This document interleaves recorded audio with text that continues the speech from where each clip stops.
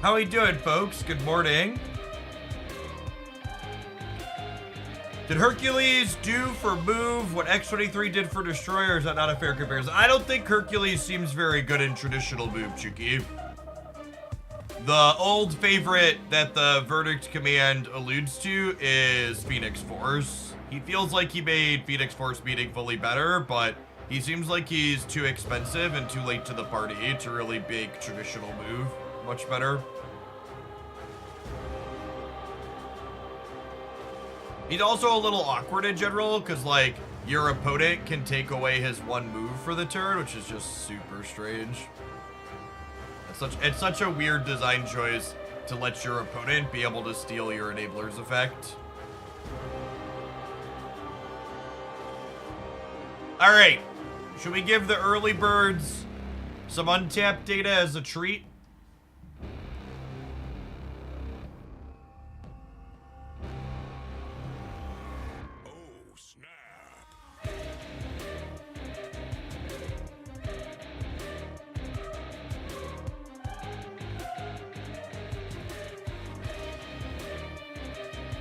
Kato, thank you for the third of a year. Welcome back.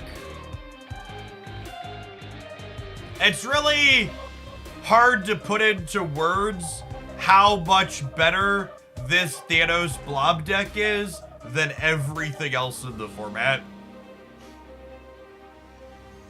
We were talking about this, I was talking about this on Discord and Twitter last night, but I've actually never seen the cube rates fall off this hard into the C tier. Usually C tier stuff has positive cube rates.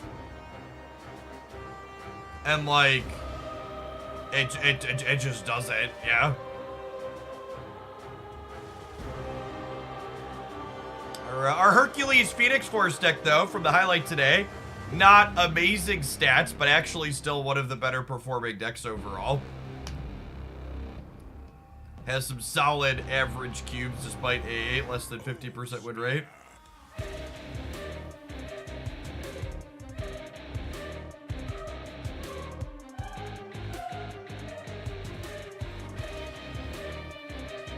Least bad Jean Grey deck. We actually played the least bad Jean Grey deck on stream the other day. Where is it? Do I have it in my editor still? Maybe I don't have it in my editor still. Sag. We played a Jean Havoc deck on stream. I'm not gonna have it in my personal untapped stats because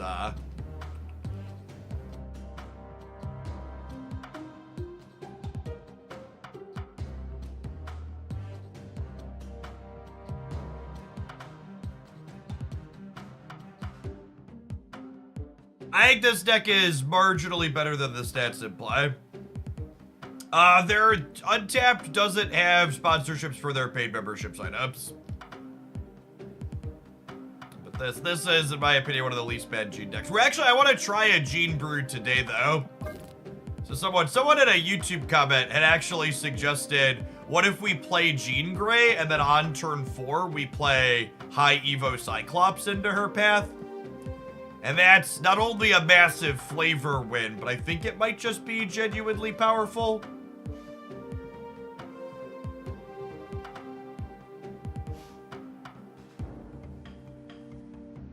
So I wanna try this.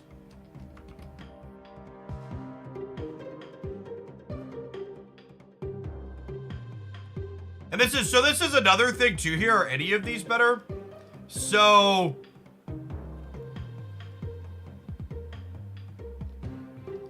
and this is one of the, you can't just take the data at 100% face value, but Lockdown still having a strong performance. If you asked me to pick out top 3 decks in this format, Thanos is head and shoulders above everything else. Not close. This Blob Thanos with Kyria and Lockjaw. This is numero uno. You want to play the best deck, play this. I think number 2 is actually this deck that's a little bit further down, because there's a lot of bad Black Knight decks people play. This Sarah Zabu build of Black Knight with Marvel, Shang-Chi, and Enchantress. I think this is the second best deck in the format, I think.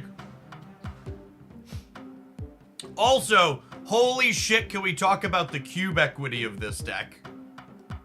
Sub 50% win rate, 0.26 average cubes.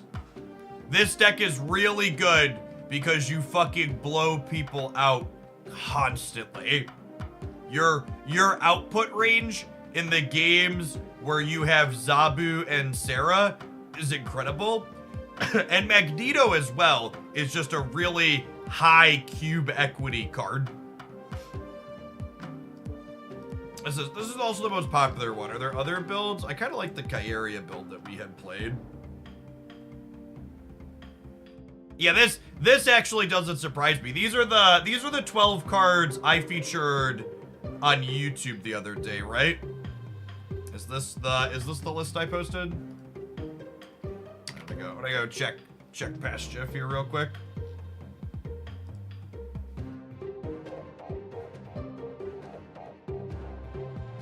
Yeah, that doesn't surprise me.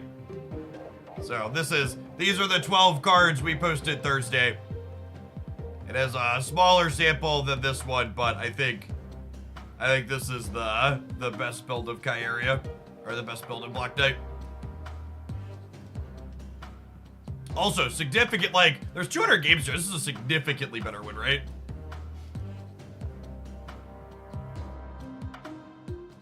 Yeah, Kyeria is good in this deck because she lets you play your Ghost Rider out proactively and not worry about Shang-Chi.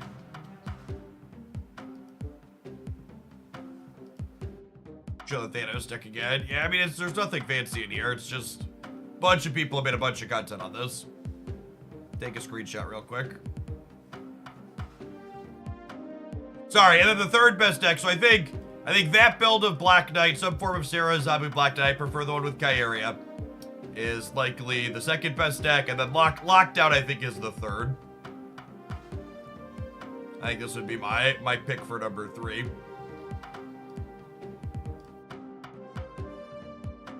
Hella is over here putting up numbers, which is kind of surprising. Do you comment on Loki's continued dominance of the format? So my assumption here is that Loki as a category has an above 50% win rate and has positive average cubes. So I would expect the complaining on Twitter and Reddit and various Twitch streams to continue, and they're not going to be happy until they get rid of his cost reduction. I assume you will still be able to go to lots of places on the internet and hear people complain that Loki needs his cost reduction taken away.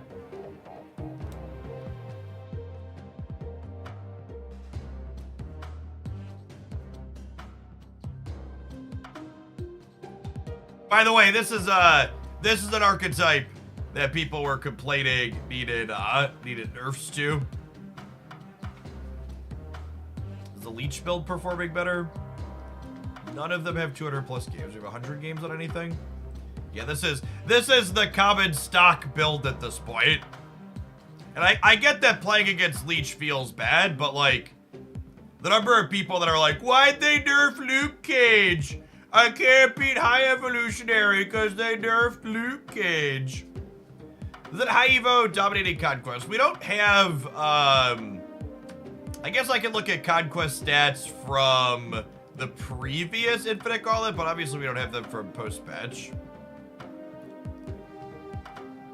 Infinite, last 30 days. Now, High Evo was only okay in this format as well. Like, much worse than all of these other ones.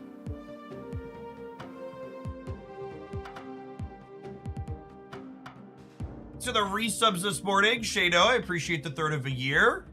Sardakudar, 99, thanks for the quarter of a year. And Benedict, thanks for the 12 months. Let's get you a sword to go with that shield. Welcome back.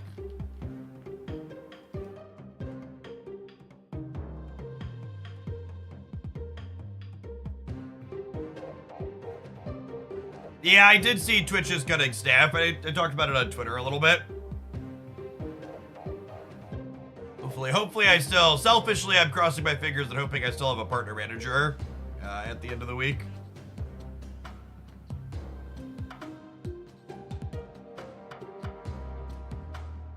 But, yeah. All right, gamers, shall we? I think we shall.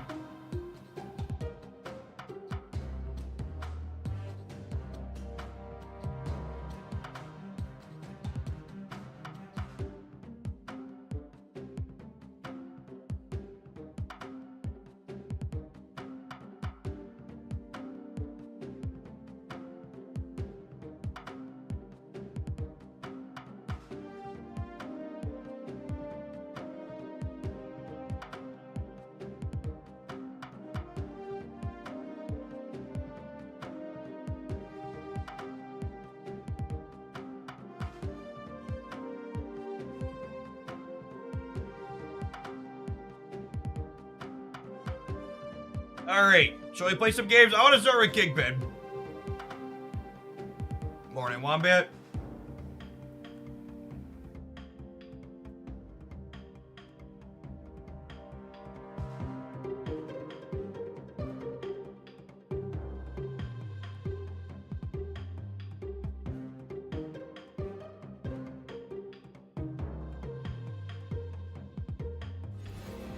Twitch hasn't ever turned a profit to my knowledge. Yeah, Twitch, so let's, all right, before we play a game, let's talk about the Twitch and the cutting employees. So there were some, wait, let me share some stats I had grabbed up that I think are interesting. Was it notifications? What's the best way to find this? It was profile replace. Yeah, okay, so one of the interesting things was, no, Blue Sky's never gonna gain any traction. Threads might, Blue Sky is DOA. Blue Sky closed beta'd itself into oblivion. Also, as a general reminder, Jack Doherty endorsed Kennedy for president in 2024, so fuck him. He's just as shitty of a billionaire as Elon Musk. Blue Sky is Jack Doherty's new Twitter that's been in closed beta for fucking forever. That Jack Doherty's working on. Okay, so this is, so for people that didn't follow Twitch, Twitch was one of the many tech things that kind of blew up a little bit during COVID.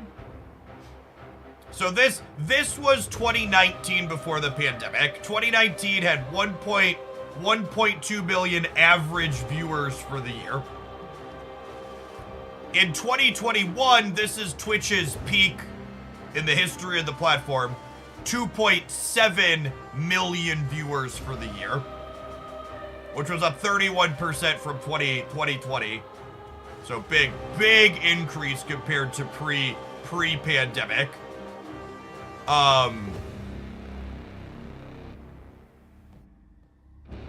And then this was last year.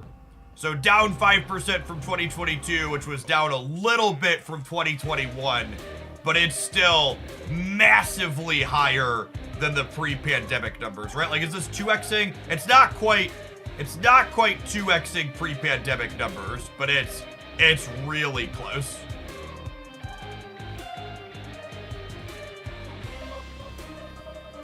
Yeah, Twitch is supposedly cutting a third of their staff, almost.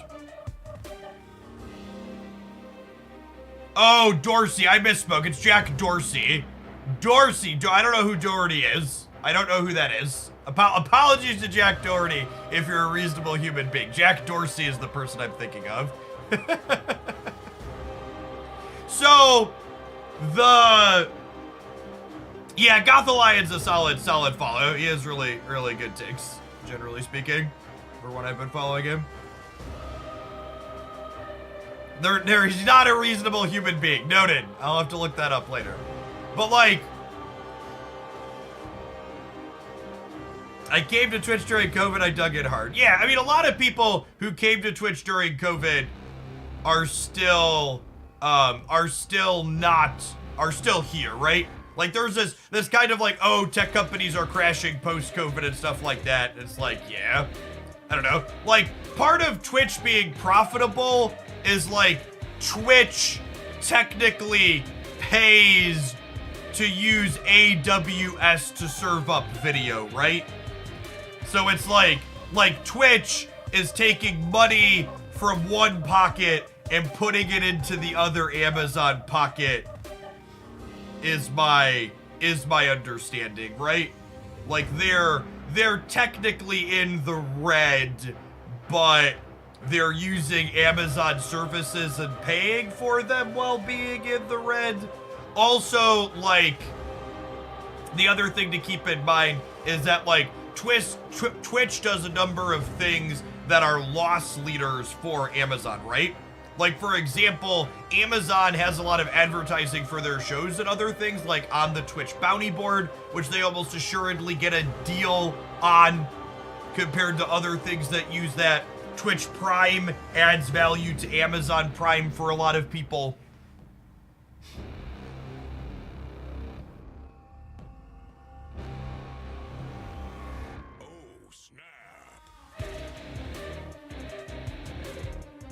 Amazon could use those resources deployed somewhere else. That's not necessarily true. The idea that if every ounce of Twitch bandwidth was not there, Amazon would automatically be able to sell all those same CPU cycles isn't strictly guaranteed to be the case.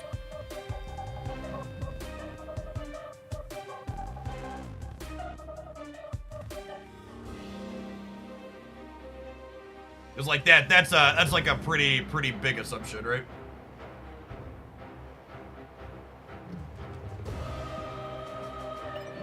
All right, let's jump into Proving Grounds. I want to play at least 1 or 2 games before we take our first ad break of the day. Where are we at? Little movers. Let's play some Kingpin, huh? The Phoenix deck is a lot of fun, and honestly, it's felt very reasonable.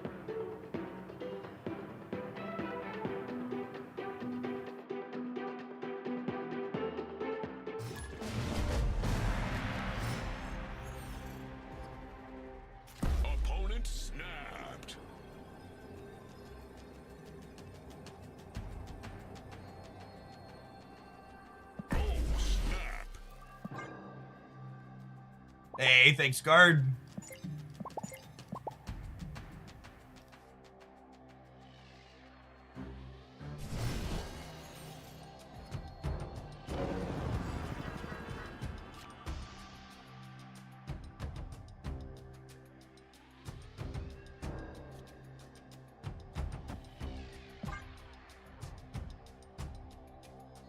Turns out it wasn't playing 30 games to get 5 valleys. It wasn't, yeah. Yeah, it's got a few hundred games long now.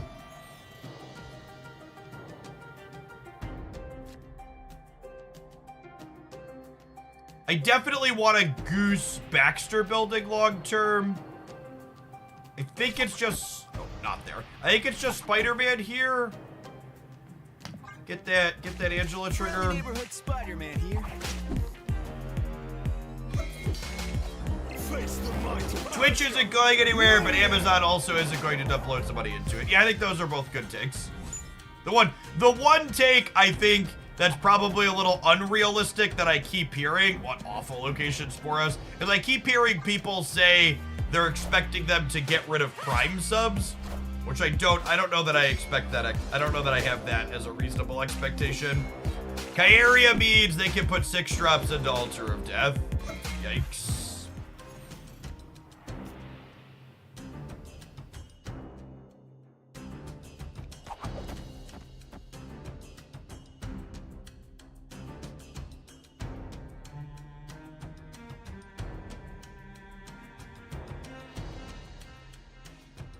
Kick is not an alternative or Twitch competitor. Kick is an advertising platform for a cryptocurrency casino and for the people that want to stream stuff that's banned on YouTube and Twitch.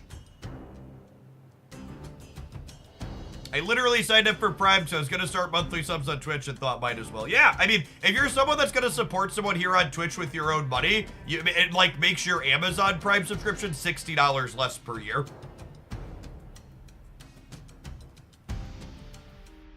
For people that aren't familiar with Kick as a platform, Kick was literally created because Twitch banned cryptocurrency gambling. And the crypto casino that makes billions with a B was making so much money on crypto gambling that it was profitable for them to spin up their own Twitch alternative so they could continue having people like XQC shill their products. Jug left. No, I think I need to win Baxter Building, and I think I just count on this winning here.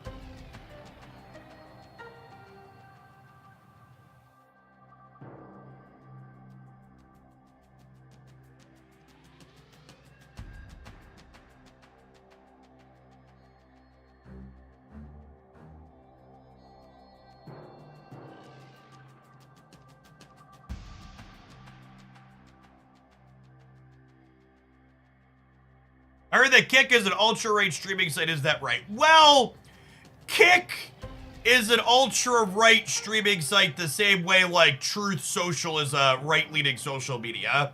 It's that way because a lot of the people that are on it are banned from the other places for being alt-right shitheads. So like it wasn't explicitly created to be that, but the people that get filtered off of these other platforms are that, so.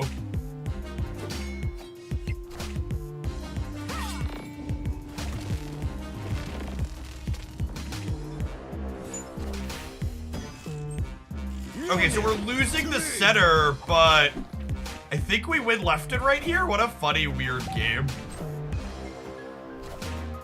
What a funny, weird game. Victory.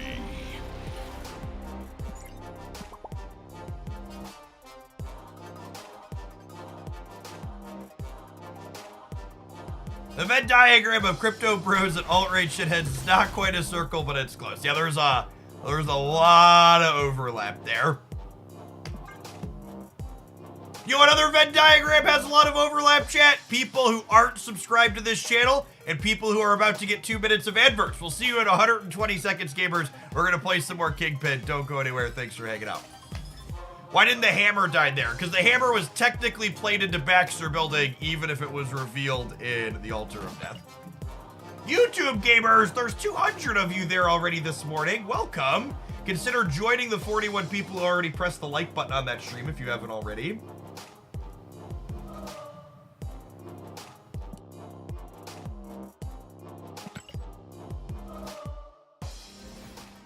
I'm only here for the transitions. God bless us, everyone.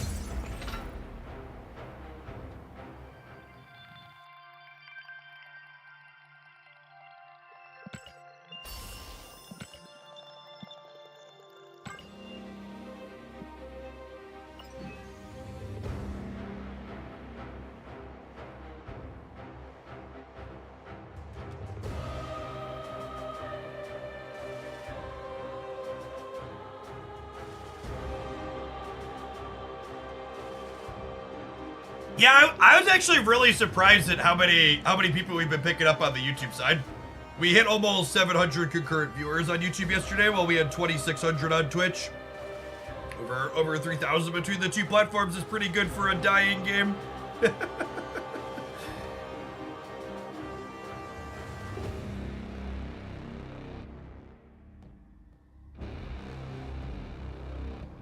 Oh, all right, gamer. I think it's a little bit early. I think we need to get some blood pump in. Let's pedal a little bit. You can tell there was a toddler in my office recently because there's a Squirtle here. Almost ran the poor little guy over with my chair.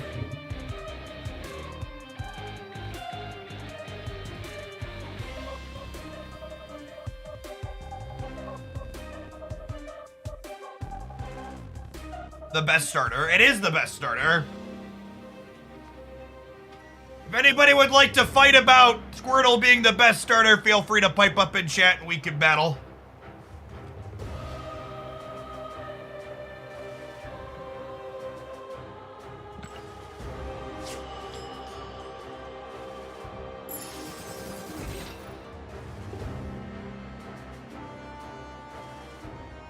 Bulbasaur for life. All right, there's one person. All right, I'm 1-0.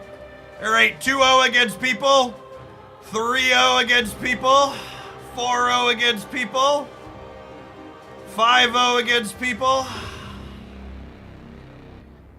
Chat, this isn't a fight you can win, okay? I'm just letting you know. 6-0. 7, 8, 9.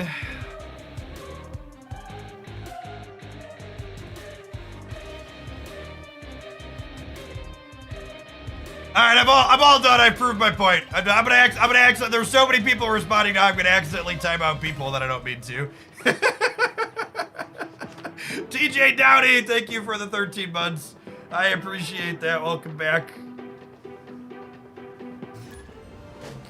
She's a good little blue girl, chat. Who's a good little Squirtle? Yes, you are.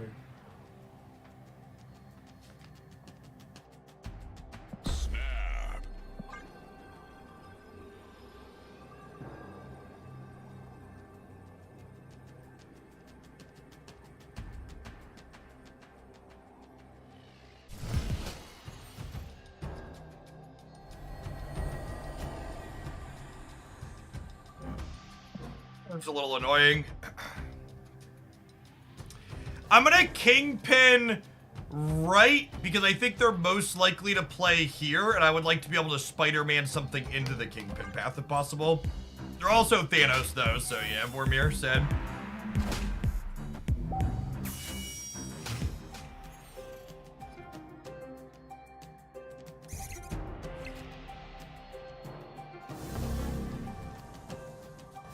Echo doesn't have great text against these Kyria Thanos decks, so I think I just offer her up as tribute here.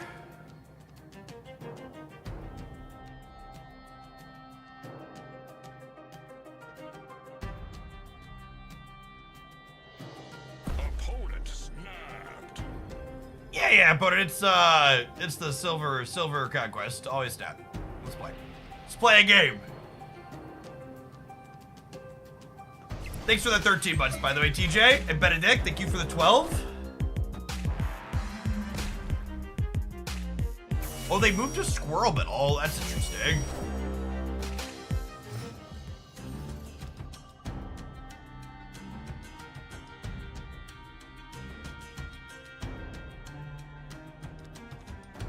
Are they gonna Professor X the middle?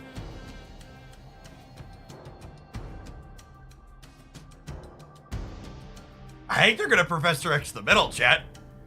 Where am I putting Miles at?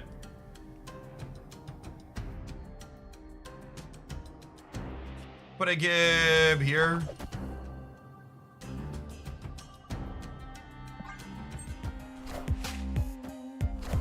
Really? Okay.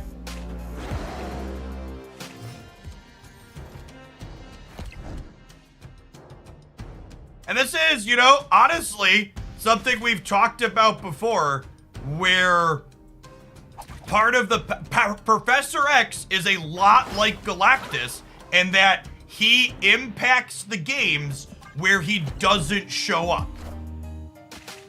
He's the type of card where he's good in games where you can't play him, because he changes. People who understand he's there have to change how they play. I think we're good, right? Can they beat us here? If they're like a gladiator build, maybe they get us. They take this Monster Metropolis bonus. Spider-Man winning a 50-50 and winning the 2 out of 3 here for us. Yeah, Soulstone plus something else could get us potentially.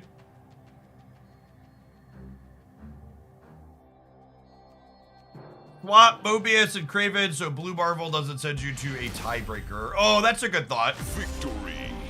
That's a good thought. Yeah, Goose doing a lot of work. Continues to just be one of the best anti-meta cards you can play in this format.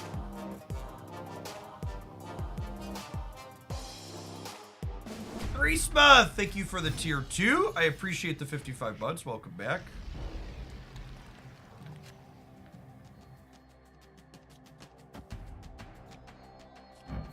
Bye, Butt Echo, for a minute.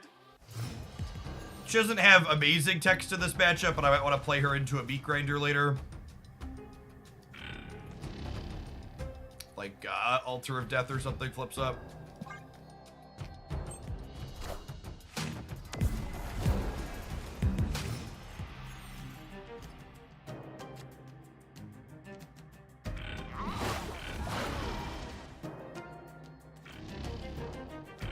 I'm vibing on Echo for now, I think. Snap. Opponent snapped.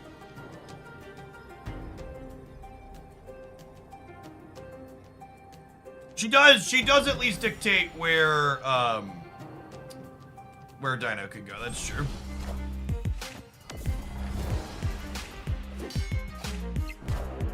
Looking for our Cappy and Goose here. Juggernaut would be nice to play into here this turn.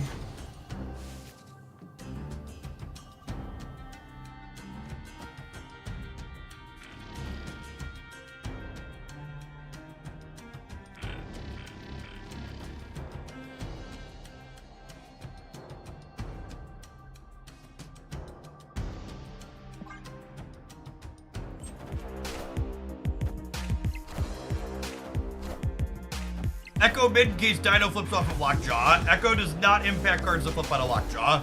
They were not played, they were put into play.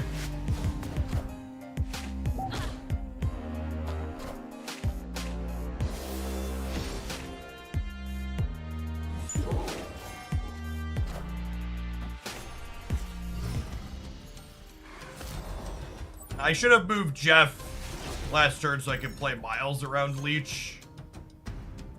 Mistake.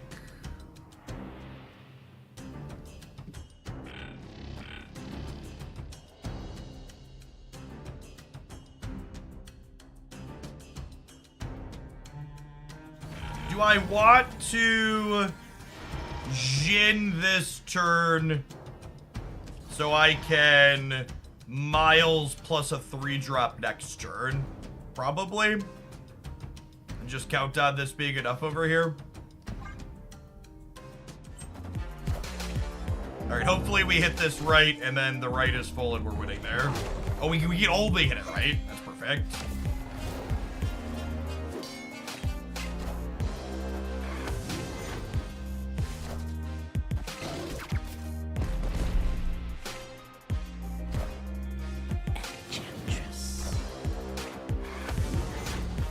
We're still looking good over here. Uh-oh. Yikes.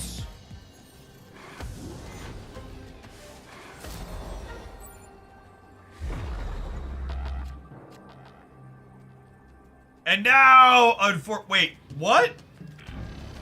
Alright,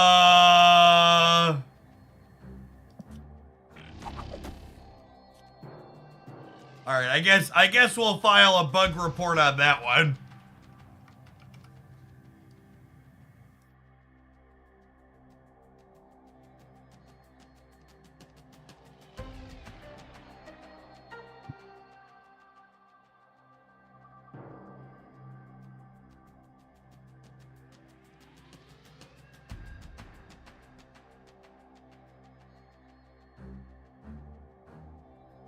Oh, I wonder if it's because Mobius. Yeah, I can't beat Blob here. Because they get to move the monster over.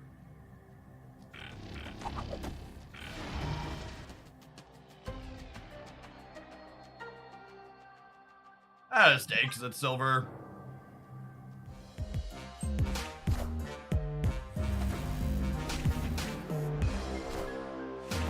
The monster doesn't win the right. Yeah, it does. I lose the monster Metropolis bonus here.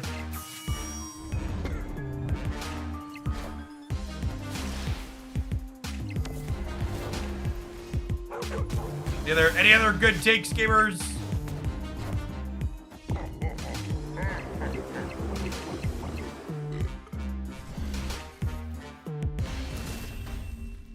Yeah, Kingpin doesn't destroy anymore. That's actually a game that old Kingpin wins, huh? And this was old Kingpin, we win this game. We're gonna play this for at least one segment between ad breaks, but I think new Kingpin is probably a generically better card than old Kingpin. However, the current Marvel Snap metagame is not about the types of things that new Kingpin does. New Kingpin is a card that cares about small edges and eking every inch in value out of the cards that you're playing. And this current format is not about small edges and eking out value. It's about slamming absolutely massive, big, swingy bombs and cards. It's about blobs and shangs all the way down.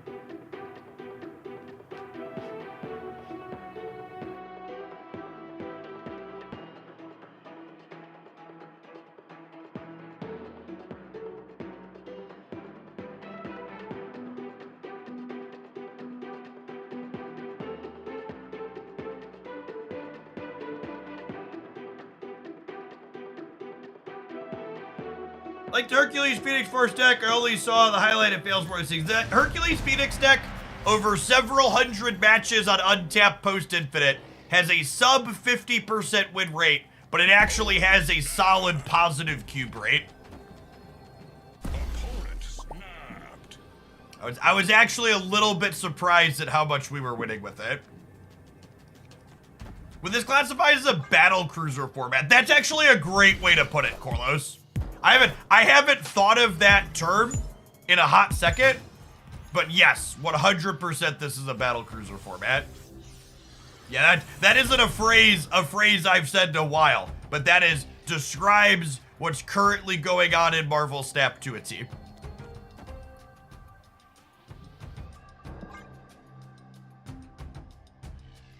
What does battle cruiser format mean? So battle cruisers are a expensive big unit inside of StarCraft that are just absolutely massive and blow shit up. A battle cruiser format is a format of just lots of massive things like that. It is a StarCraft 1 reference, if I recall correctly.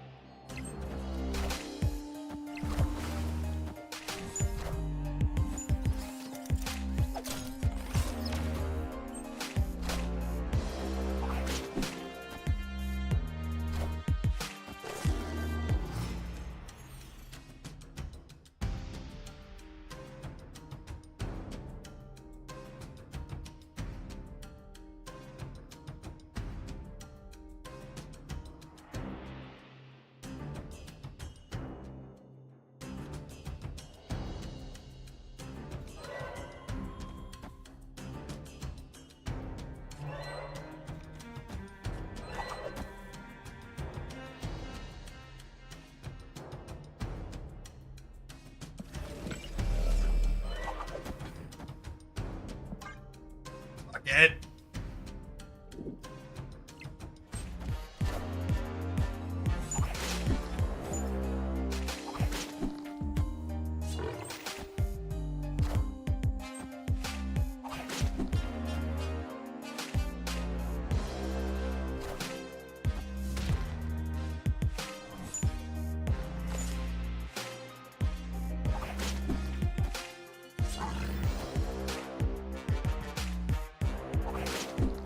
Okay, and then when this hits, I'll actually have priority going into the last turn until I can jug them, right?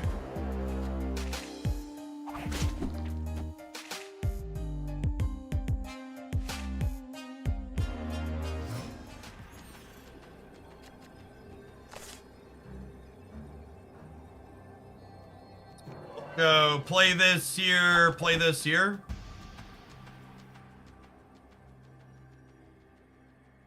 Yeah. Yeah. Yop, yop, yop. Yop, yop, yop.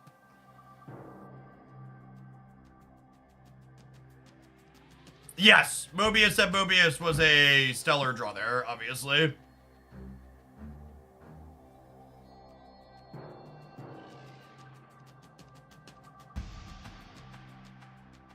And this, honestly, again, just kind of comes down to, like, I really just never understand the people that complained about Loki compared to all the Blob and Thanos stuff, because, like, the games into Loki are always feel close, and there's interesting, and there's choices to make, and the games against Blob Thanos and the Prison Thanos decks, I just feel locked out of and helpless. Like, the quality of the games that I play against Loki is so incredibly higher than the quality of the games. Yeah, I think that's what a lot of what it comes down to. I think the Thanos decks are very linear and very easy to make choices with, and these decks have a lot of sequencing decisions and permutations that people find difficult to get right. All right. Rip.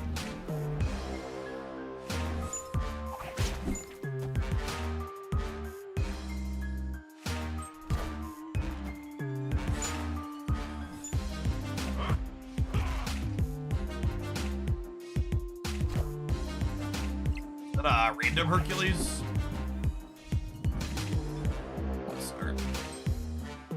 We're good here, right? Pour one out for Mobius. Victory. Got him.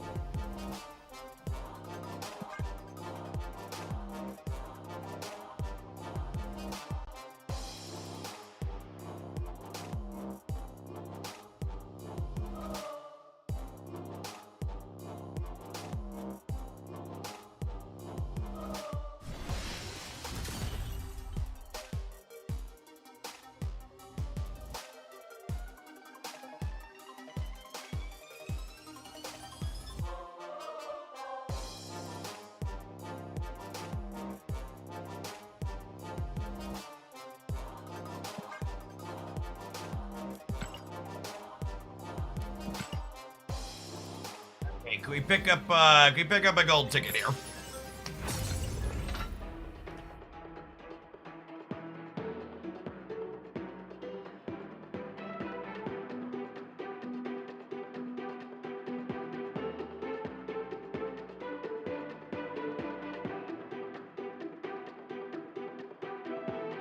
On stage.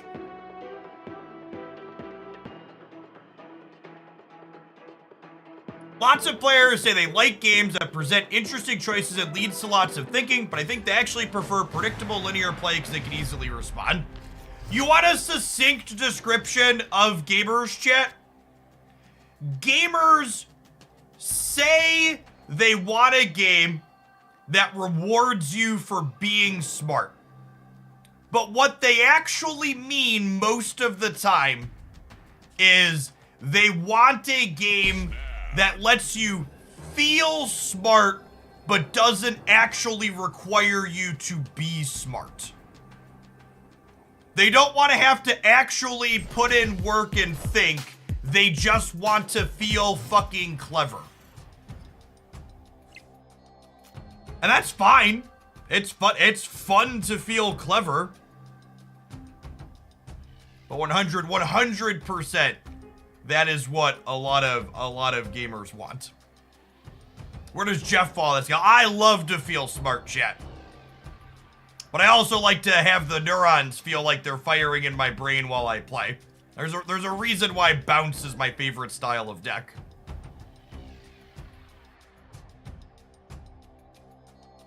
I think I'm Cravening here and then Polarising here. It's hard to know though. Could go either way. Is there a replacement for Tribunal in the Hercules deck? There is not. I would encourage you to watch the video to see the clean example. Your Human Torch plan just doesn't work without Living Tribunal, unfortunately.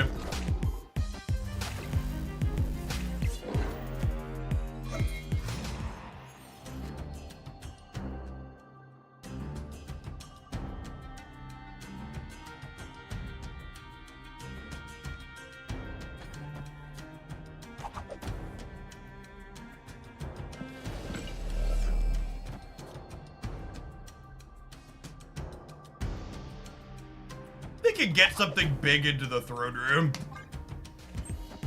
Echo there. Clear for takeoff. Who's left is go to the Avengers compound. They literally have an Echo here, gamers.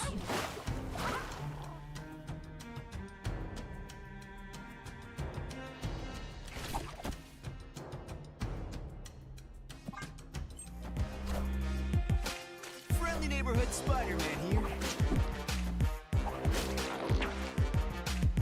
Echo won't stop us because we can't read. That's true.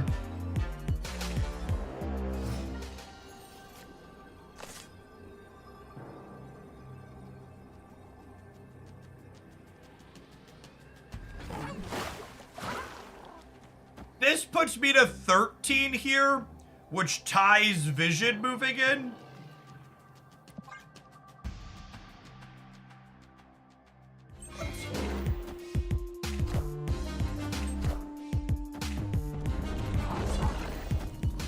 We're hoping for that to go center. It's only a 2-drop though, right? So we should be good. Oh, sorry, so they're 4. Still good though, right? Lean. Victory. Echo's true power is that she's invisible to most players, yeah.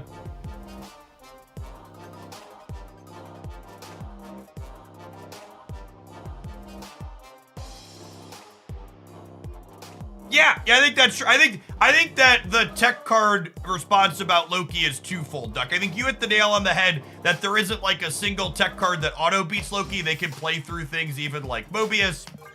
But also at the same time, Loki's a card that beats you with your own tech cards. Because against decks that aren't Loki, you just get to like put a tech card in your deck with no repercussions. Just be like, okay, this is gonna work and we're gonna beat them with it. Oh, snap. But like Loki potentially punishes you for putting the wrong tech card in your deck.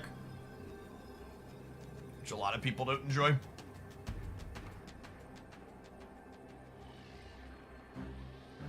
Echo confirmed trade by Drax. That's true, you know.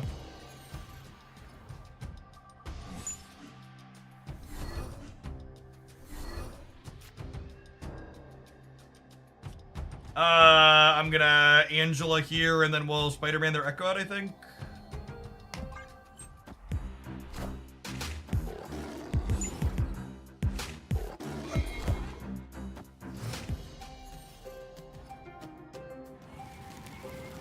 Breaking news.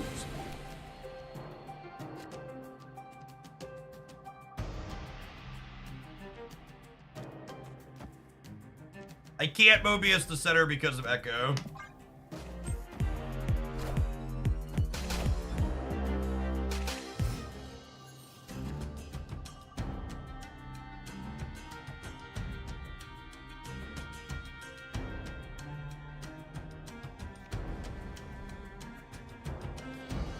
Oh, it's bugged in general. When you have Mobius in play, Miles's cost doesn't go back up.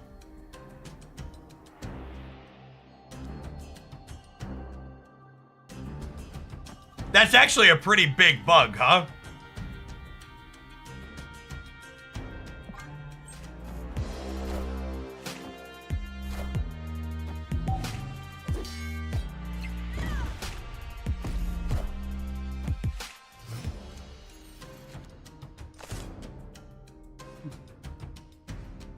Oh! They have a Mobius now. Got it. Okay, punished, I guess.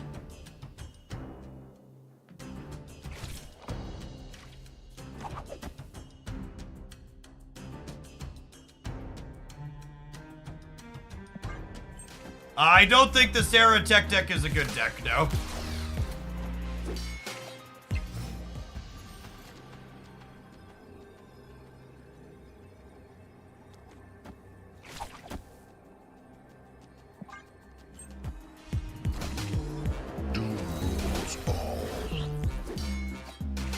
Friendly neighborhood Spider-Man here.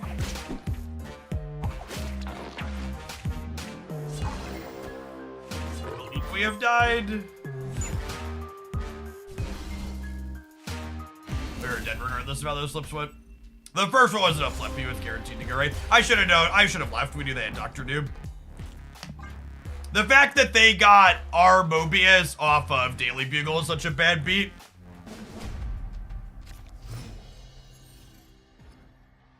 Oh, snap.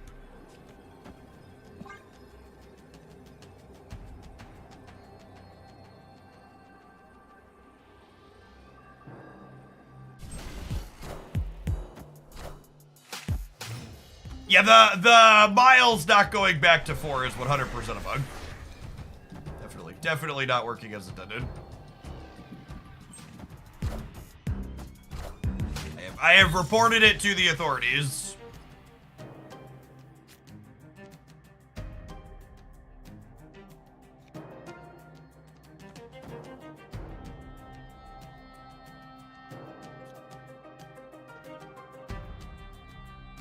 Narc, yep.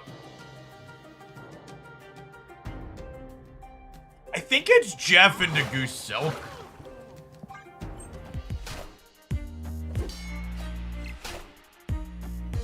Time's up.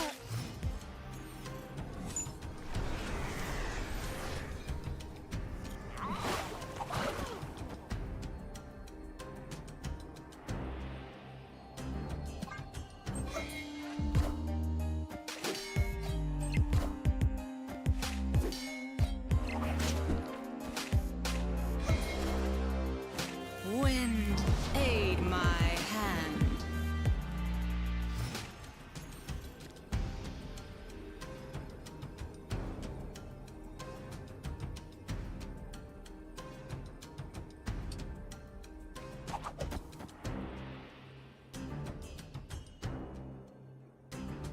It's just this. Try and lock up this right side and then win with Juggernaut next turn. Why did they move Jeff already?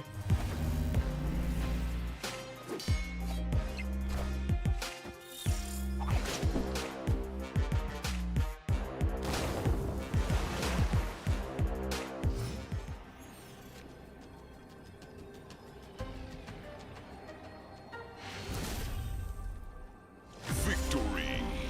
Yeah, maybe trying to grab priority. What if their last card is Eliath? If that was a priority grab attempt. Does Mobius interact with Iceman? Mobius makes it so Iceman doesn't increase your costs. Snap.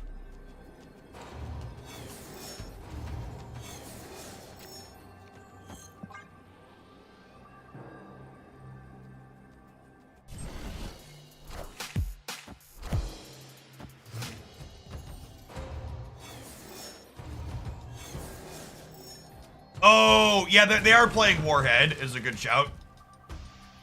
Could have easily been A. Wanna do Warhead stuff.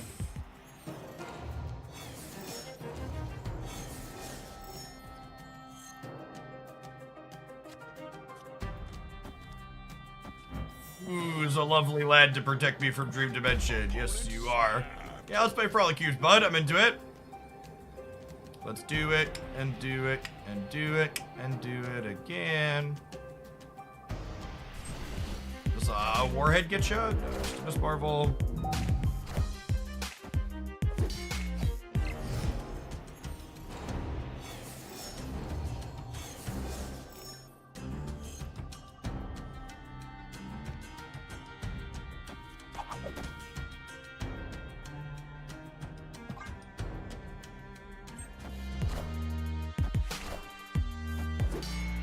A perfect world here, we'll get to pull Marvel out of the middle.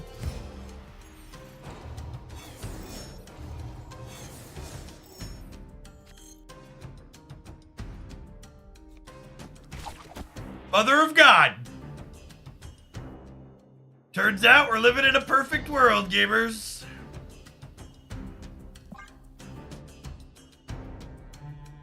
Would like to step on one baby land shark, please. Utter disappointment. Thank you for the 11 months. You've been very, very not a disappointment here for the last little bit. Karg, thank you for the 13. 3 Smith. I think I missed your 55 a little bit ago. Apologies for that. Thank you for the tier 2. Incredibly generous as always. Alright, can we step on the miss? Friendly neighborhood Spider-Man here.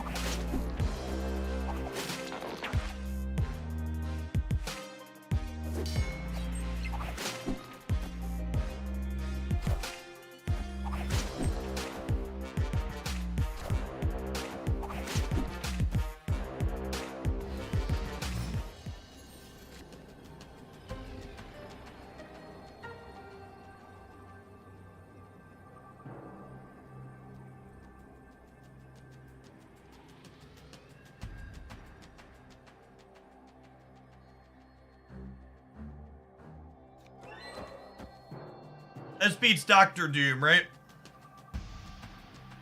It gives me 10 here to their 9.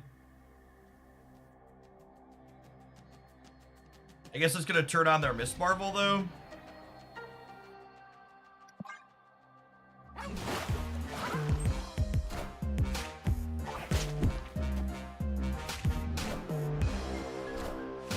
Doom rules all. So fucking close. A chud.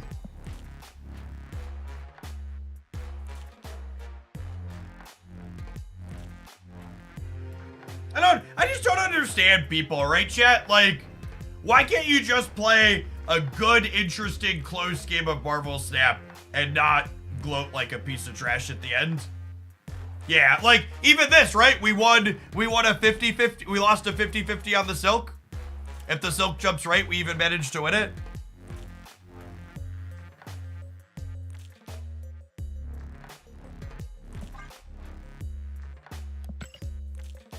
The classic anonymity plus an audience equals an asshole. Oh, the Doom would have kicked the Silk out. You're right, we didn't lose a 50-50. Good shout. Good shout.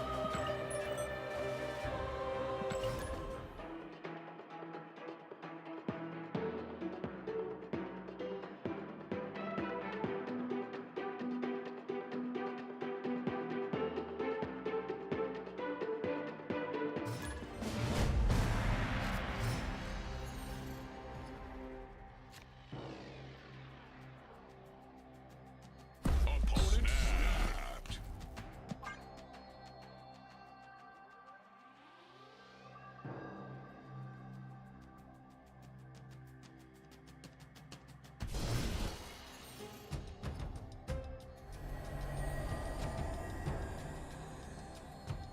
Gosh, our deck is so mid into Vormir. I guess Valley of the Hand at least lets it come back, right?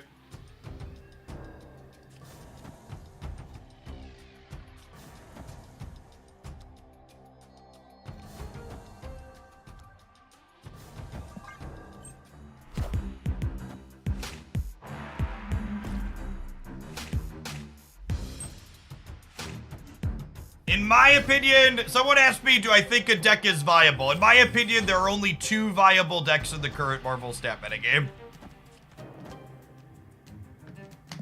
Blob, Thanos, 3, sorry, I forgot about Lockdown.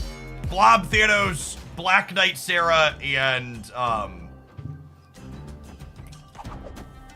the Blade deck are the good ones. Oh my gosh, are you the Jeff Hoagland? Can I get your autograph? What do you got? Oh, you need me to actually sign stuff? Where am I signing?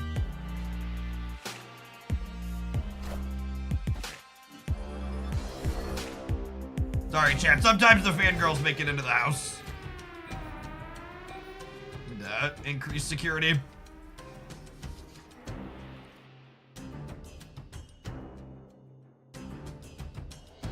Your signature's atrocious. It's for security purposes. It's not even an H. Sure is. There isn't.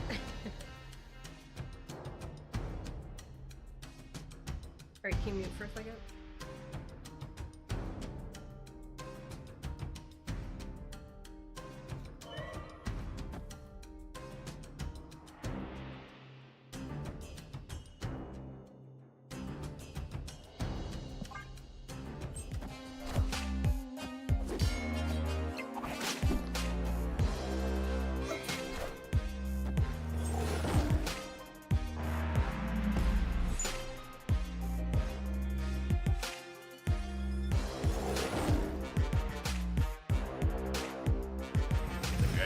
value of the hand.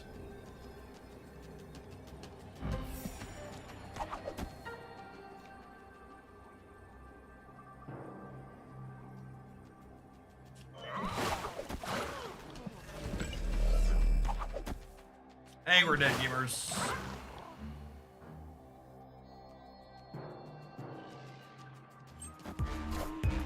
Well, they don't have Hela, so you're saying there's a chance?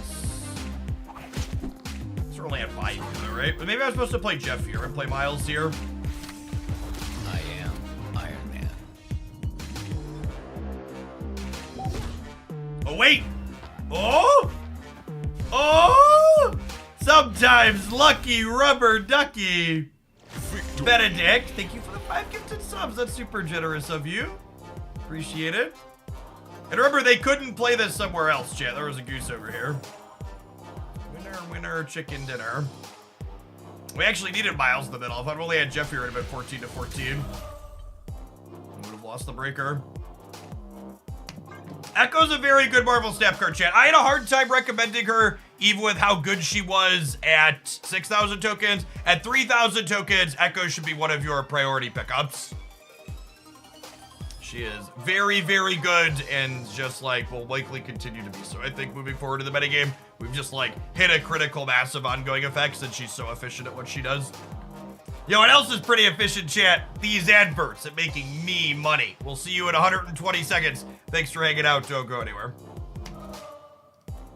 Echo over Martyr. To set a low bar, Echo is significantly better than Martyr. Those YouTube numbers continuing to pump up. Almost 400 people over there. I like the 126 people that push the like button the most, though. Ooh, 127 now. Good job, gamers.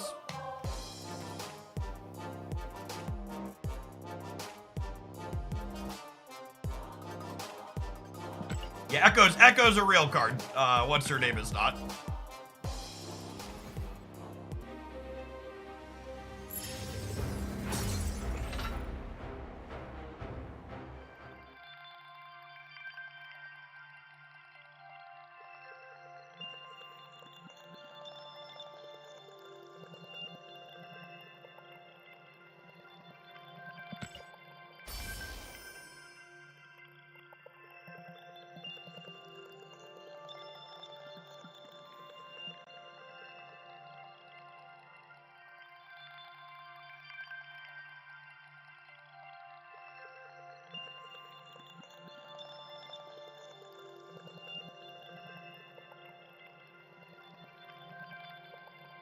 Hey, Shino. Thanks for upping that Prime for the 2nd month. Appreciate that. Welcome back.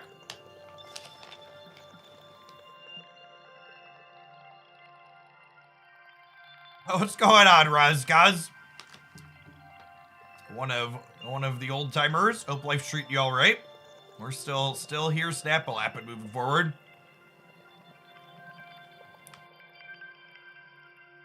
But it's about a second since you've been around. 2023 was actually my most successful year for content in the decade I've been doing this.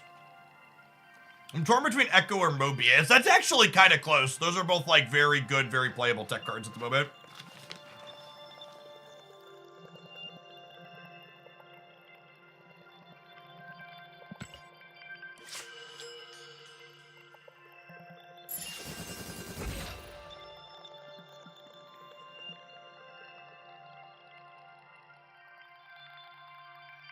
Honestly, you're torn between Echo and Mobius. I just tiebreaker it and buy whichever one shows up in your shop first.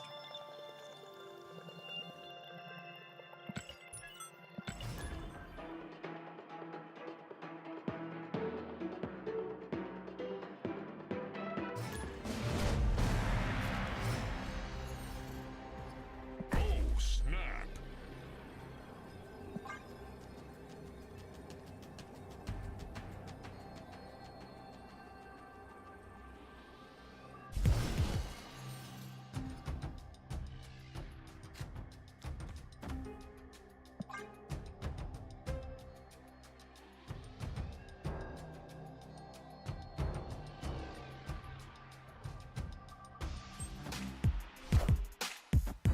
I'd like to shout out other excellent Marvel Snap creators when they hang out in chat. So if you're not familiar with Loopy there, Be sure to tap the heart button there to follow their stream. They're making a lot of great stuff on the platform.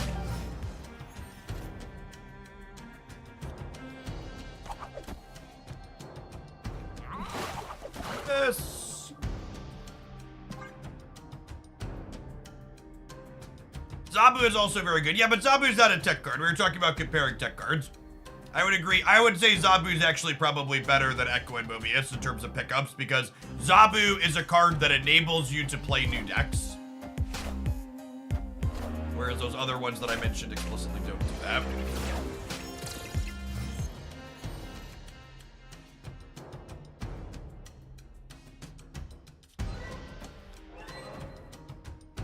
Well, this works out. I get extra energy and we turn off the Ravona. It's like Mr. Negative, probably.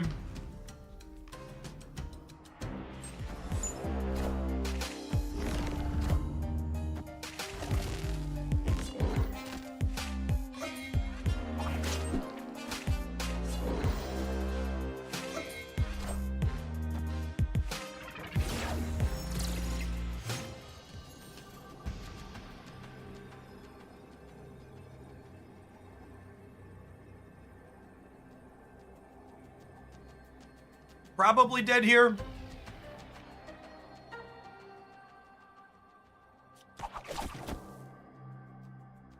You only need to put 2 power over here, right?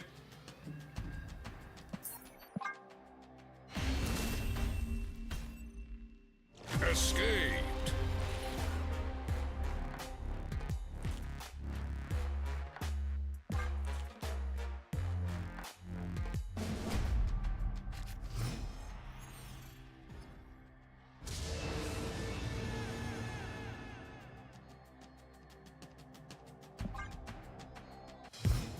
Snap.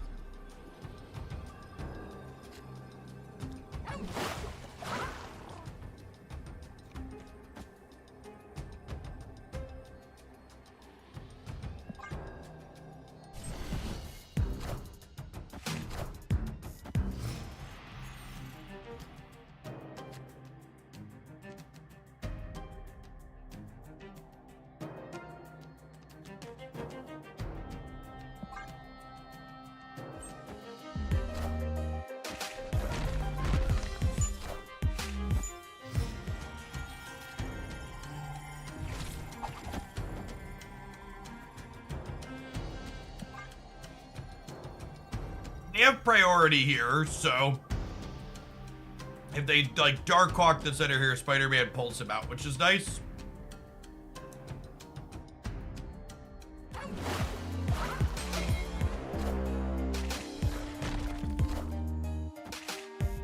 Friendly neighborhood Spider-Man here. Oh, come on! Man, that's unlucky. Why would they play Havoc in the center? Oh, it's not unlucky. I didn't realize. I thought Havoc went after locations. Okay, I am actually lucky. I didn't realize he went before. That's interesting. Did it used to go before after locations? I thought I remember it going.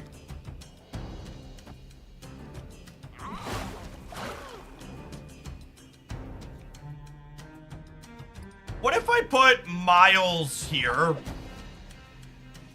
I want room to be able to move into here. And nothing's moving this turn, right? So it's just going to give them a 4-5. And I have Mobius anyways. They can have a 4-5.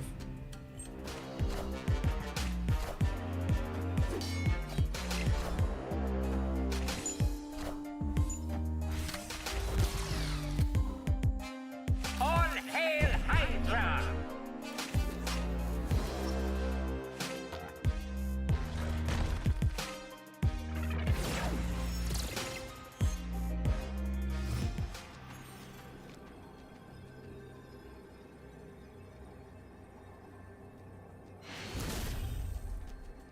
Victory!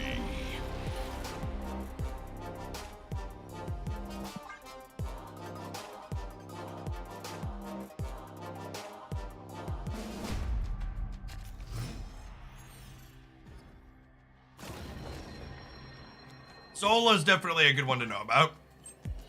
I've been mostly snapping on one, but I'm not going to snap on one into Lechukugulia against the Darkhawk deck.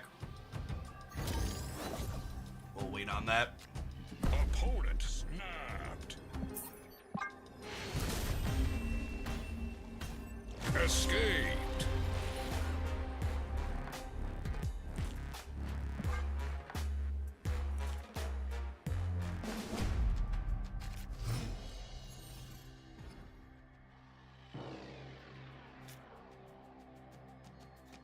I am not personally familiar with TLSG, Andrew. If I recall correctly, TLSG had what I endearingly refer to as an adult job. I think he was like an engineer or something like that. Something involving math. Dude's super analytical. So I wouldn't be surprised if like work took over for him. Because like he was one of the more successful YouTubers early on for Snap, but you gotta remember, like, unless you're like doing like cozy numbers consistently, that's still significantly less than like a high-paying job in the tech industry. Honestly, I'm sitting here thinking about it, and my description just there of adult job is definitely needlessly condescending, and I shouldn't use that term.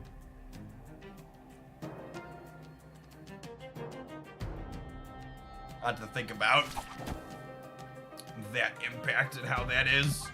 It's not a good way to put that or phrase that. Friendly neighborhood Spider-Man here.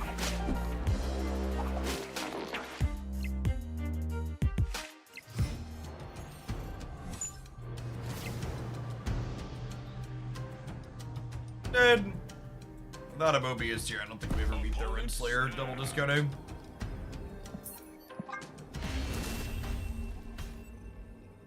Escaped. Hey, thank you for the gifted subs. That's super generous. Appreciate it.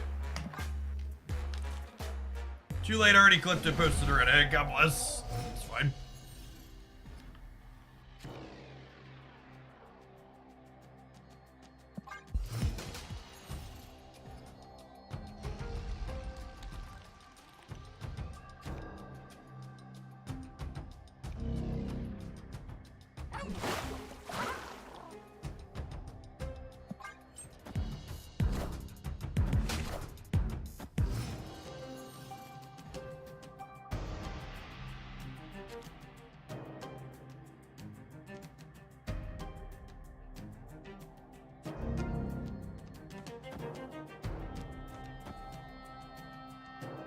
Oh, snap.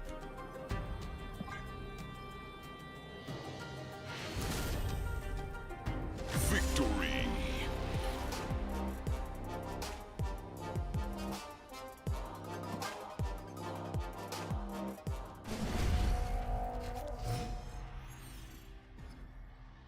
Yeah, I think that's part of it, Nightshade Lemonade. I don't know, I don't know that, like, I would consider, like, being a carpet, like, in my description of my own personal condescending description of adult job, I think I would include things like trades in there, an adult job. I mostly mean he has what would be considered a career, I guess would be a good way to phrase it, or something that you need more formal skills or training to do that also pays you a reasonable amount of money.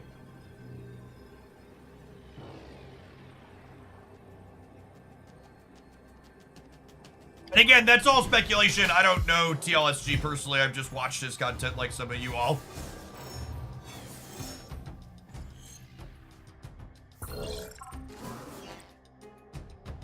Oh, he's been posting some other games on non-Snap channels. Yeah, maybe he just fell out of love with the game. I mean, honestly, like, there's definitely been points where I would have taken breaks from Snap, but I didn't because this is my full-time job.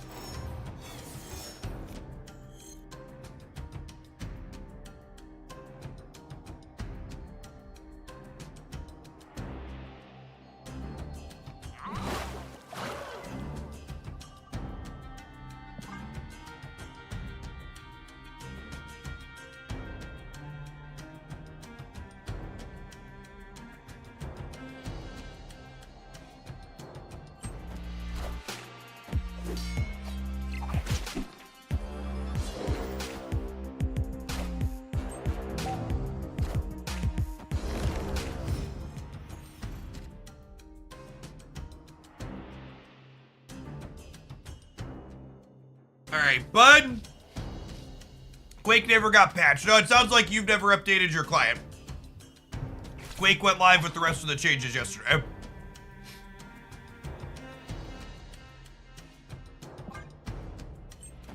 Friendly neighborhood Spider-Man here.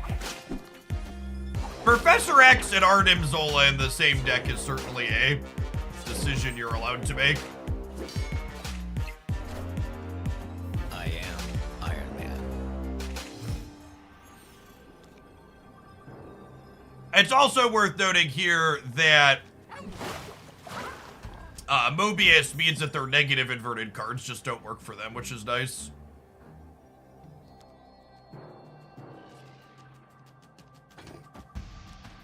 Atlas around back and forth and Power of the Craven up here. I assume they're dead though.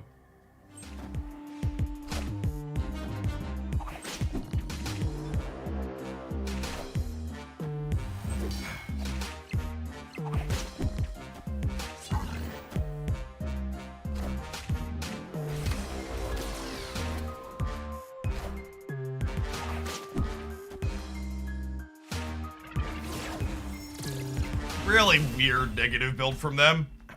Victory.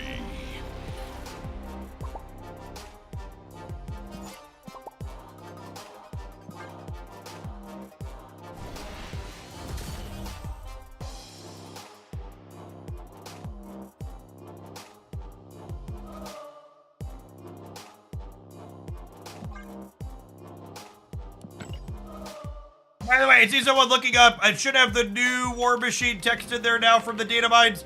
I recorded a review of all of the February and March cards that are data mined to be coming out last night, and it will be up on the edited channel.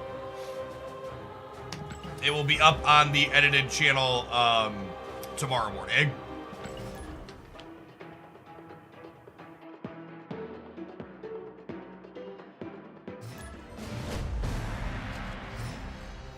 New War Machine makes all of your cards Jeff the following turn. Nothing can stop you from playing them anywhere. It's a design I would have really loved at several points. I'm gonna retreat Rickety Bridge in my self deck. Escaped.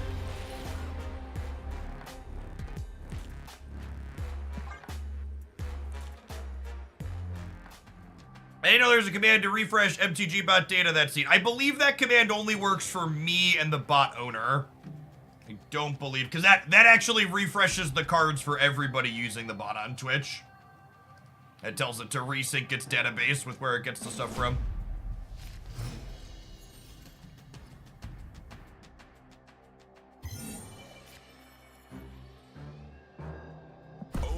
The only new data they're hiding is the bundle. I think having potential card releases getting data mined in advance is good for Second Dinner because it generates advanced hype among more invested players. I also wouldn't be surprised if, like, when things go into the data mines, they look at feedback from people like myself and others looking at the cards. Like, if you remember, Havoc was originally a 2-1 that got +3. I wouldn't be surprised if it's changed to a 2-0 +4 was in large part due to everybody like, this card fucking sucks. And honestly, I think the 2-1 +3 would have ended up being better than I expected it to be, but I also think the card still would have been worse than it is now, so I'm glad that they changed it. I think when the data mines for bundles were staying consistently the same from when they were data mined to when they were released, they were good and added value to the players. However, I think the way data mines have been going for the last little bit, where the bundles have been regularly changing what is contained in them, I think they were a net negative to the player experience, setting an unrealistic expectation for people.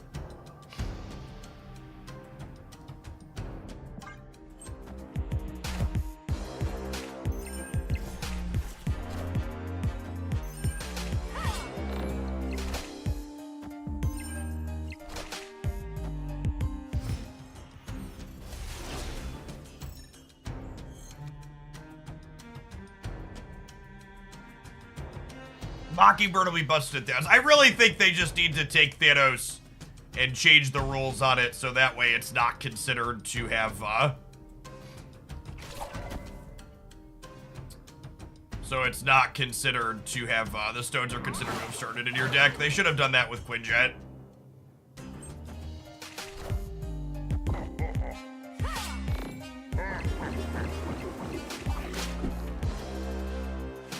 Friendly neighborhood Spider-Man here.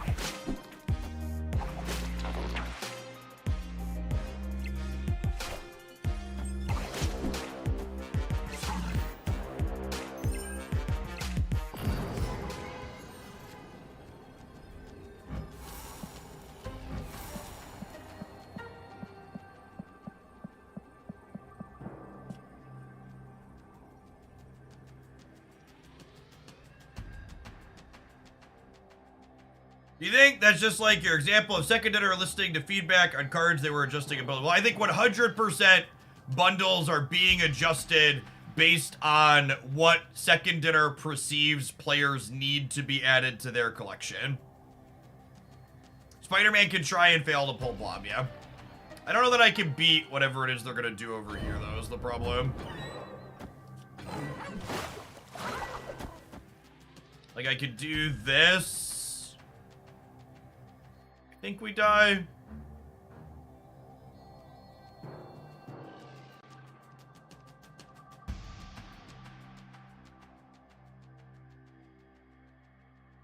I'm also just losing center, right? I don't know. I don't think our deck can beat this deck, so I'm just gonna stay.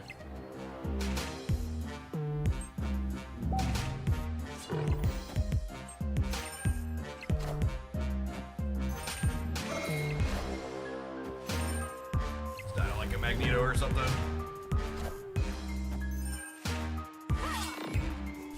Guys, gals, and non-binary pals. We got him. Victory. Oh, was Magneto inside of here? Magneto was inside of here, right? He was, yeah. So, this stay goes back to a core principle of, people always ask, how is Conquest different than Ladder? And in large part, your deck's choice isn't different in Conquest than it is in Ladder, but your snapping and staying principles are different. What do I mean by that?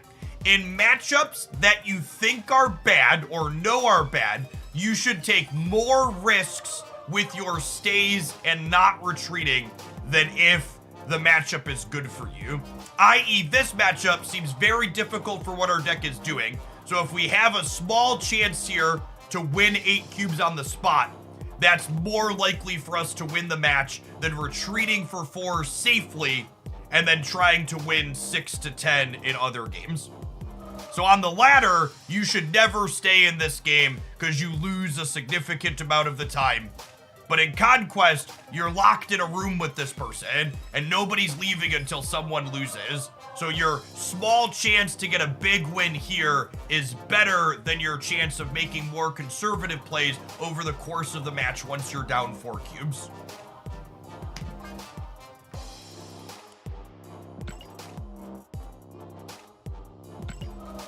They stayed. They must not have realized how much power I could put out, right?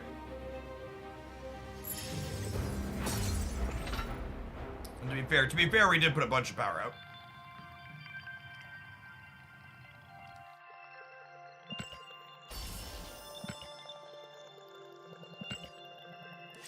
Do 1 or 2 more at this, then maybe we'll move on to some non-Kingpin decks. I got some other things loaded up. Greg, thank you for the half a year. I appreciate that. Welcome back. Good morning, good morning.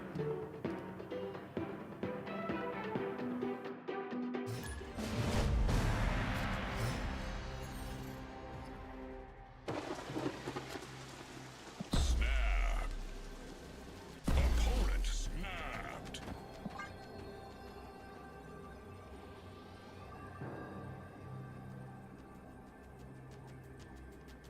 And the converse is also worth considering. If you're in a favored matchup, you should be more conservative because in the long run, you're more likely to win. That's exactly true.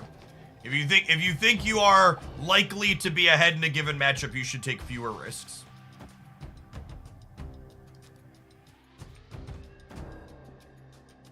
I'm gonna Craven here because if they 2-drop here, I want to Polaris it out.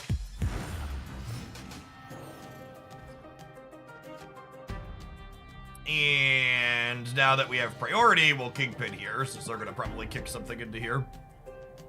That Ghost Blood is so good. The Inked Echo is good. She is, unfortunately, a green border effect. Any plans for a Quake deck today? I, in fact, have a deck in my deck editor titled Quake Control that we will definitely be playing today. We are super dead.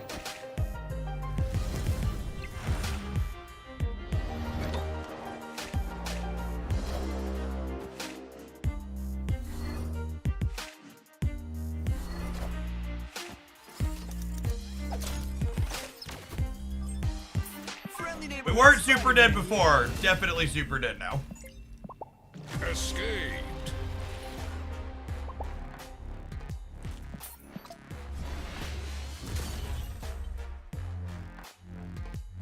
Remember, chat, some days you're the pigeon, other days you're the statue. Hey, at least I got some silk boosties. That's the real upside to playing this deck, requirements and silk boosters.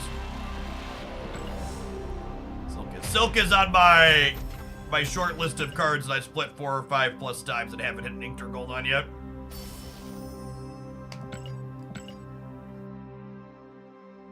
I think changing Blob to getting a static amount of power for every single card he absorbs is one of the most idiotic and terrible game design suggestions that I keep constantly seeing put into my chat and other places on the internet.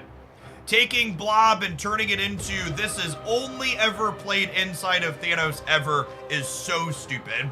I also think one of they failed on this because Blob is just too big, but one of the tension points that Blob is supposed to create is that Blob is an unknown amount of power to your opponent.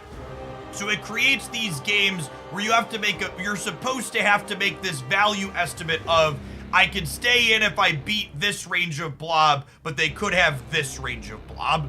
An appropriate good Blob fix, I think, is something that ends up with Blob having somewhere between 8 and 20 power consistently.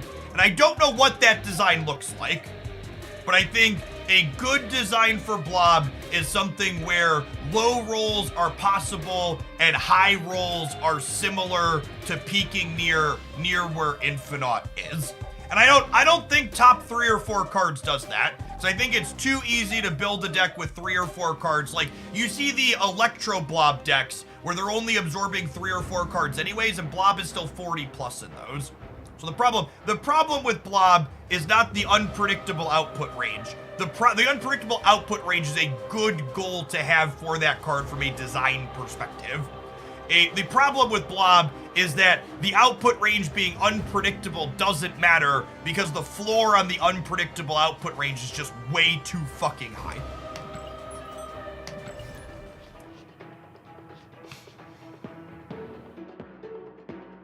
The range should probably have the ceiling be somewhere like at 22 at the absolute most, and the floor should be somewhere low enough where the card isn't actually good some amount of the time.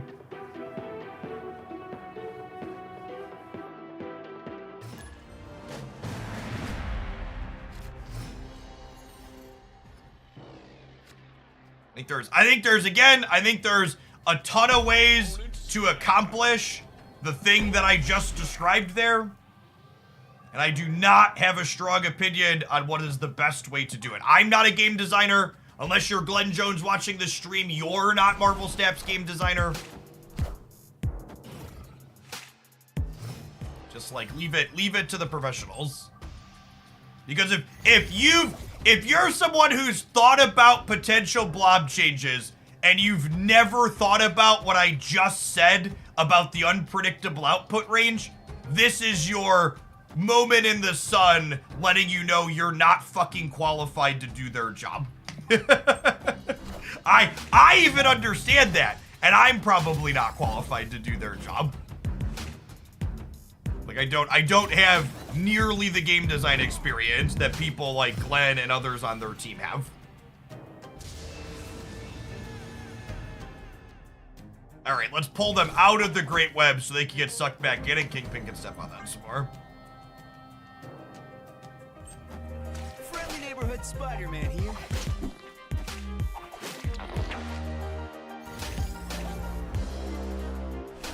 What if I watch Rick and Morty?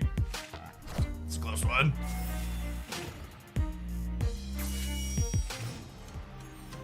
I think I'm just gonna continue pulling their people out of the Great Web so eventually they can all get sucked back in.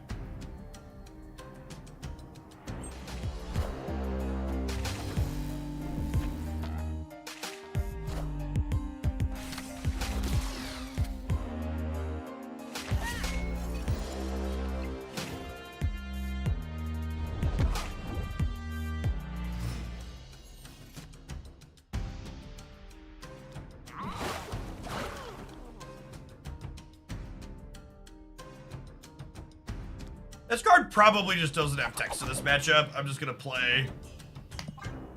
Just gonna play this out now and get my stats into play.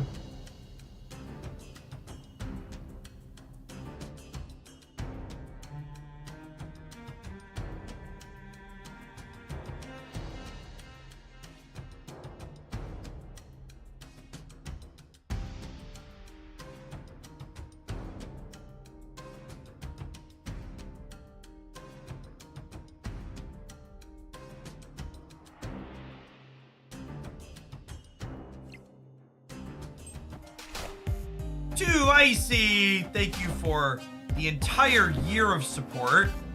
Get you a sword to go with that shield. Welcome back. Appreciate it.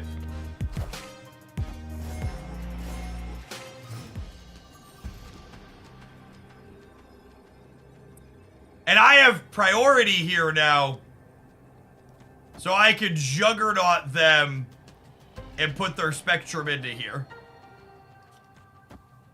We do lose to Blue Marvel, because I could only get +2 over here. We also get to keep a Blob down, yeah.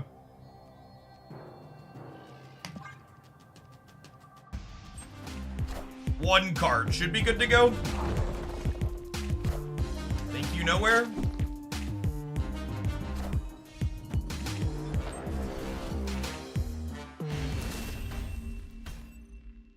Guys, gals, and non-binary pals. We got him.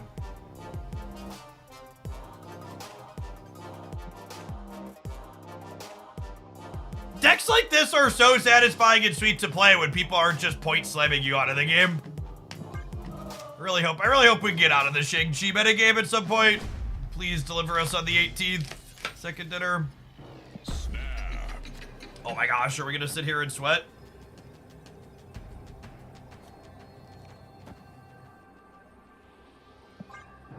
Pretty good at this game. Marginally above average at the very least. There's a Texas drought going on where IQ AX is from, champ.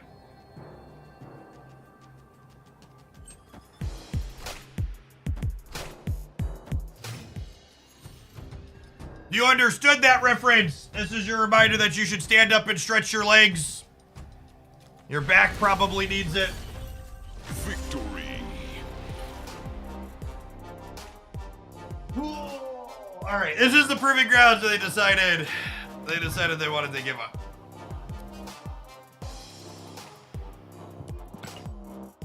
That's fine. It looks like it's about time for our ad roll. We'll see you in 120 seconds. We're gonna play a different deck when we get back. Still something sweet and off meta. Thanks for hanging out. Don't go anywhere. I would wager most people at home don't use their standing desks enough even if they own them. And if you're someone at home who doesn't have a standing desk and you'd like to check one out, my wonderful sponsor, Flexispot, who opens the desk, probably make a standing command, makes my wonderful desk. Fantastic product. Cannot recommend a standing desk in general enough, and Flexispot makes excellent ones. If you're on the YouTube side, consider tapping the like button. Almost half the gamers have. Consider joining them if you haven't. If you want a little bit of a testimonial, my code for Flexispot has sold almost $20,000 in product at this point. And not a single person who has bought with my code has told me they've had an issue with the product that they ordered today. So in addition to my own being wonderful for the last almost a year now, there are a lot of others that have picked up their stuff and enjoyed it.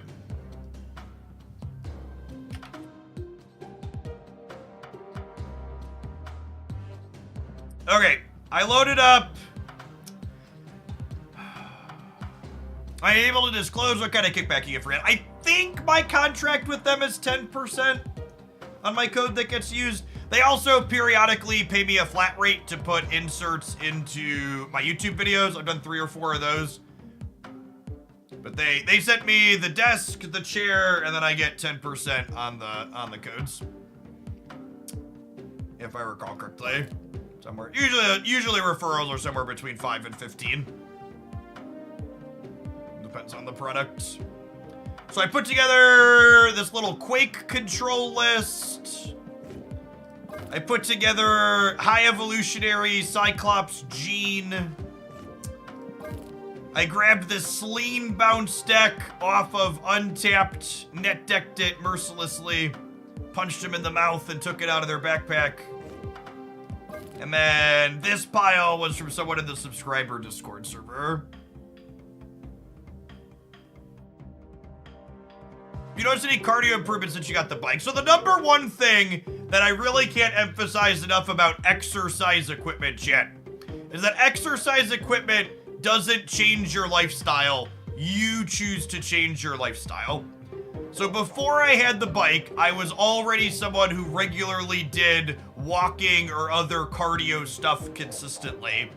And the bike simply allows me to do that cardio while I'm at my desk, as opposed to needing to carve out time for it at other times.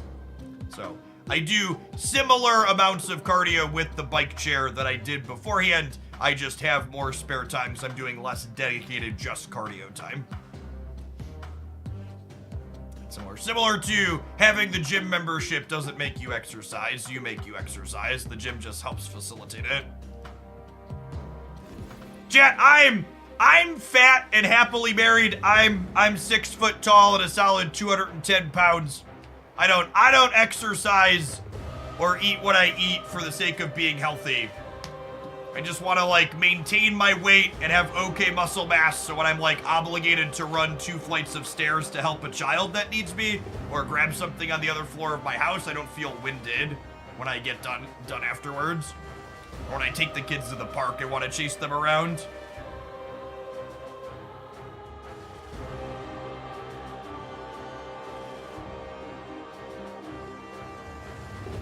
The idea of influencers and other BS to peddle scams has ruined true runabout. That's true. That's why it's important to disclose when people are doing sponsored things. In general, I try not to do... I'll basically take a sponsored segment for any type of video game that isn't related to cryptocurrency, because I don't mind trying new games, and some of them are varying degrees better or worse than others. But when it comes to actual products that we do sponsors for, things like HelloFresh or the desk or my glasses, I only really take things for those that are stuff I actually use. Or have like thoroughly vetted as a third party.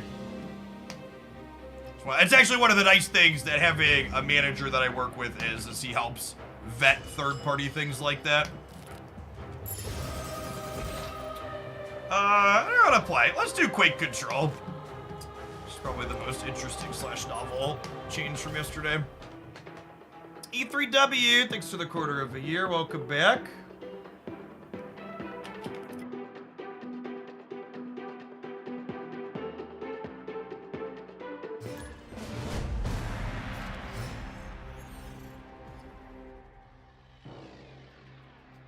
Opponent snapped.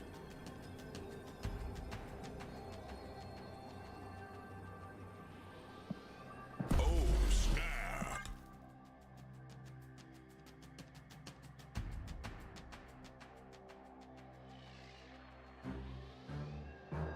Because of the way you approach the products you recommend, it holds weight because of your credibility. I have been consistently told by advertisers I work with that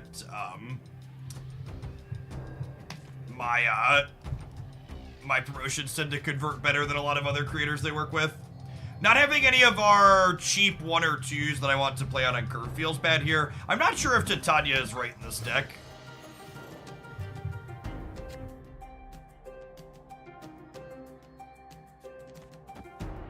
It's also not really doing us any favors.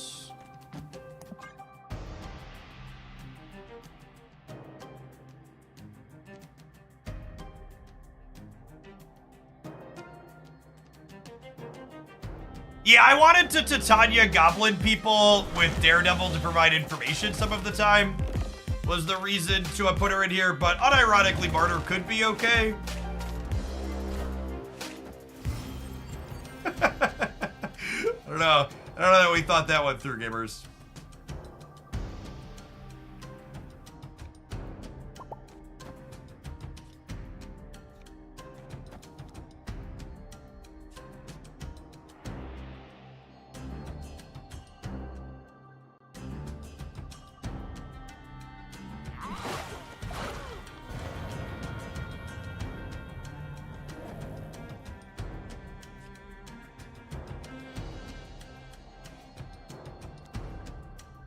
Not that any of this really matters.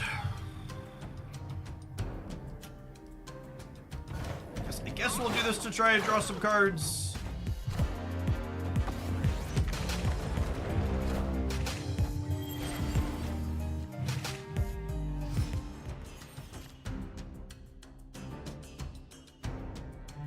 Oh, that stops their lockjaw is funny. I wasn't even thinking about that. It's a happy accident.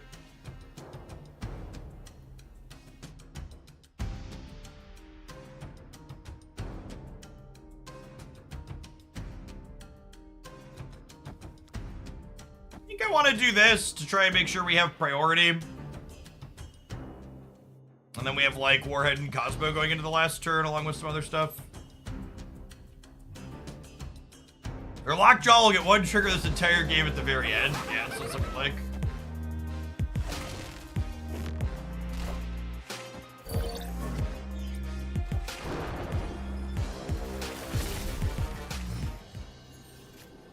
Unsurprisingly, they did not draw anything there.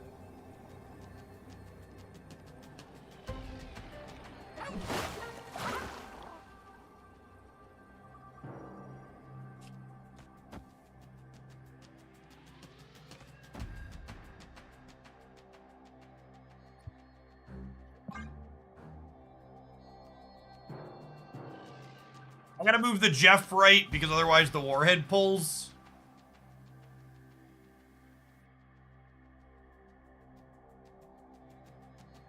I forget if Lockjaw triggers Titania. I think once upon a time she didn't, but they also mentioned changing how those effects work in this latest patch.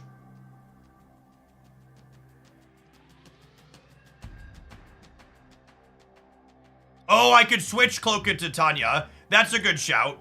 Because if I move this here, this place here, that they play something, this is full. Yeah, it's fine. We'll learn how Titania with Lockjaw works, but you're right. I should have in a perfect world where we're not. I didn't think about that line. It's a good call out.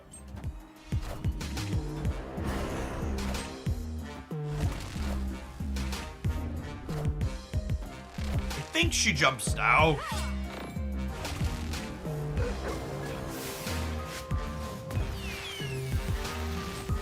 So I guess we'll never know.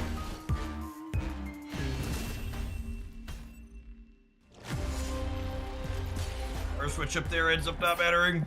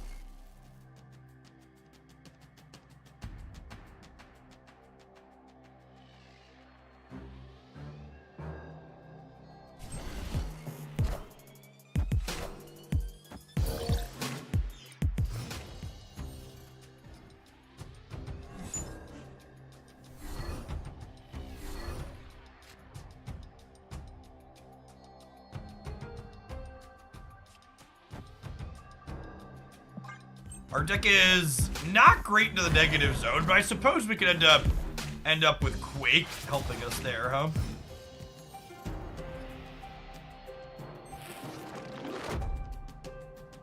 Oh, I guess we are good with this one into it. All right, we're gonna commit to negative zone staying left here.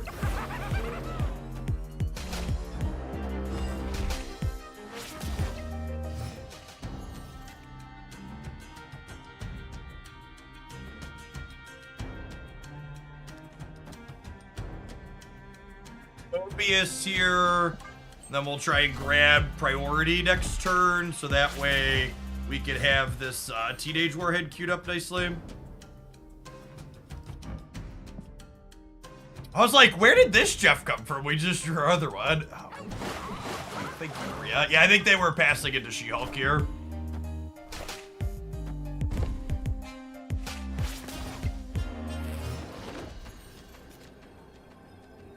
Do I need a Shadow King in this deck?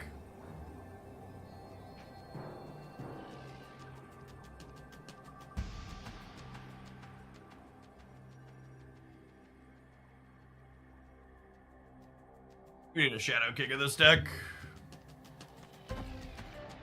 Probably need Shadow King in every deck. Yeah, it's a good take. I think they're most likely to play their Hulk left. Got him. Hell, can you understand me? You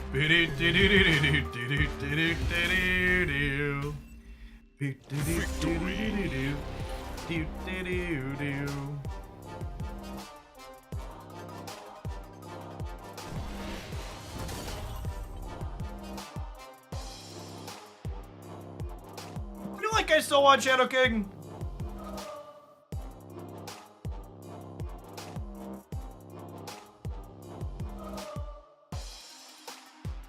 The problem with Shadow King is he's a card I can't play on curve.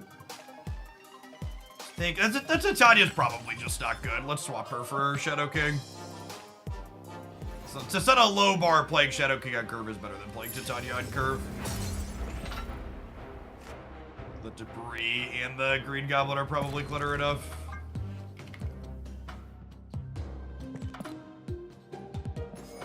I can't believe we're like 3 patches in with the favorites button not working by default. Really hope they fix that bug in the next round.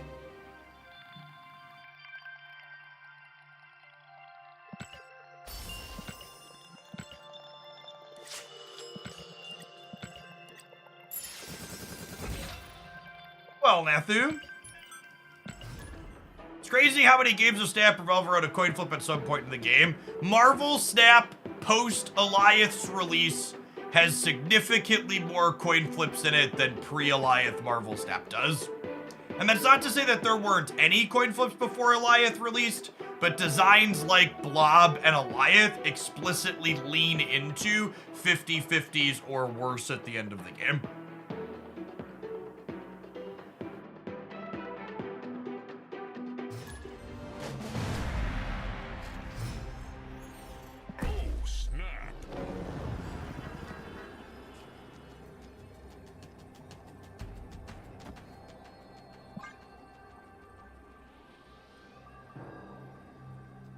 I think Goliath and Blob were the 2 worst cards to release in 2020, whatever year it was, 2023.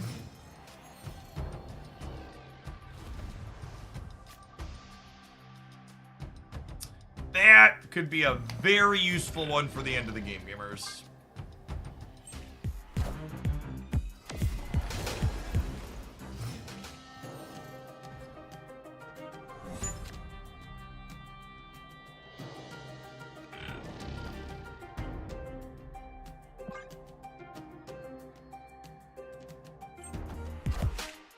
It is not my job to come up with suggestions for how to fix Blob and Eliath. Second Dinner does not pay me money to balance their game.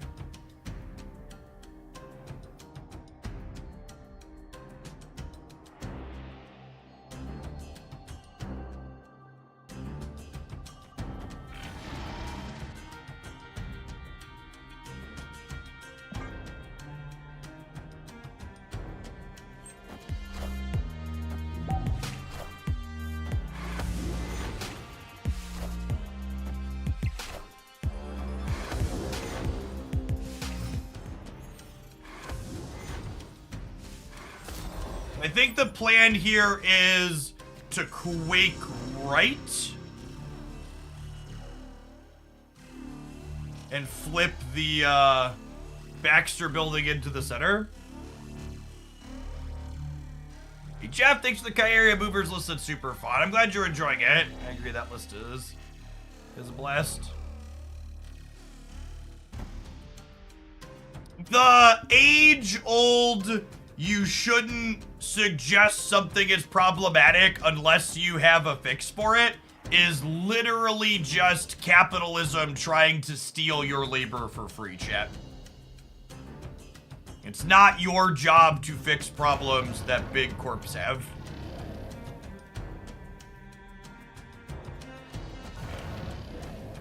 I think I still want to blow up the Magneto just so they don't have a lot of stats on the left. And then we'll put this here and this here, and we will be able to Spider-Woman next turn. Actually, let's do this first. That way I get the Nor Dimension before Quake flips things around.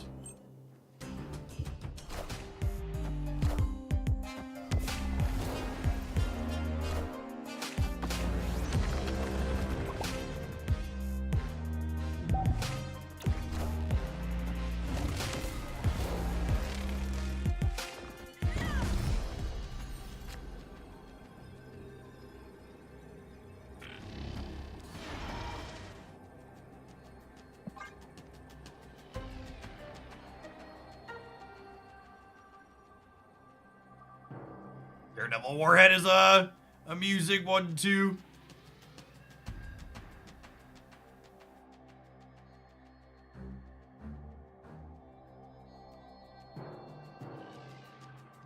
I think Kyria is a possible inclusion in the Phoenix Force deck because of Human Torch. So I think because Kyria exists, there's less Killmongers in the format in general. And Human Torch is able to move around the game board, which means that Human Torch being able to move around the game board means that, yeah, they got us. No, wait, we weren't on the left, right? Human Torch being able to move around the game board means that you could dodge Shang-Chi and Shadow King. So no, I don't think there's room for Kyria in that deck. Victory. That's why I didn't include her.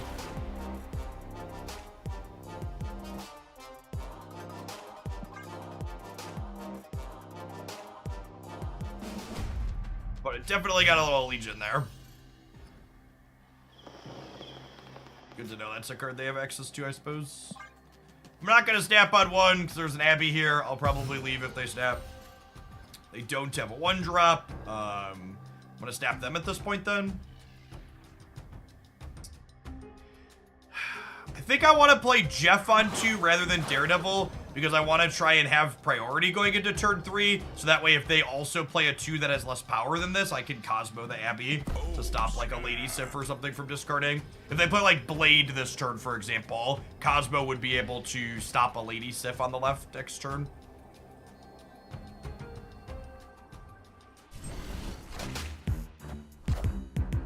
Or if they play a Zabu, we have priority guaranteed. If I play my 2-power thing, we would be a coin flip here. But now we're better than a coin flip. Yes, Legion is a card in their deck. They are likely the Sarah Zabu build.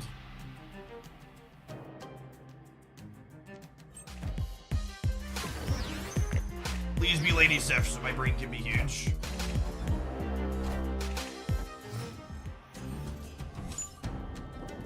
Chat, if you've never made a play like the one that I just made there, it's part of the reason why you're struggling at Marvel Snap. You gotta be able to look at this first location and think about how the priority system impacts your next 2 turns.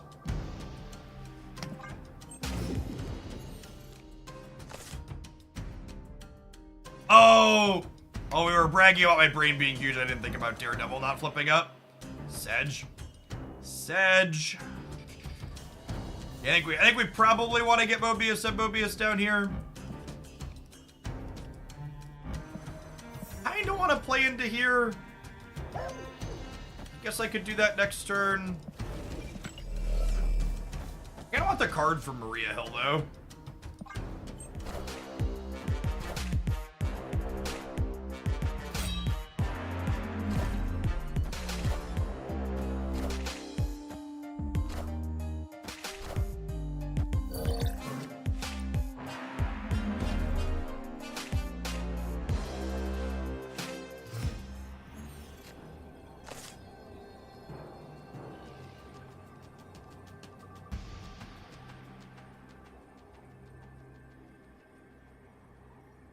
Yeah, I can only get to +9 on the left, unfortunately. I think we gotta go because we lose to Ghost Rider. Yeah, Legion on Vormir would also be bad for us. Is a good shout. Opponent snap. Yeah, calm down, Boomer. Make sure we mute them before we retreat here.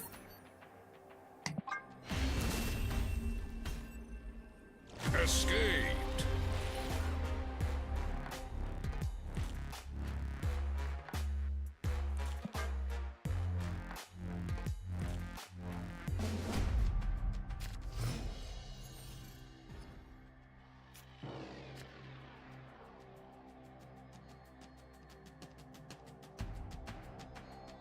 I have Mobius in my deck, so the snap should be a free cube if our opponent understands that, but average person doesn't retreat Marvel snap, so they'll probably stay. Cautious display, thank you for the 6 months, welcome back.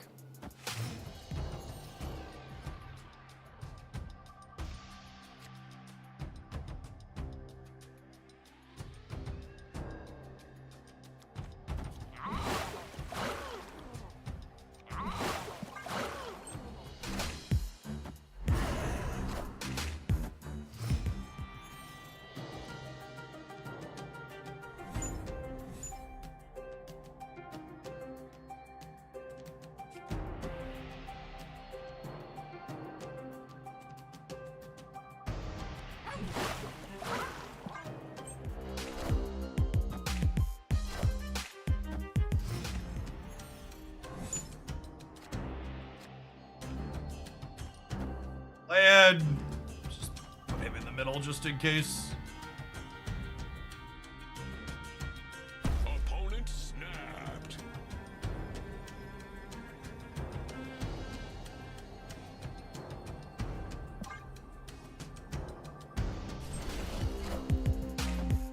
Hello, so happy. Man, I almost Warhead in the middle too. Almost Warhead in the middle too.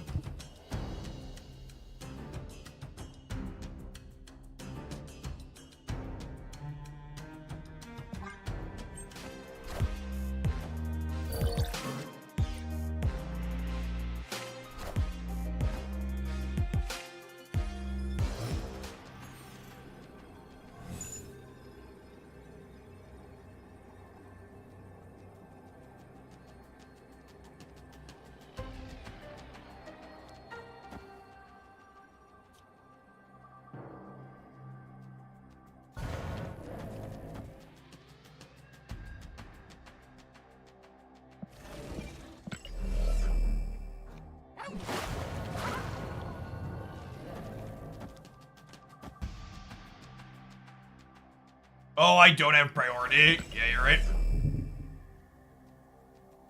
Alright, I'll stay for one more. Honestly, though, I think, Escaped. I don't know that we're gonna play a whole lot of this deck. And this is the kind of squeeze. So, I know that Blob Thanos is the best deck in the format. I think that that's not disputable. It's not close. Like, that's just true. Snap. The thing that makes brewing in this format difficult to impossible, though, is the existence of this deck. So, by the end of last season, there were a bunch of different smaller decks that I felt were, like, reasonable to maybe even a bit favored into the Blob Thanos and the Prison decks. But all of the decks that leverage and exploit the weaknesses of the other two best decks largely just eat shit inside of the Blade matchup. Oh, snap. Is the kind of core problem with it all.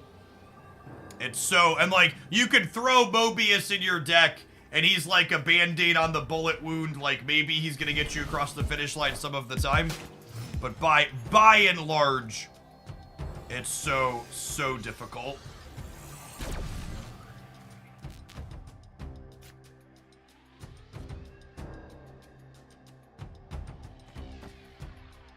Can you elaborate what's so different about the Blade decks that makes it different than fighting Blob? Well, so, Goose is kind of like the case in point.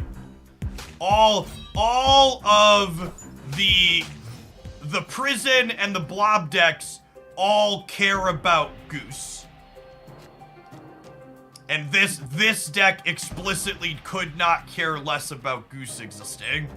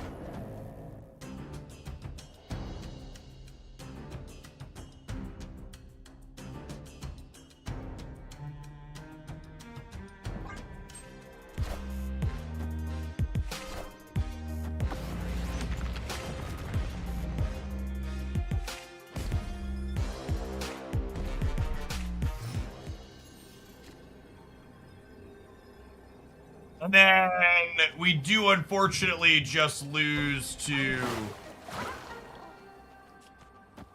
Legion on Rickety Bridge.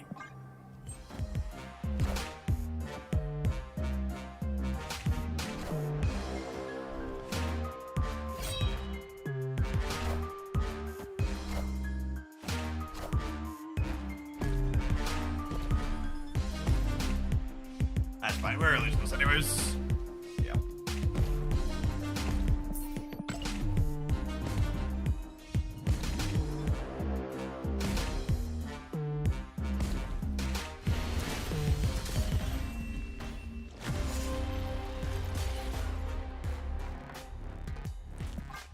That was a good year.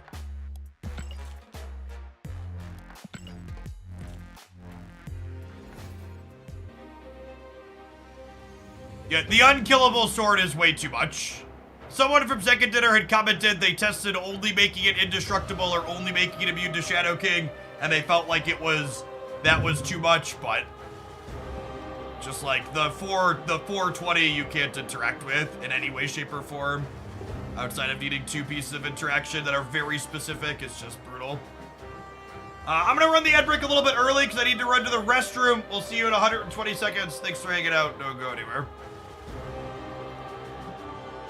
Your BRB subs.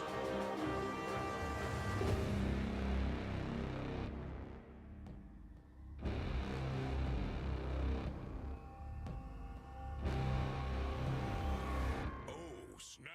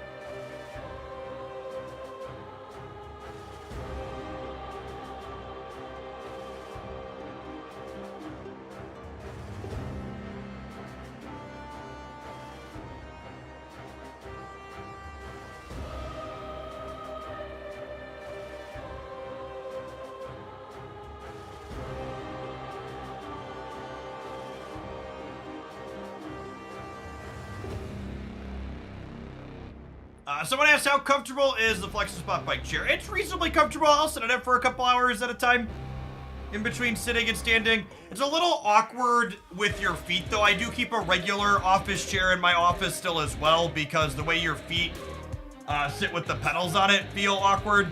And the way the seat has, it's cushioned, but it has like the triangle so your legs go down to the side to pedal. Doesn't let me sit cross-legged like I like to sit.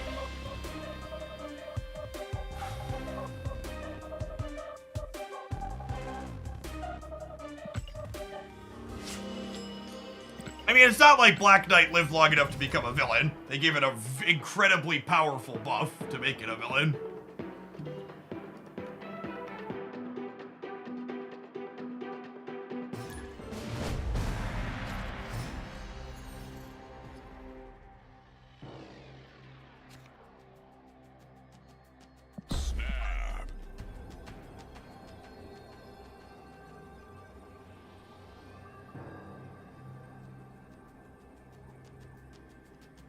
C2, deal with decks that put minus power into play now that Luke Cage is 3 power. Blue Marvel and Prey. Sometimes you just punt that lane, Ray. Like, there's really only one deck putting out negative power, right? It's the High Evolutionary deck, and Storm and Goose are both very good in that matchup. Victory.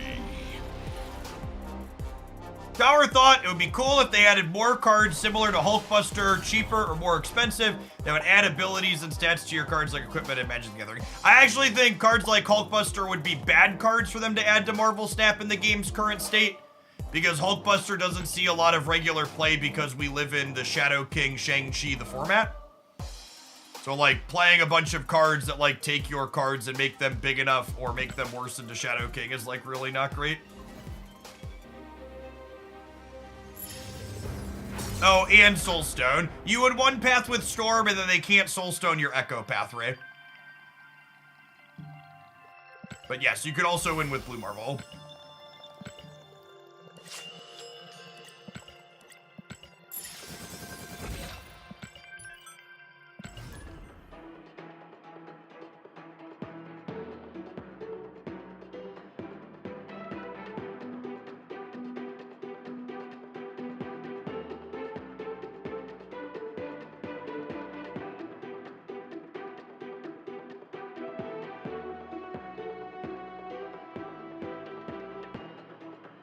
Oh, Aquarius, if you're ever someone that cues into me while you're hanging out in the stream, feel free to just, like, mute and minimize the stream if you want to battle.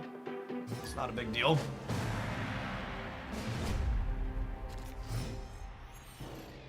Oh, snap.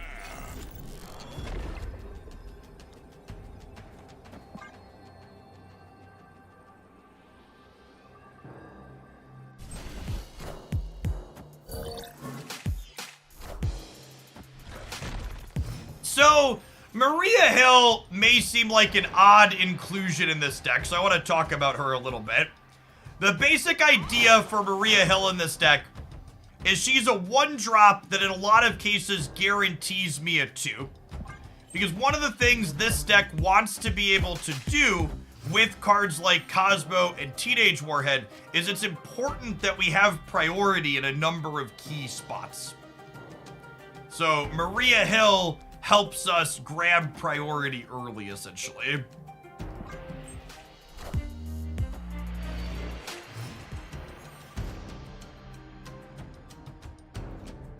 So with the Bifrost, Crimson Cosmos isn't all bad, and we do have the flexibility to Quake move it around here.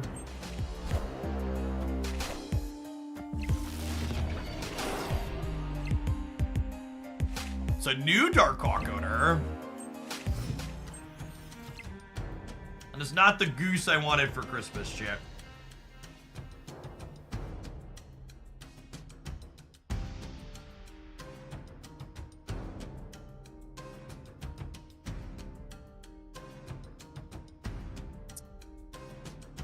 The opponent's deck likely has a lot of 6s in it, so I'm gonna Baron Mordor here, I think.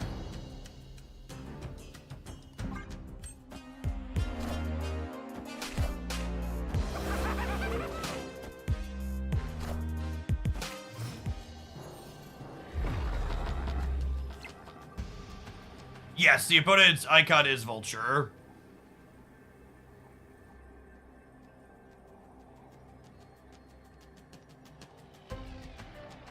Their Jeff hasn't moved yet. I think it's just this. We have Warhead on the right. We could lose to a Doctor Doom.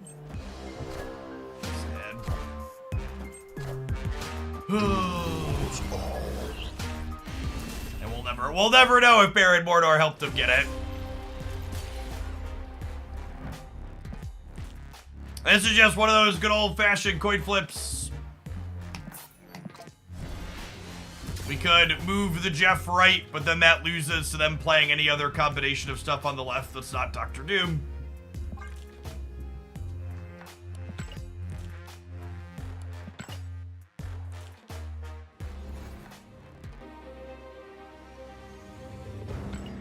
We'll try a couple more with this, but I think there's a good chance this deck is shit and we'll need to move on.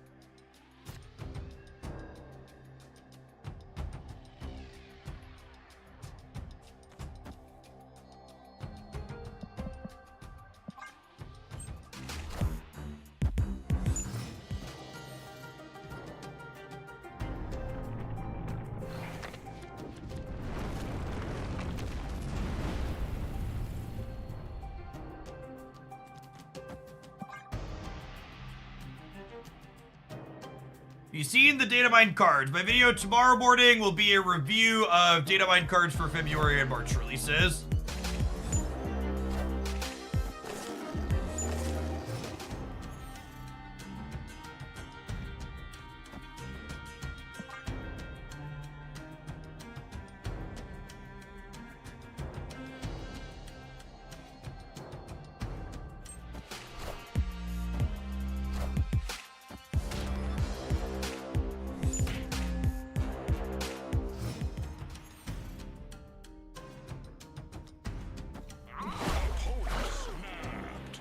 But it's the proving grounds, bud. Come on. Come on. Thought you weren't doing more data mine videos. I said I wasn't doing more data mine bundle videos because the data mine bundles are consistently changing their content too frequently. Data mined cards that have published release dates regularly are staying consistent. Alright, we're gonna move along to a different deck. That's very good.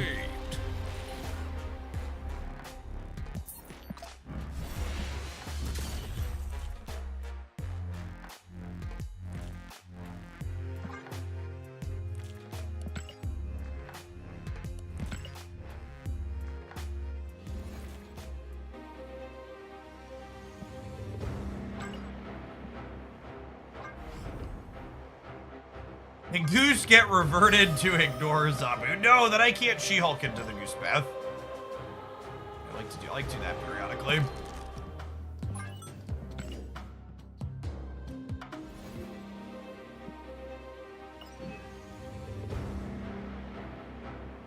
Aren't Lamentus and World Ship the same rarity? They are not. World Ship and Ego are the two ultra rare locations. Lamentus is a step below that, I believe.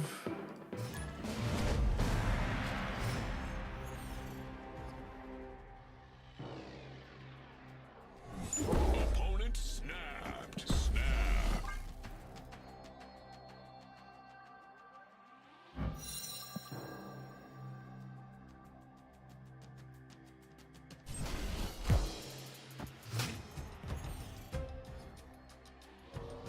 I like the new Kingpin, but it's the same problem. They could just fill the lane. I completely disagree with that and think it's a really bad take.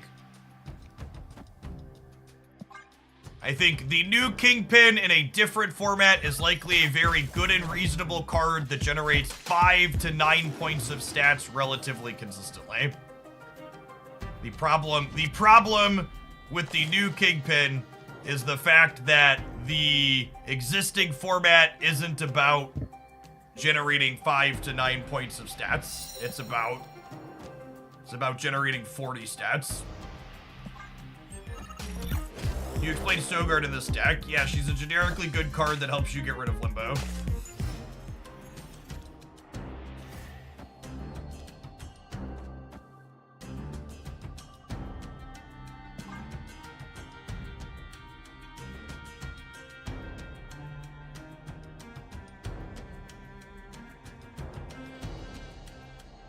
He does happen to make 3 drops as well, it's true.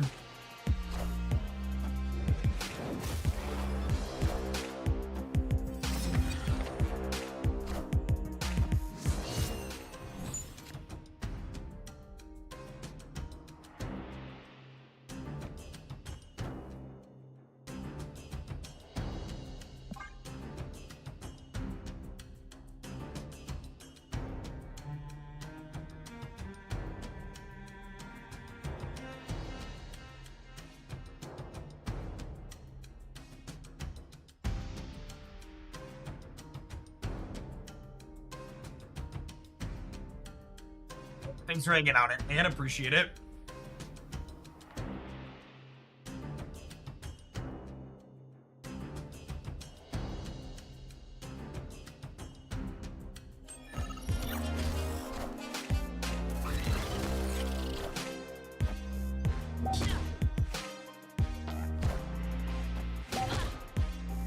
She's invisible, gamers. She's invisible. They could have our Juggernaut here, though, so...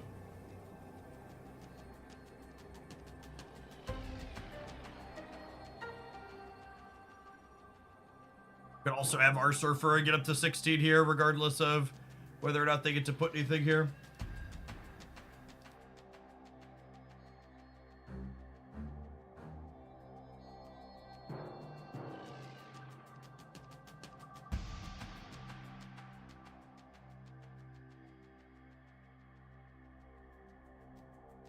I think most reasonable combination of cards they could have from our deck mean we lose here.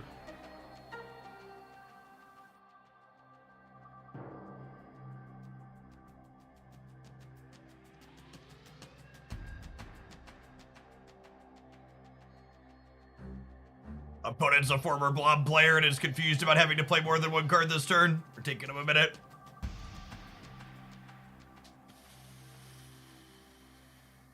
Could it be correct to storm here? No, I don't think I can win the left.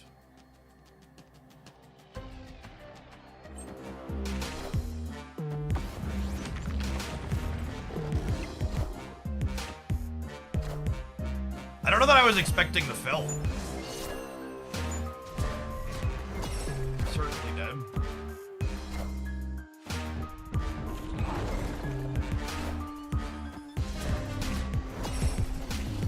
Although what's amusing is if we would have gone, no, it wouldn't have mattered because I was saying we could have stormed here and then bared here, but I think we lose. I would have had 11. I would have had 11 to their 9. No, we would have won with that line, right? I would have had 11 to 9, and they would have had. No, I guess it would have only been 8 to 8 over here, and then we lose the breaker.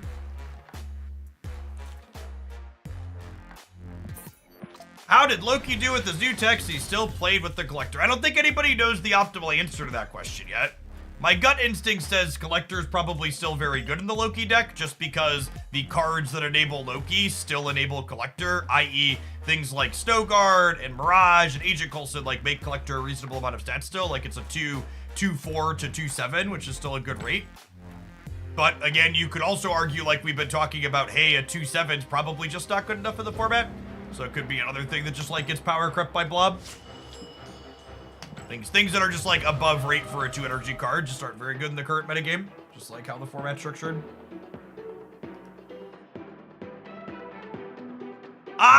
So like, comment in chat. Lambie replaced Collector with Quake in his preferred list. I would be heavily suspect of anyone, even a good player like Lambie, telling you they know with certainty less than a day after the changes got made what they think or know is optimal. And like maybe Lambie had less certainty than like what you're saying to imply there he has, because the way you're phrasing it, it sounds like he has a lot of certainty. But it's a wait and see is almost assuredly the case less than a day later. That DC card game ever come out? The DC card game not only released, it also announced that it was going to be end of life very soon. I think servers turn off in February.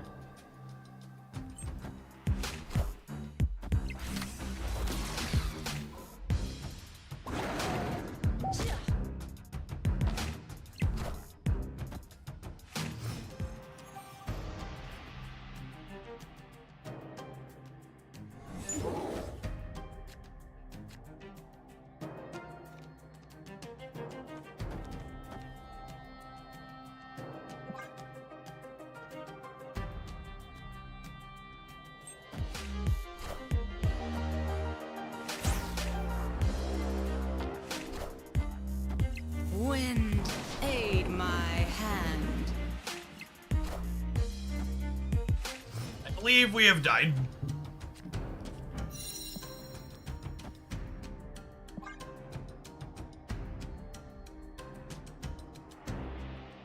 Elysium weakens Goose. Well, I had a Mobius, gamers. Yeah, anybody who gave the DC card game money when they announced that they weren't going to have a mobile version to start, I'm sorry, but you got what you deserved.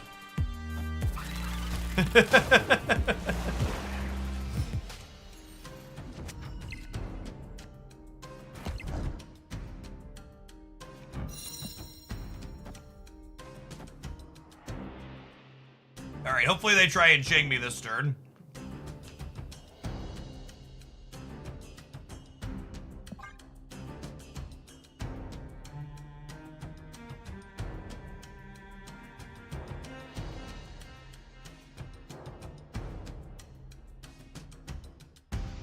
Hercules Phoenix Force deck is hella fun. It really is.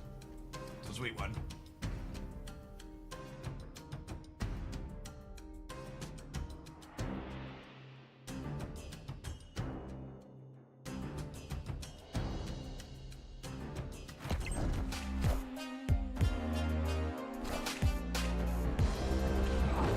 Stream sniping may be happening here. Chat, in general, you should never assume someone I'm playing against in the Proving Grounds is stream sniping. I don't know. Maybe it happens some amount of the time, but in general, it's just, like, so unlikely. Cosmo, actual, factual, nuts, perfect draw here. We retain priority, so Shang-Chi doesn't happen now. We have Goose here, so they can't blob us. And then we have the Surfer to tee up the extra win for here in case they have something like a Jeff. Man, are we gonna beat them taking our Mobius through the Elysium? I think we are, gamers.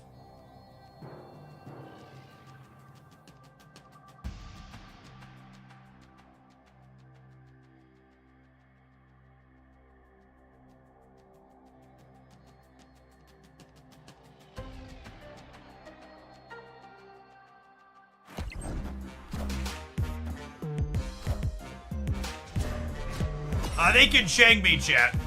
But Cosmo says they can't Shang me. Got him. Victory.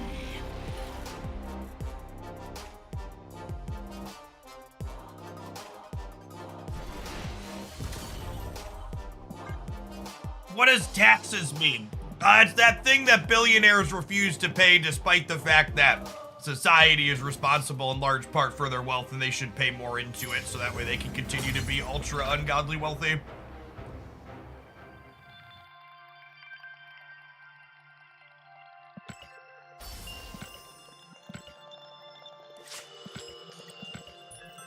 Oh, you meant the deck name, Surfing Taxes. Taxes in card games refers to proactive, disruptive cards, often that are good when you have tempo, i.e. priority ahead of your opponent.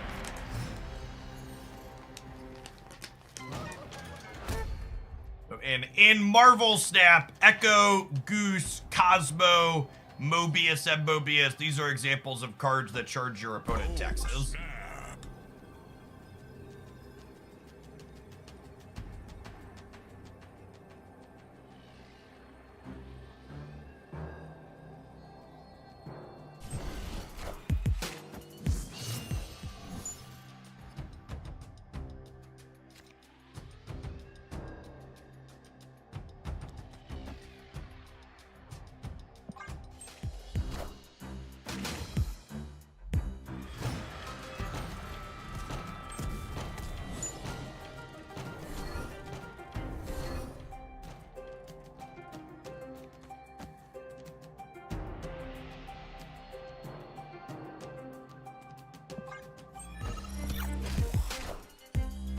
Wind, aid my hand.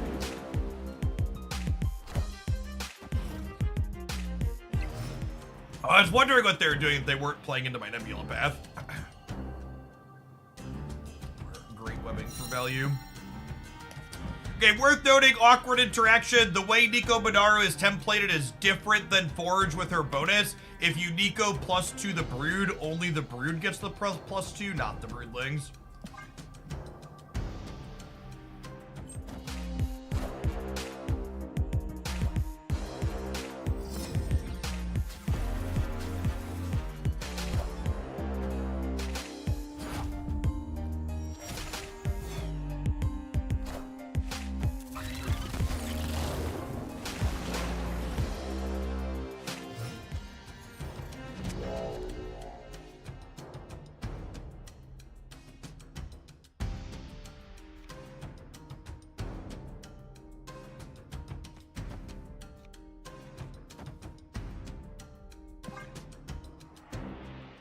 Probably dead. I guess we could spike a Surfer and maybe get lucky with Great Web.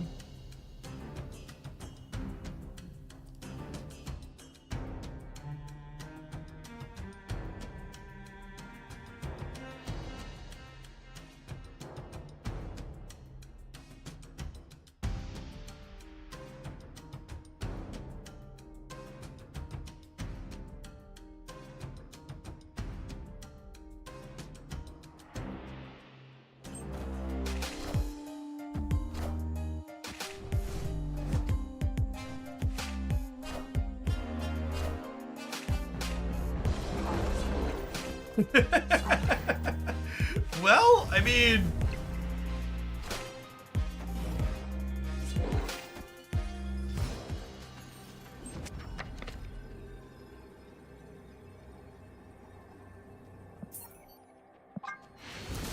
I don't think our deck is capable of beating a movement deck, so I'm going to leave.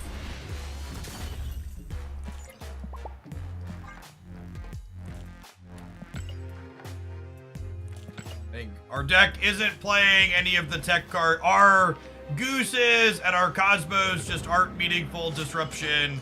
Our numbers aren't going to be big enough.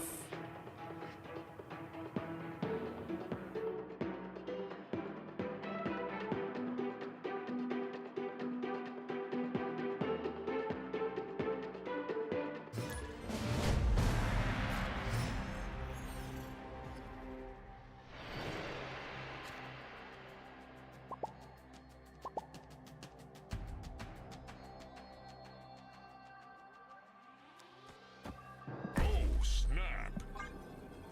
Opponent snapped.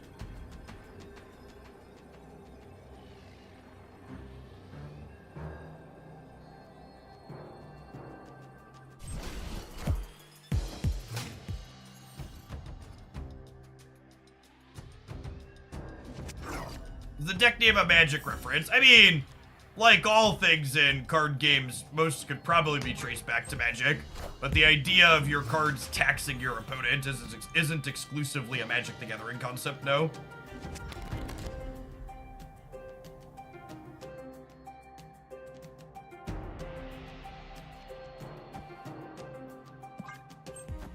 Put myself off playing a 3-drop this turn to draw 2 cards, I think.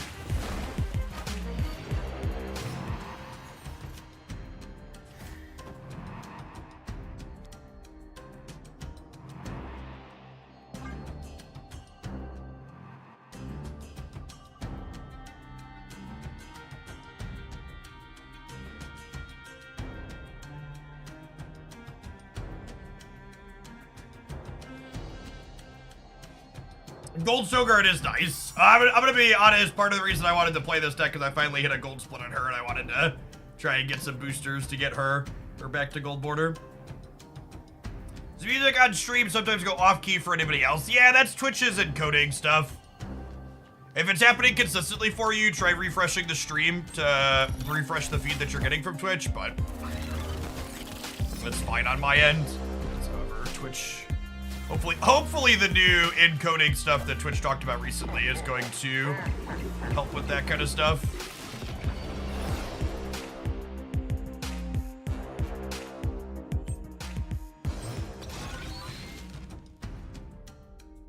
And then unfortunately, I don't have priority here, so they just get to Taskmaster here and we're dead. Neat, fun game.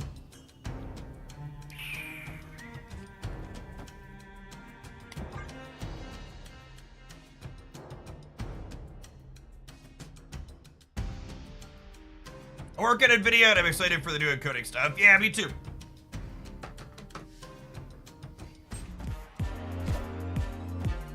Wait, what?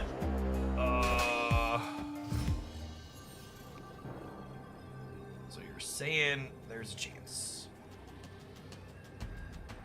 I mean, I think there's a real chance they can't win the right. Is there no Taskmaster in their deck? Weird. Surfer, literal last card in the deck, by the way. LOL.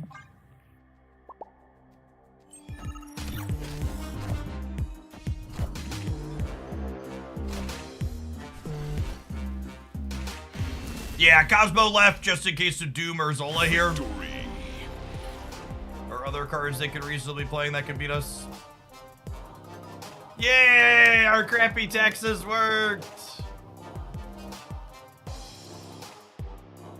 Retiring the 2080 Super for an AV1. Oh, I haven't actually looked at... I just skimmed the NVIDIA stuff. Does the new encoding stuff coming for NVIDIA not support my older card silence?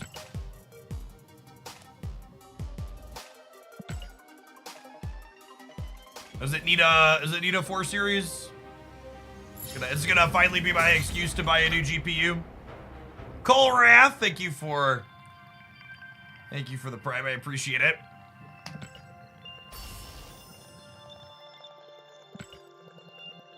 Really, I really need to make time and figure out if the 1080 Super my children smashed works or not still. Because if anything got damaged in the case, it's probably that.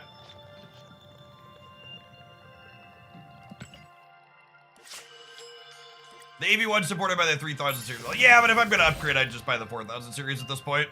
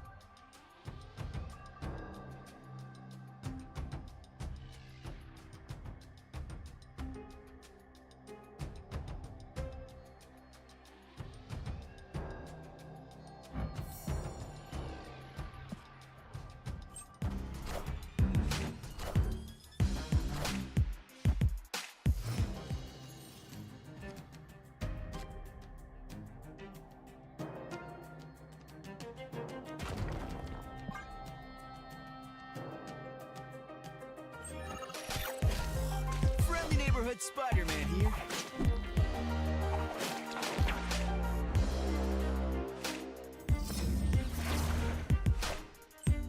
Wind, aid my hand. For fuck's sake.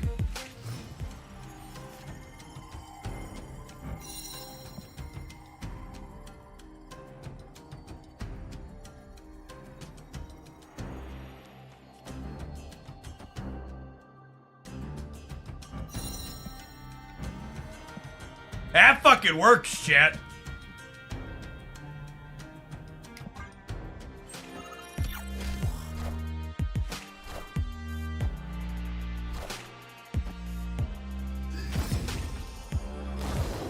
They didn't think we'd play for it.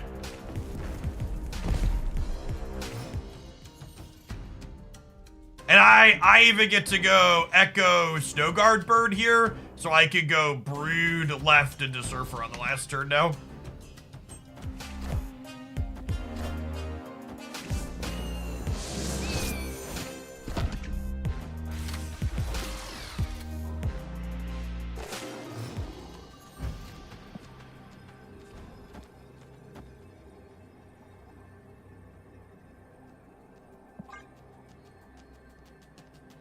Dodge a Killmonger, we could dodge a ball. I'm assuming their Nebula deck doesn't have Killmonger in it. They announced a new 4080, that's a grand. Not terrible. I forget when I bought my 2080, it's been a while though at this point.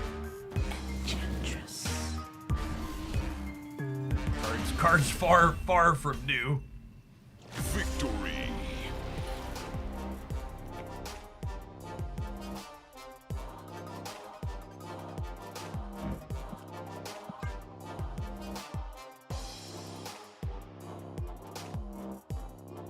The opponent booster farming? Weird collection of cards either way.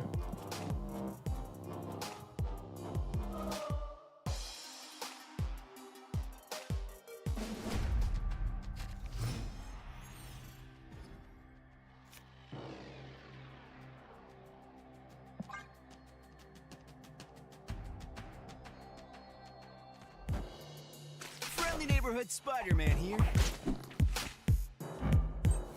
That's such a sick Spider-Man split. It's got the red crackle on it. Oh, snap. Use the center here.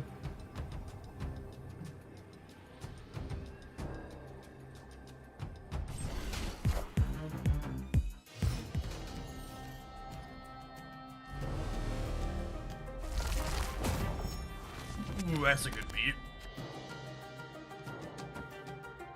I think I just cleaned this up. I want them to have the power.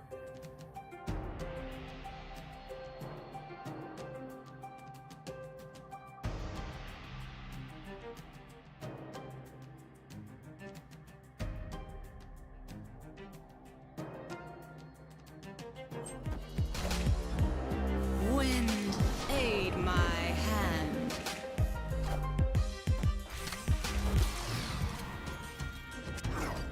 Opponent snapped.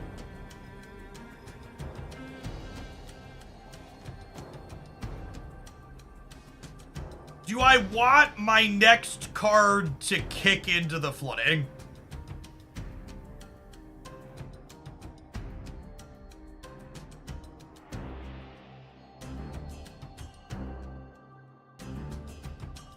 Probably.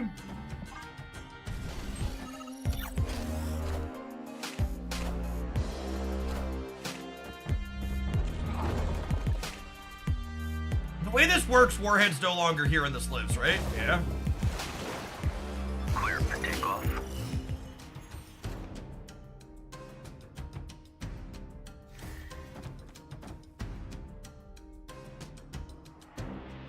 Yes, her effect is live on the left, is accurate.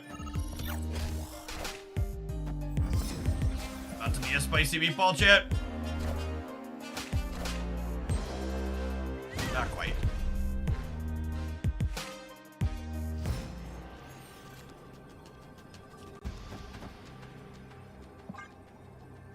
I think we stay with the goose. I think +5 here is probably enough. Victory.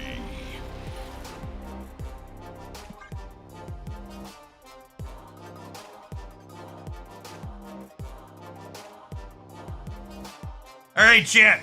Christy just messaged me and said she's gonna be home shortly with a fatty burrito for me.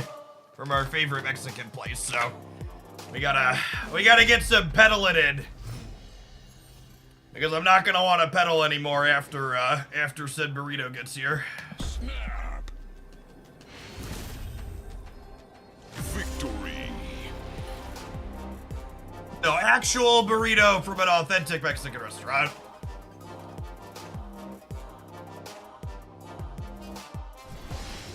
Chipotle, I don't get the actual burritos from. Chipotle is a bowl, and Chipotle is Tex-Mex. Which is good, I enjoy Tex-Mex and Chipotle, but it's different, very different than authentic Mexican food.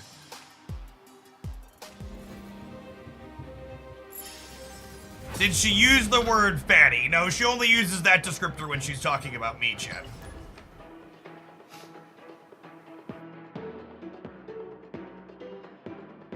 Oh, we gotta pedal on the bike.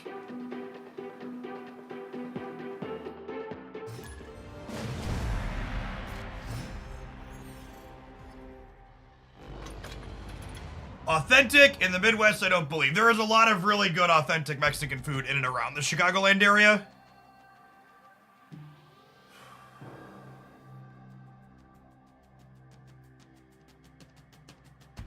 Oh, snap.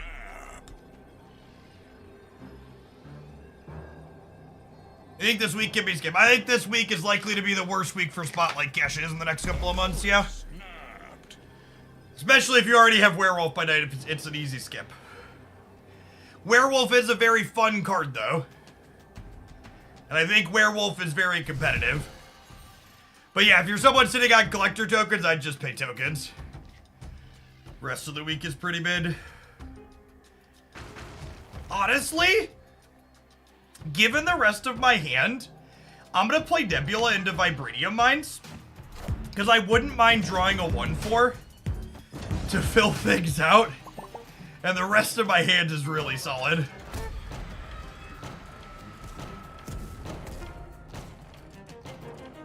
That's funny right there.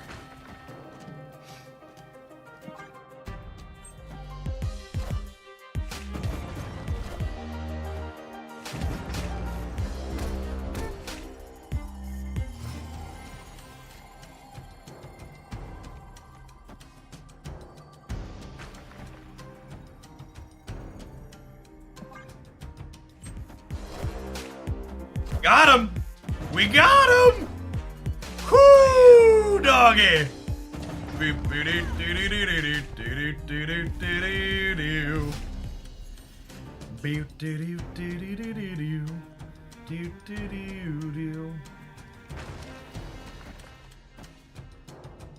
All right, we'll do.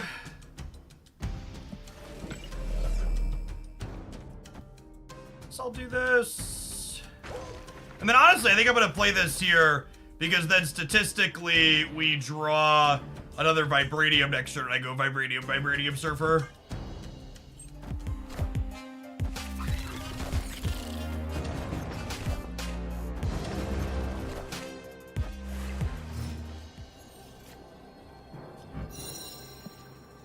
I mean, that's Vibranium if I squint, right?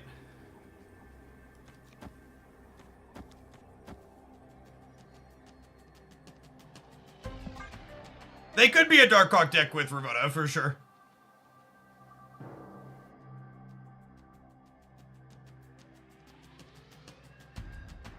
Vibranium with an extra step, yep.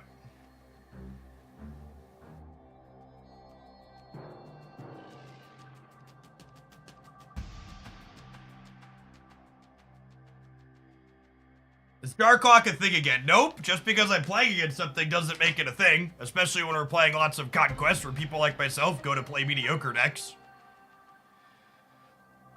Darkhawk Zabu playing Leech still has okay to reasonable stats because Leech helps you beat Blob. But Darkhawk definitely isn't one of the established best decks in the format any longer.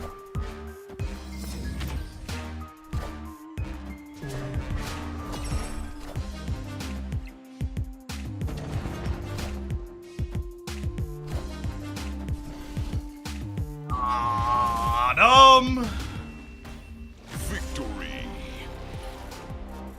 OG Silver Surfer to beat Namor. No, that's why I called Nico a Vibranium if we squinted, because she was also 4.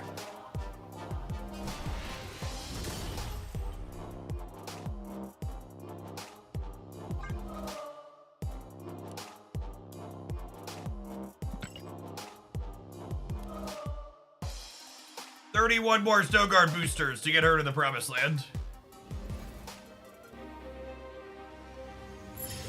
That was our gold ticket game, too. I appreciate that a lot of people are auto-snapping in Silvernar as well. Save the sweating for gold, chat. Let's just pump everybody full of more valuable Conquest tickets, okay? Make it easier for everybody to play Infinite Conquest at the end of the season.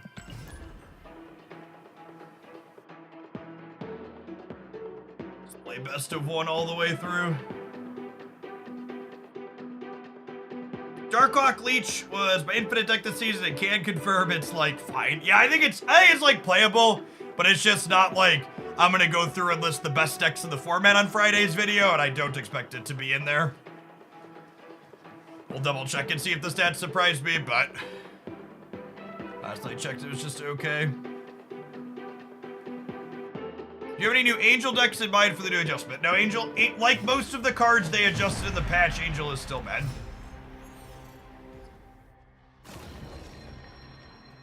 I feel like we kind of got teased a little bit with the Angel adjustment. Like, they advertised they were going to redesign Angel, and I feel like just making Angel jump from your hand to the board too doesn't really constitute a redesign. And I don't know, maybe I'm misremembering exactly what was said a few weeks ago, but it's definitely like, okay, we just like, the functionality is basically the same, we just added a small amount of utility to it.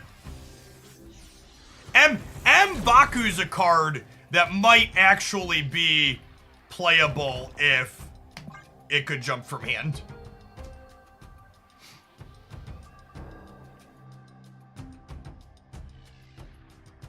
I mean, we played Phoenix Force with Hercules yesterday, Rock. I think that's about as unhinged as you can get. Wind, aid my hand.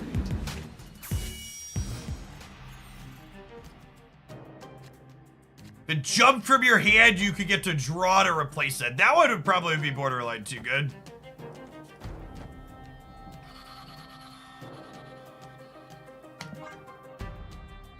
We could use our Hawk to get into the flooding later if they commit too much to their for now. We'll just spread out like this.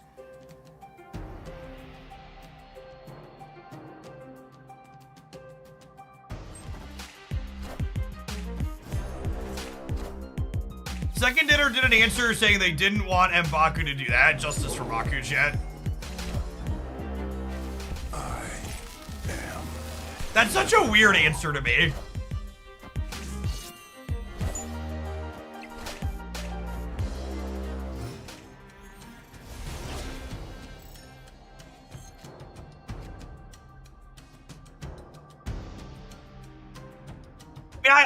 I believe you all that that's the answer they gave. I'm just saying it feels weird to me. I'm gonna Snow Guard Hawk this turn, so that way they can't play a 6-drop next turn.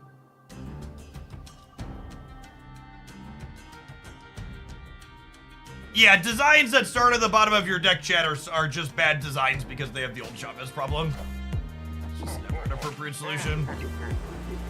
Oh, they got to Blob this turn because of Elysium and Time Stone. Okay, so we're super dead. And then there's a bug where when Echo slaps Blob, you no longer get to see what was in their deck. That's fine, Mark. They don't have anything to beat it anyways. Escaped. Angel could be good at C2 from thinning your deck with Deco. That's so narrow and unlikely to happen. We got Snow Guard boosters too. Alright, glass half full. Animated. Animated. They quit. They probably felt bad for blobbing us to the Proving Grounds fan to venture, I guess.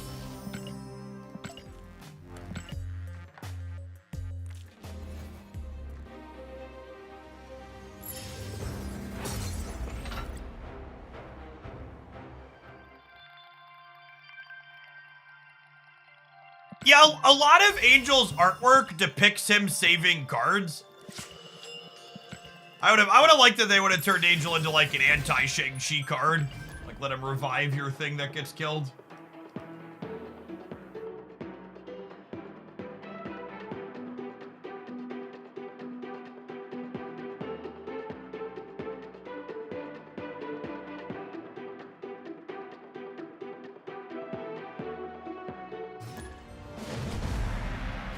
Okay, so I don't usually like the extra chibis that Rion puts in her artwork, but Mobius holding Loki and whoever this is fucking adorable and perfect. Oh, is this another Loki? Oh, it is, isn't it? It's Loki and Loki. Like, that's great. I like when they fit. Like when they fit into, oh, this one's Sylvie. Yeah. I like when the random extras like fit in with the cards. I just like when they're just like random other Marvel characters that feel busy. But yeah, that's phenomenal.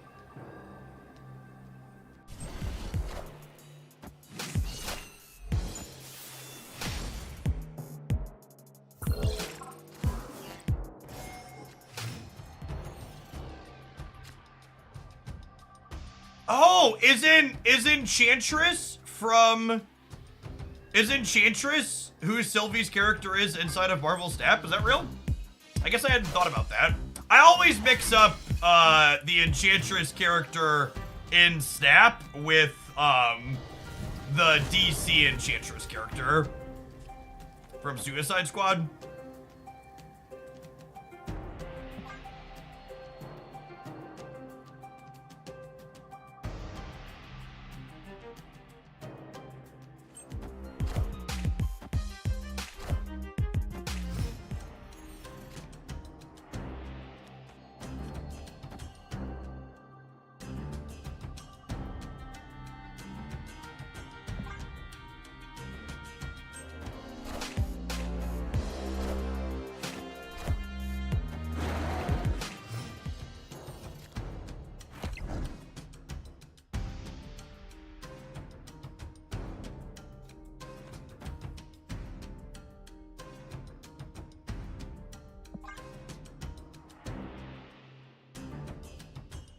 Sylvie is based off of Lady Loki, Enchantress is an Asgardian. Yeah, but that's... Loki's an Asgardian, right? So that's, like, consistent? What are the odds they don't move Vision? Can I do this one in the game? Hello? Fuck it. We'll do it live. What a scam, chat! What a scam. Guys, gals, and non-binary pals, we got him. Victory.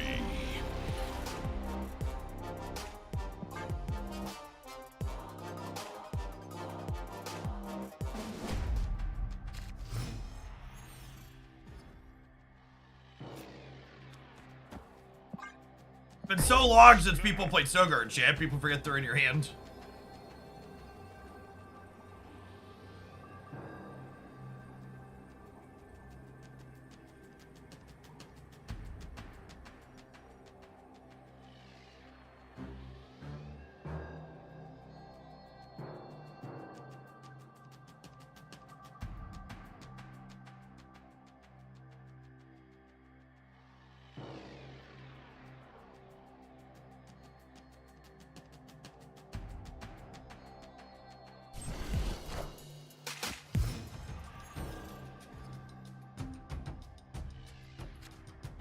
Ooh, that's kind of a piece of candy.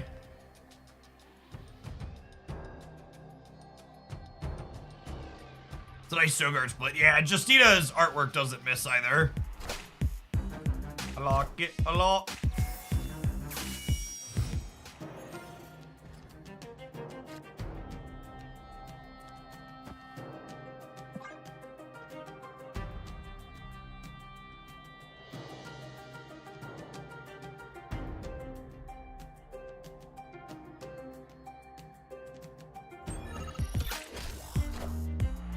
Don't be bigger than 5. Don't be bigger than 5.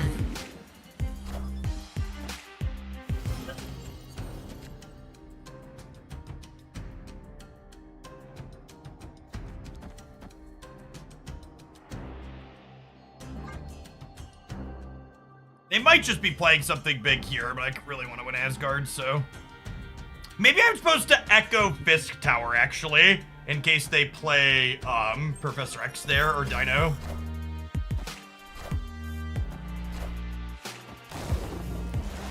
So wasn't punished, but I think I made the wrong play there.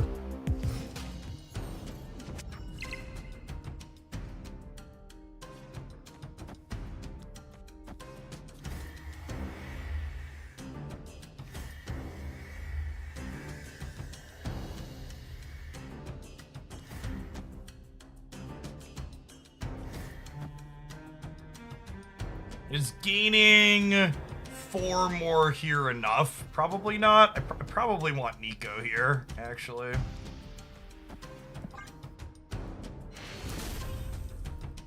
Victory. I'll never understand people that retreat later in spots like this. Like, the stakes aren't going up, right? Like, I'm not leaving, I'm the one who snapped. Like, don't waste everybody's time. If you wanna bounce this round, you think you're done, like, that's fine, like, leave, but... why make me lock in my actions for the turn? We don't want to echo on DC because if she slaps any ongoings, they'd get +3 there.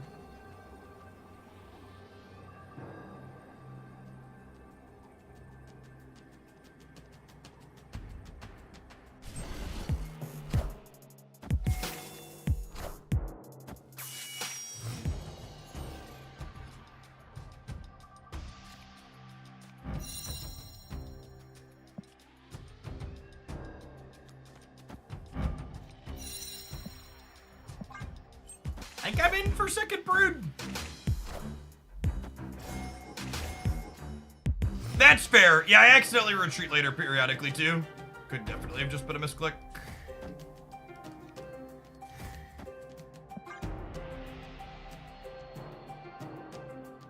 Look at that, a brood for every occasion in board state gamers.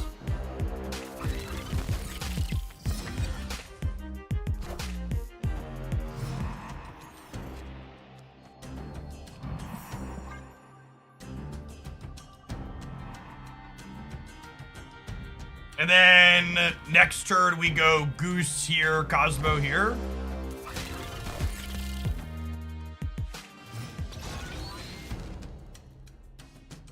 Or is it the opposite? It's the opposite, right? Because I want to be able to play Silver Surfer.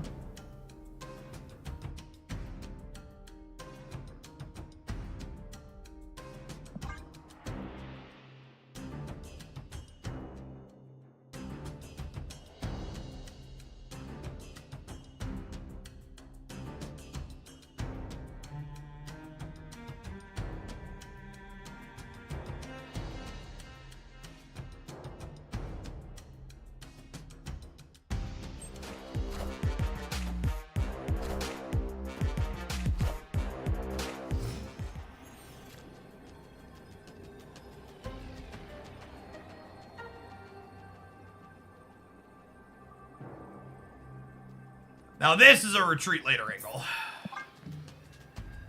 Very, very good chance my opponent could leave here because they're just like torched by Surfer, but Sedge. Escaped.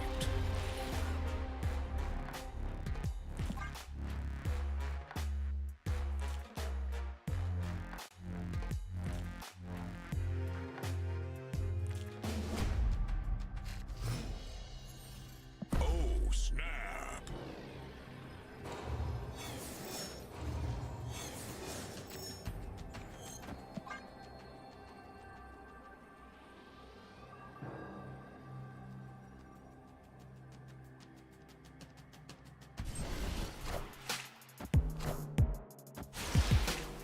Guys, gals, and non-binary pals, we got him. Got him. What a skillful priority flip to win. Speaking of skill.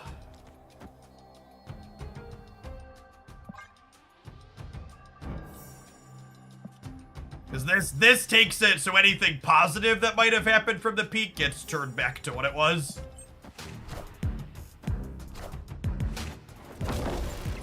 That one. And then the super flow on average. I was about to say the super flow on average is significantly better for them than us, but that's also true for the throne room. And I think we're more likely to win here than here, so I'm gonna storm here so I can play for all three. Wind, aid my hand.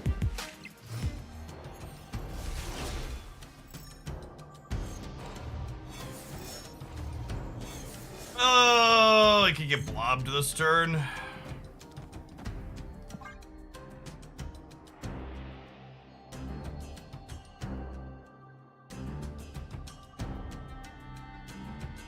There's 10 cards in their deck, so for people doing the math, they're 100% to have Blob. Whoa! Sometimes lucky rubber ducky.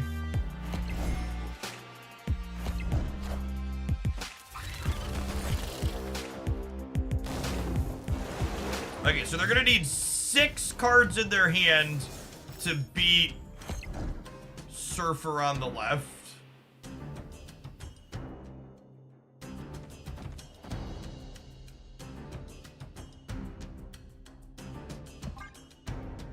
Surfer on the right, sorry, math, counting numbers.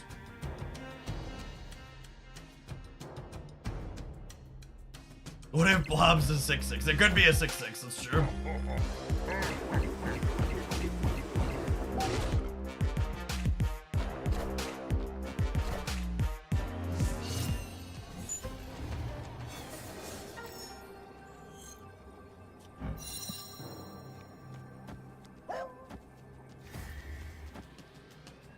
Does this beat Magneto? 7, 8, 9, 10, 11, 12. And because of the echo bug, I can't look and see. Oh, their Magneto's probably gone, right? There's a 12 in here. There's a 12 and there's a 10. What other big cards could they have? And they just pass? Oh, they do win by passing, don't they? Because I lose the breaker. And we lose the Scar and Hulk. Alright. Escaped. Alright, we'll make next one the last one.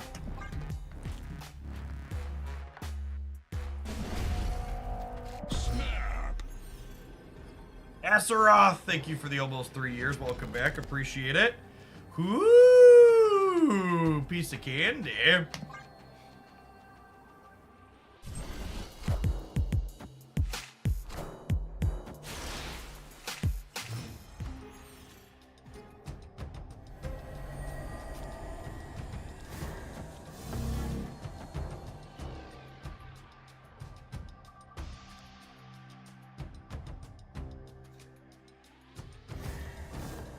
Yeah, I'm just gonna clear both of these.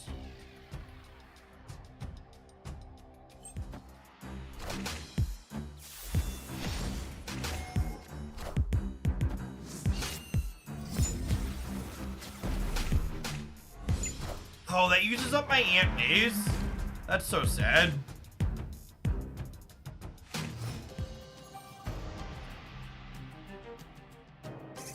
A thing.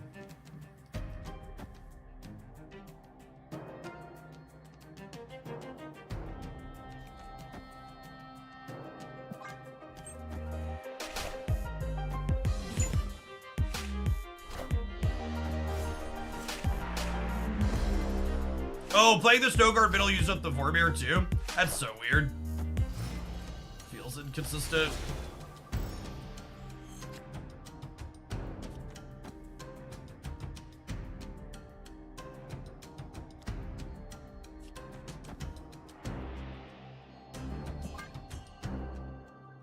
I have Cosmo here.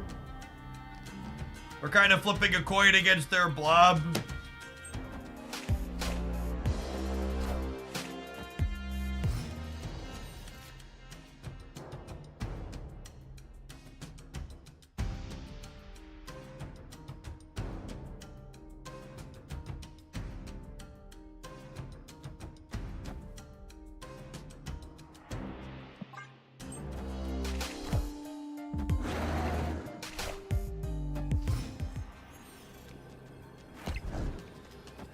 Just isn't enough to beat. Just isn't enough to beat. Vision in the middle is the problem.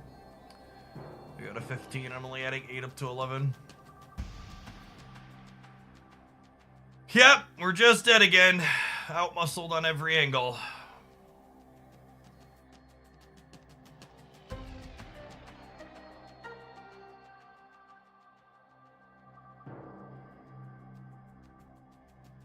I don't want to try and go 2-0 in this matchup. It's time to run ads anyways. I'll see you in 120 seconds.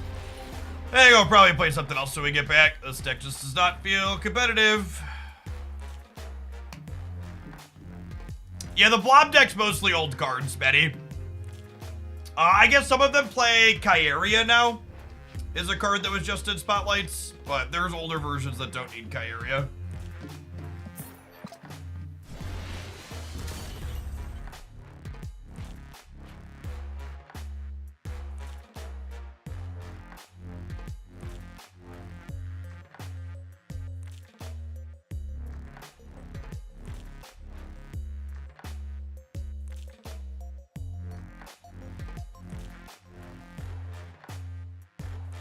Junk Galactus really counters Blob. Galactus has had good stats in the past, but usually the clutter builds are not good. What do the numbers say?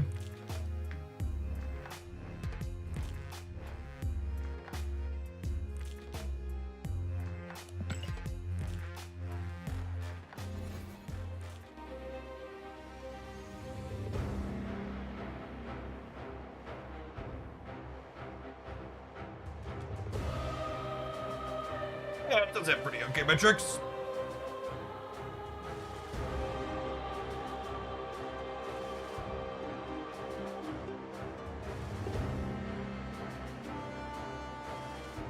Seems fine. What an edge, just like, I really can't emphasize enough, just every time I look at things that are performing well, it's just like, just piles of pure misery.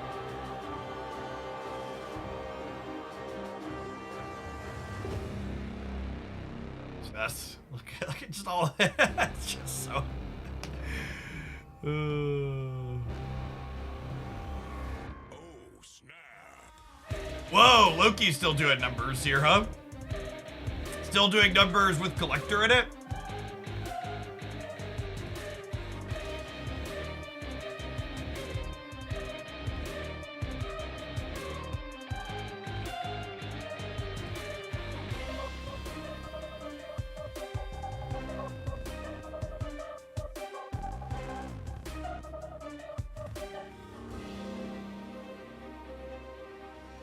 No weird combination of good stuff.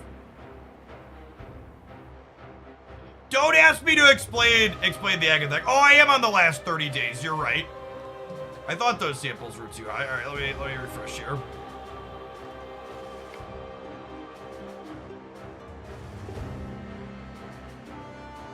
Clutter Galactus significantly worse. Okay, that makes sense. So those other ones were before what's it called took over. Lower the threshold. I guess it's still a shit win rate, right? Okay. That makes more sense. The last 30 days includes data from before Blob Thanos took over. Oh, snap. These decks having sub 50% win rates in the current metagame, that tracks with my understanding of the format. I was surprised but willing to change my mind based on data. Loki, let's hold on. I had the wrong filters on shit.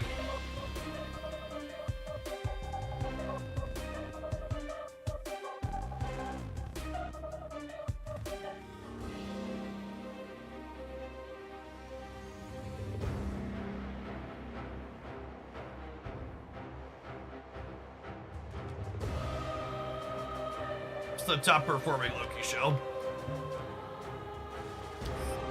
What if I pull this down to 100? Nope, it still ain't good shit. What's going on, Panda 4 Express? Appreciate the 15 months. Welcome back.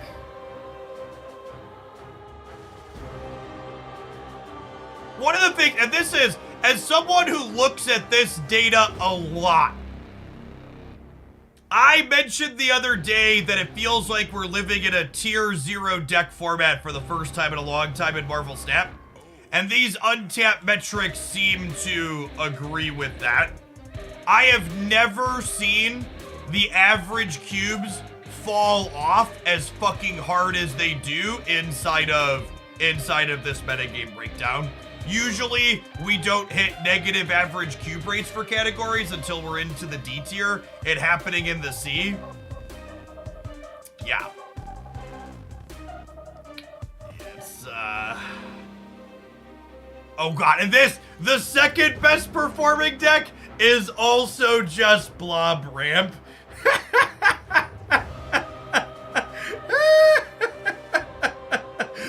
It's all Blob all the way down.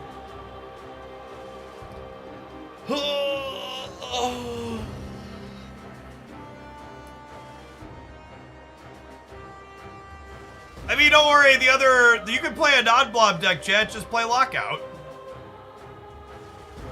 Just play Lockout.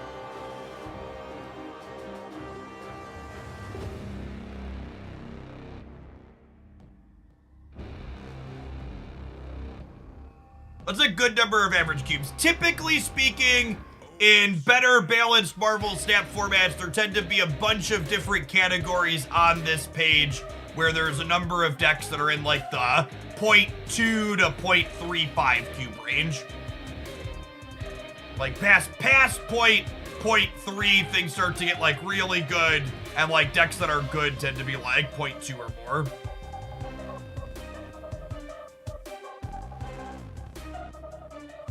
This is the most popular Thanos build.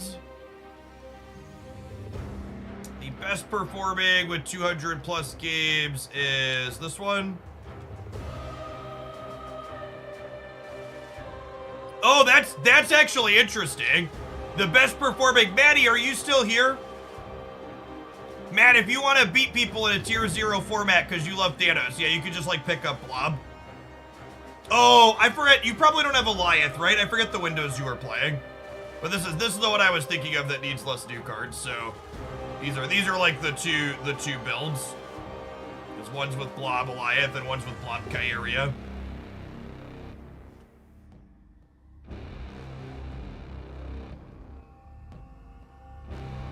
The other thing that stands out about a tier 0 format where there's one deck just dominating everything else is when the top performing most winning deck also has the largest popularity chunk.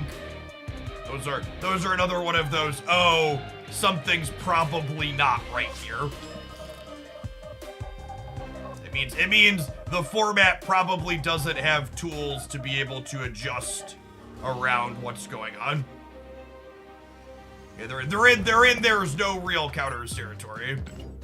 At least not real counters that aren't also shit into the rest of the metagame.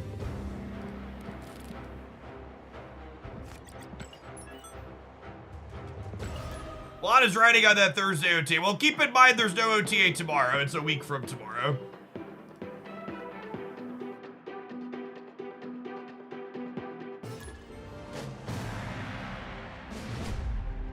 Behold my creations.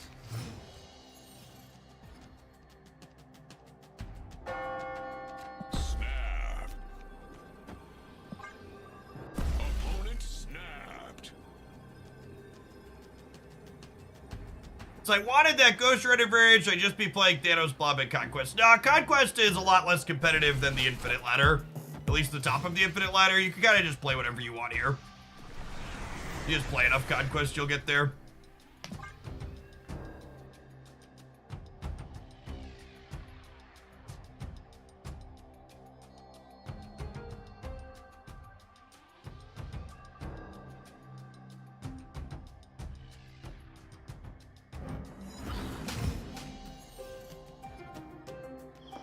Shame we didn't have another 1 or 2 for here.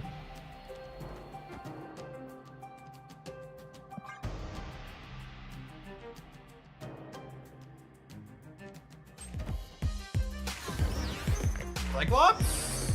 Cyclops?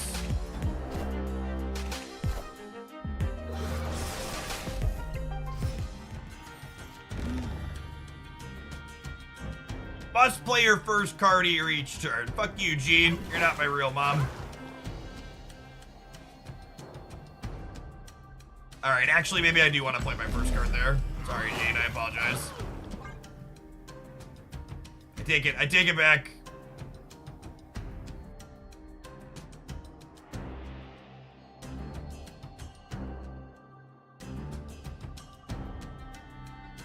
Sorry, Gene, we'll call you mommy. This Phoenix Force variant is kind of hot shit.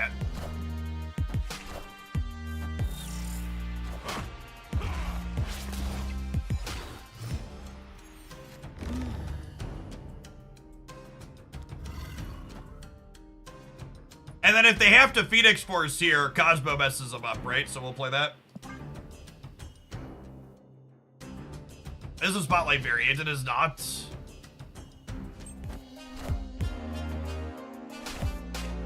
Oh, gamers. God, we're rude. God, we're rude. Things you love to see, it.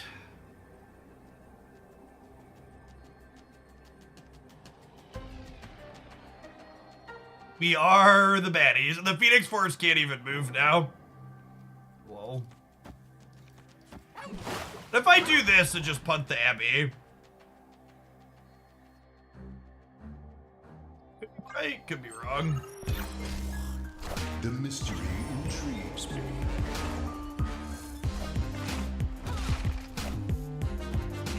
Ten in the middle? Alright, eked it out. Victory.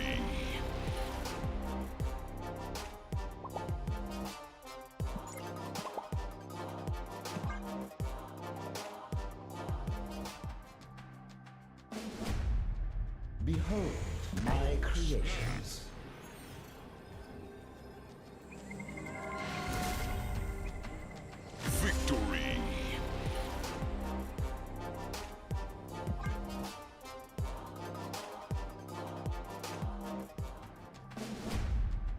Behold my creations.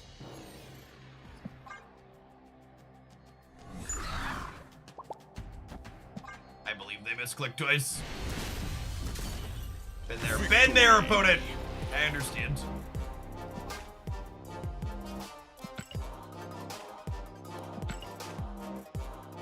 Me too.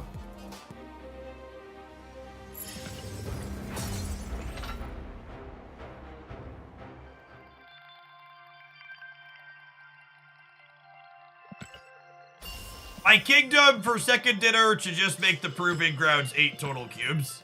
Save us all so much time and effort in our lives.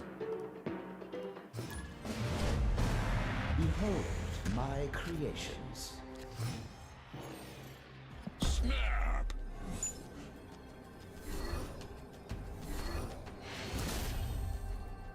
Victory. All right, Silver Surfer left because they lost their brood.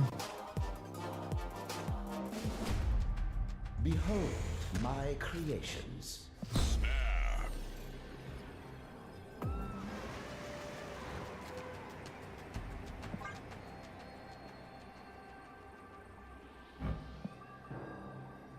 He's ready to start blasting chat.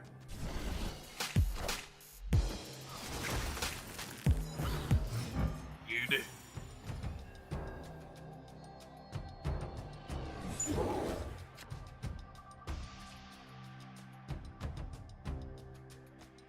That's a nice location for us. Let's Misty.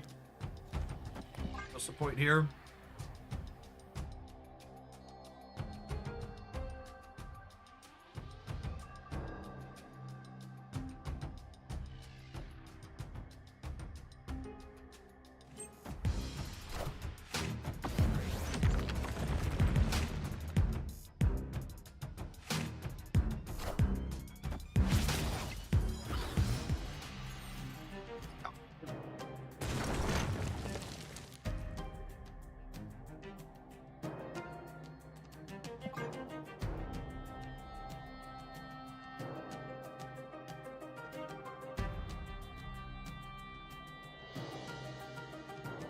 They sent Misty to die, yeah. Honestly, Quake's a card I should probably be thinking about more spots.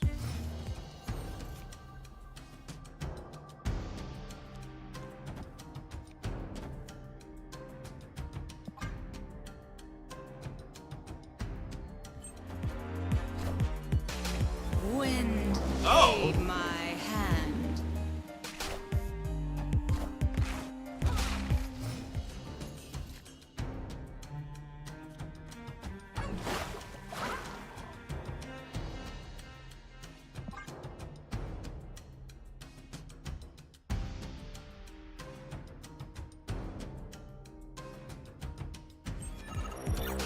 They're probably on Killmonger. I mean, obviously they're a Surfer deck and they could be, but Victory. I think the Iceman makes Killmonger less likely. I also think Killmonger's just like in a worse spot than it previously was post Kyria. Kyira, whatever her name is.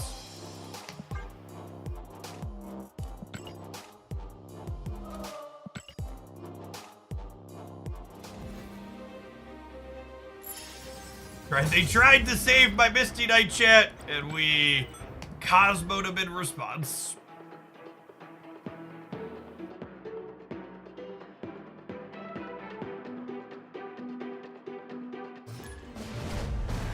Behold my creations.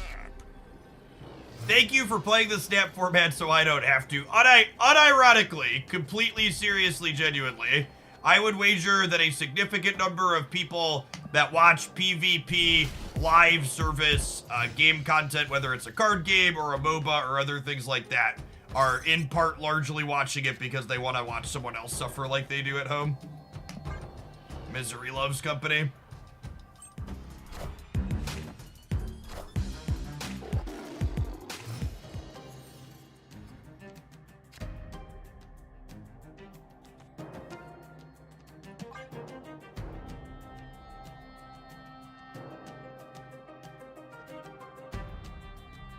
Oh, this mirror dimension could be a Clintar here.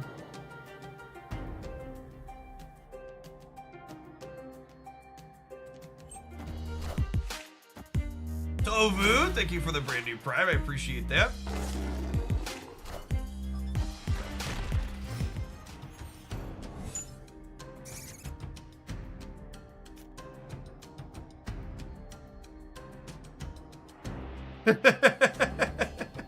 Well, shit.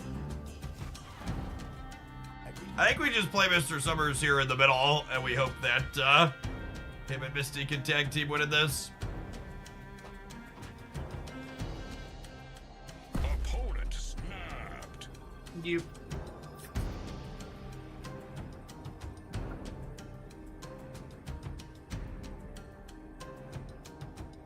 I'm gonna stay because it's the Proving Grounds.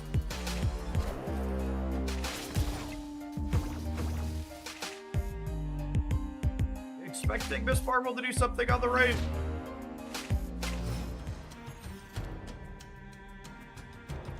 Ooh, that's a nice piece of candy.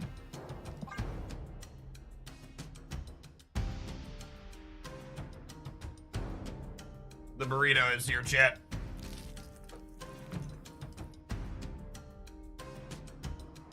My head for scale. Joke's on you! I left She-Hulk on top of my deck.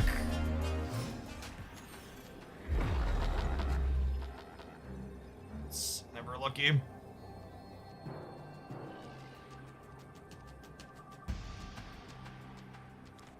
There's a world where this wins the game.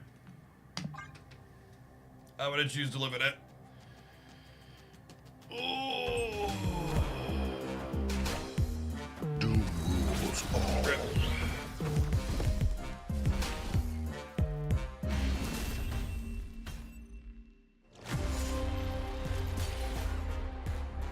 You know what's really sad? If we'd have top decked the She-Hulk, we actually would have won this game, huh?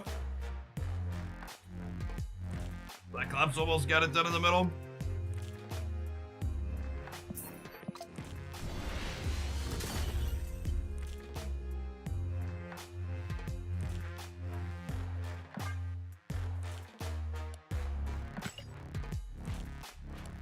We lost the game, but we're winning with the burritos, so call it a wash, surely.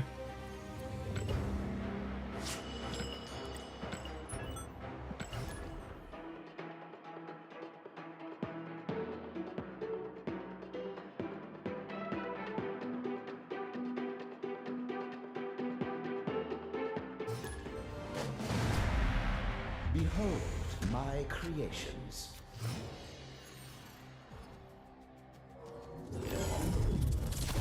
Opponent snapped.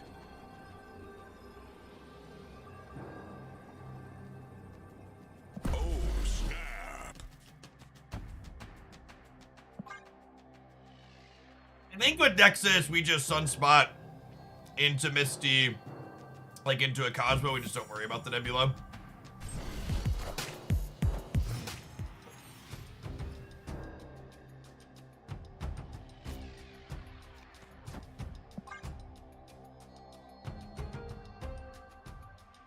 Yeah, a nice bowl of homemade guacamole here too, because I'm a millennial, chat.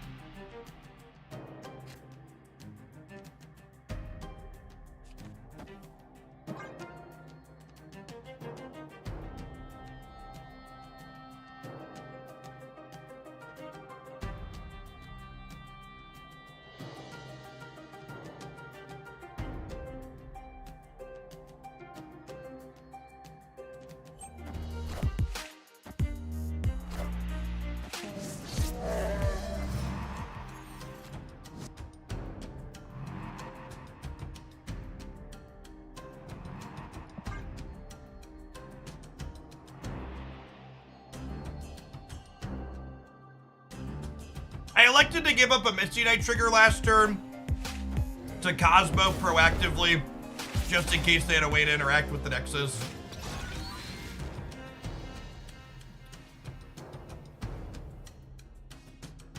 I think it's actually just pass again. Like, not a super exciting game, but we got an unlock here, basically.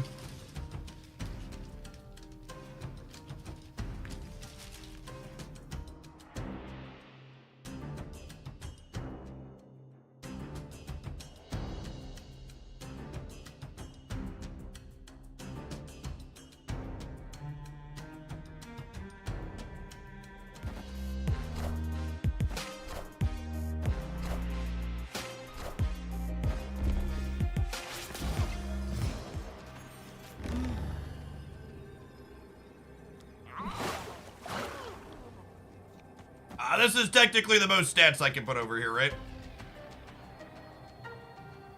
Ship it.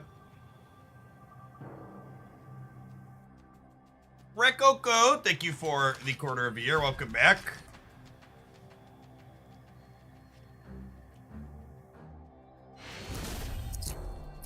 Victory.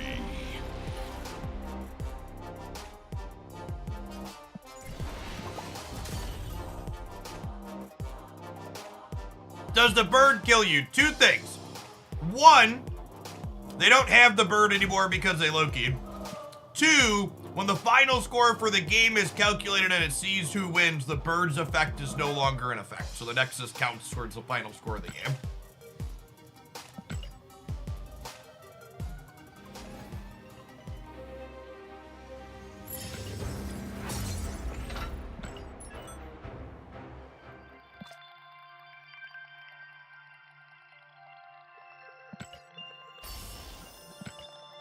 Yes, Quake could have gotten us, but they didn't have it, thankfully.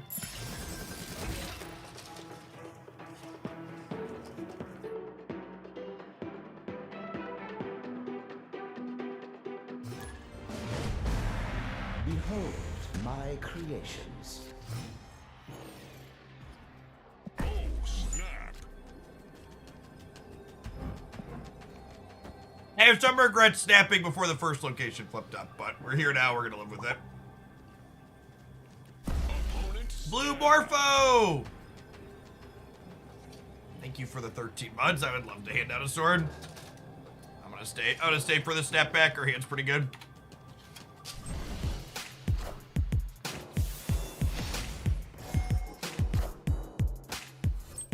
Honestly, having a random deck's probably better for us when Crimson Cosmos flips up. Still have a She-Hulk. What an easy game.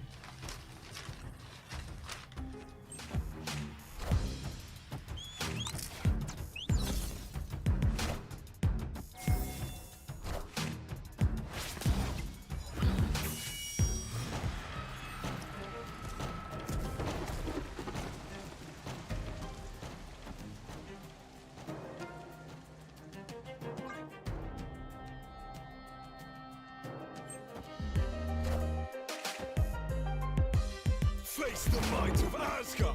Oh no, they're gonna destroy another one of the random cards in my deck.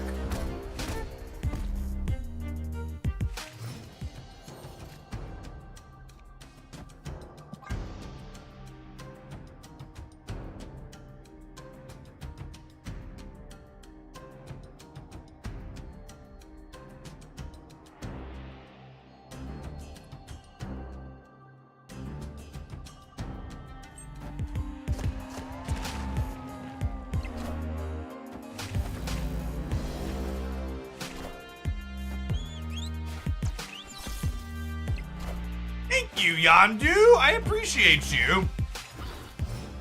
You're a good lad.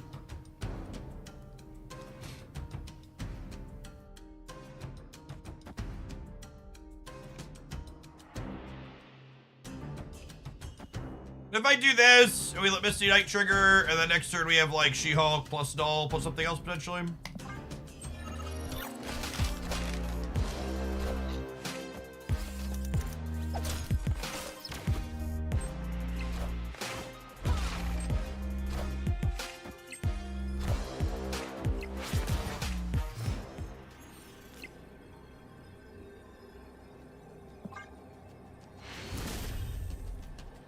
Victory.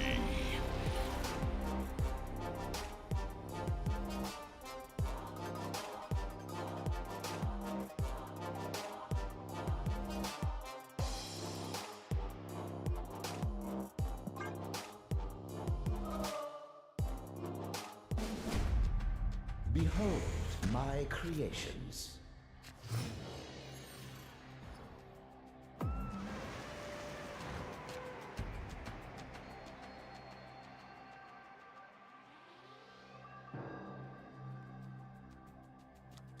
Snap.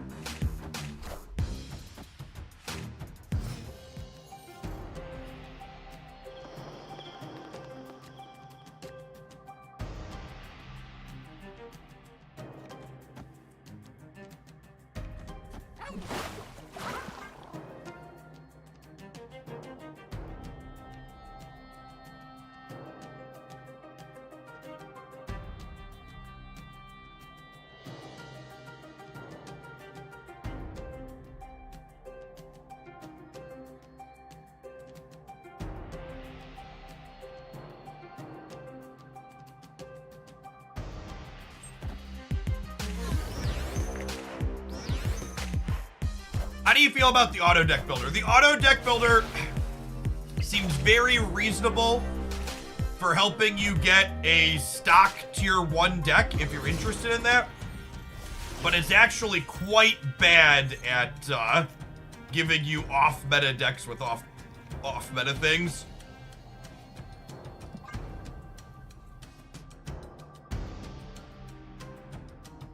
Like you load up a lot of like B and C tier cards, and like it just like takes that card and shoves it into an existing best deck that it doesn't belong in.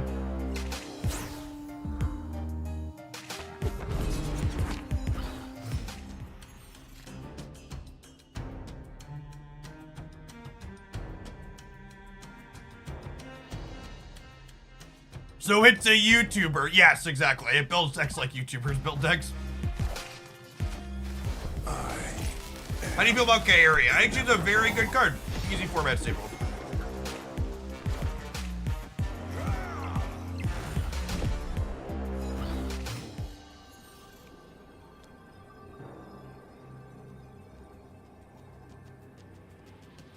Opponent snapped.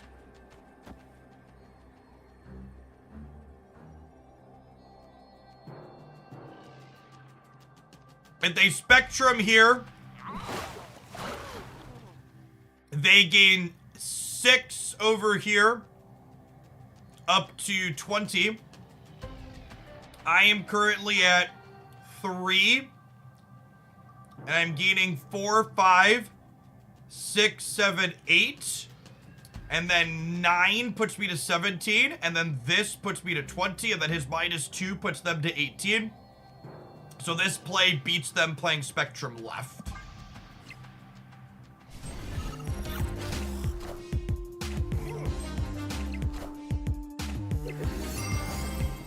I believe we beat that because we're soaking 2 in the center, right?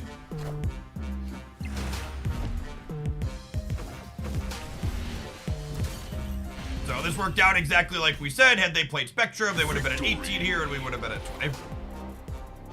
So their big snap there likely represented that. And then we also incidentally get to beat something like this.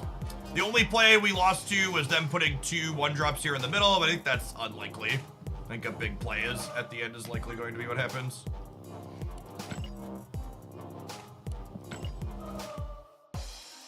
All right, gamers, it's about that time. We're gonna play some more of this deck because it seems fun. I'm gonna tap the add button. I'm gonna finish stuffing my face with what's left of this burrito. We're gonna play some more of this deck when we get back. Thanks for hanging out. Don't go anywhere.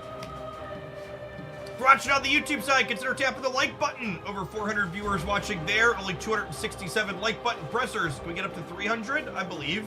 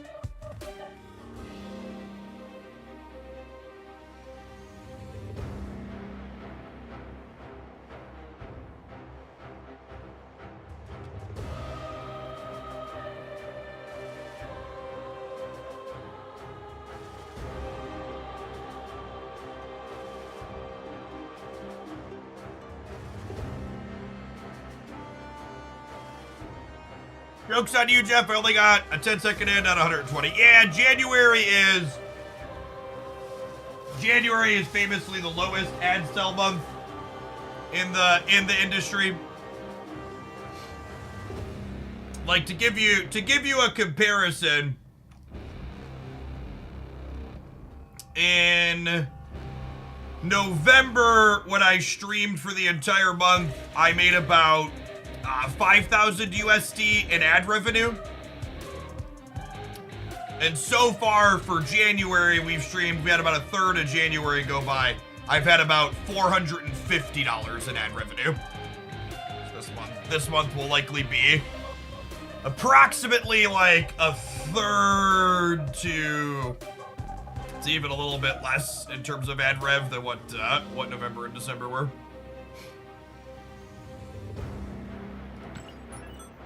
Just because the ad space won't be sold.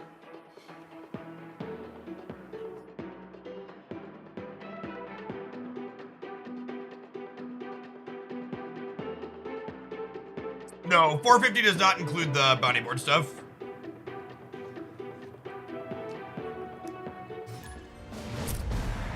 Behold my creations.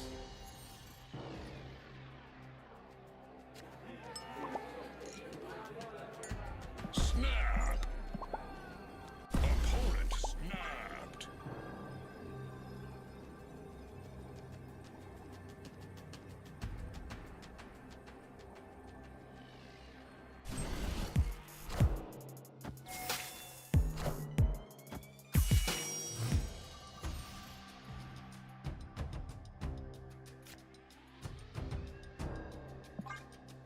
Hey, Xenogenetic, thank you for the brand new primer. I appreciate that. Welcome back.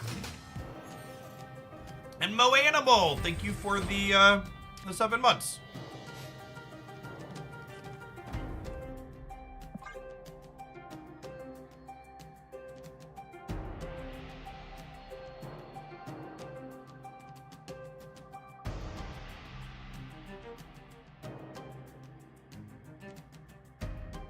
The sadness I get every time I load up the game and Infinity Hitstone hits the board first out. I mean, your mistake is waiting until you see the Infinity Stone hit the board to get sad.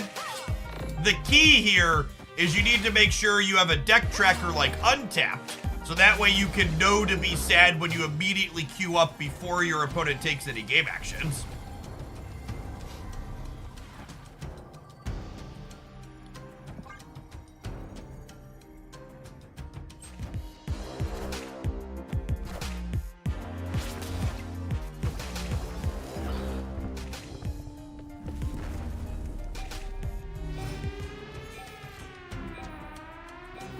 Oh, that's actually really good for us, though. So I get to do this, and then next turn I could go She-Hulk Rogue on the Soulstone. Goose definitely the best straw in our deck here.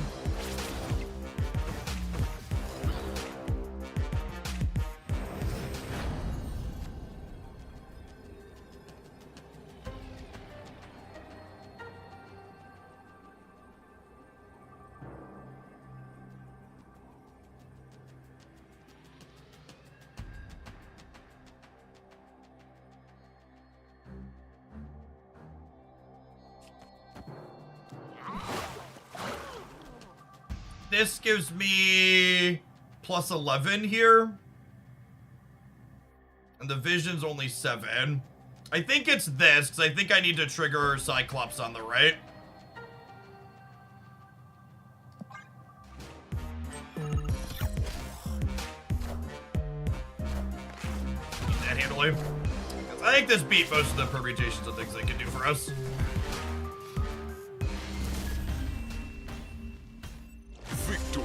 Goose was obviously just such an incredible draw. We needed Goose or Cosmo to draw on turn 5, so we can shut them out of Blob, I guess, in the center.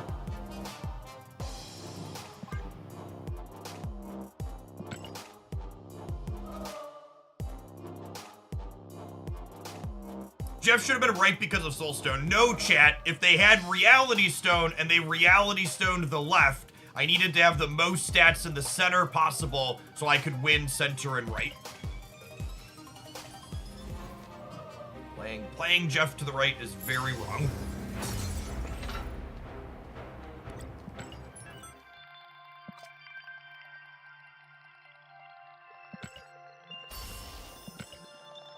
I think realistically I'm gonna wait to farm most of these gold tickets until after we get the patch on the 18th or the OT on the 18th. I don't really feel like sweating with the state of this current format.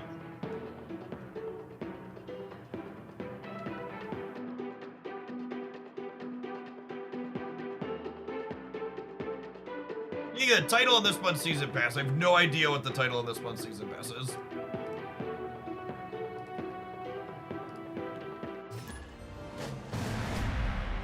Behold my creations. Any of our one drops. Any of our one drops.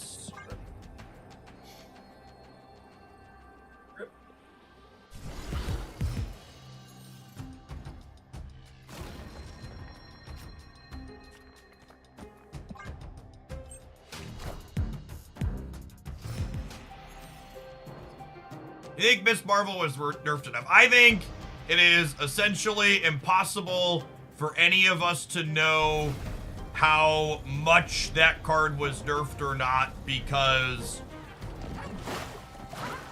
we are currently living in a metagame that's dominated by other things.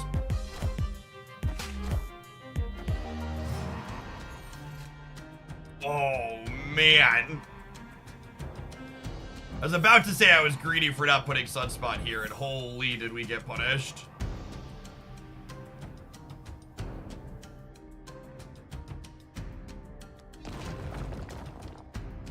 I don't need to draw any more meaningful cards this game, right? So I'm gonna play Gene in the center here.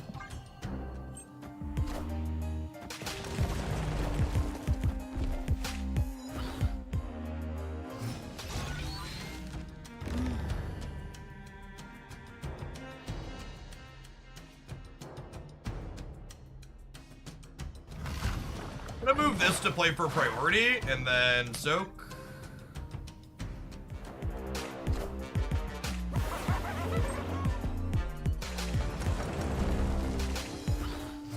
And we're dead to Galactus. Great. Does the Wolverine flips over and they go to 9 and I'm only going to 8.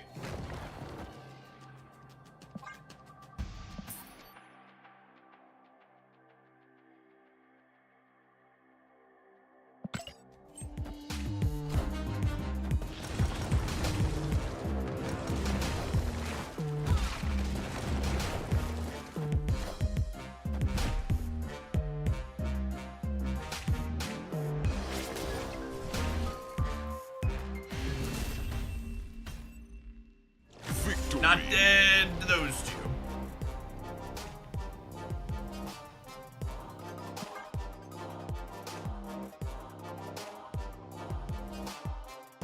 Is our Galactus gaming opponent going to sweat the Proving Grounds? We have Goose and Cosmos. This matchup should be fine for us, but...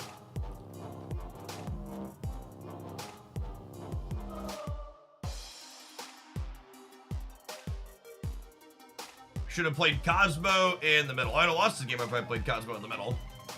Unless you're saying I should have played Cosmo in the middle on 5. I had no idea they were Galactus on 5. Behold my creations. Obviously, we'll think about that moving forward, but... the opponent's playing like classic Galactus, for lack of a better term. Yeah, Galactus gamer sweating is, fits the profile to a T.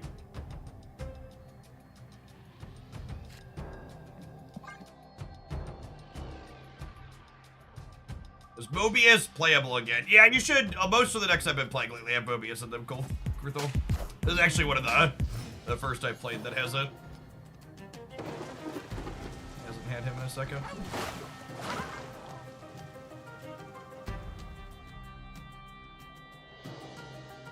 The Gene's actually pretty good into Galactus too, huh?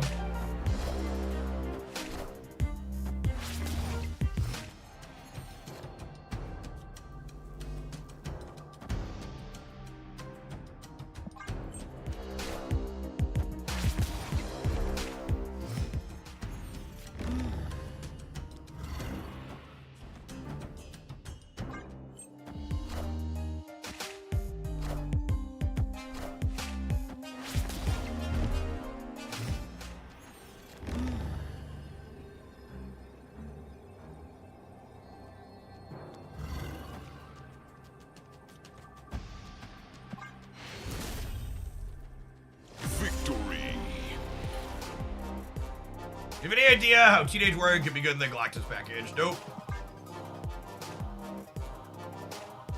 The opponent's deck list has some similarities to like the old Galactus when it was a 6-2 and 6-3, but the style of Galactus build hasn't been good in a really long time. And it never played Teenage Warhead back in the day. The good builds of Galactus today are ones that are playing things like Professor X. This Jean Grey's format to shine. I think Jean Grey is a legitimately good Marvel Snap card at the moment, yes.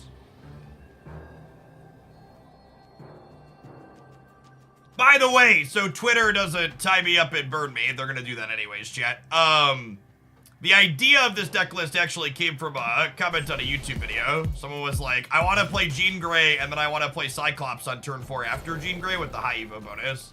And I was like, that sounds both flavorful and fantastic, so let's give it a go.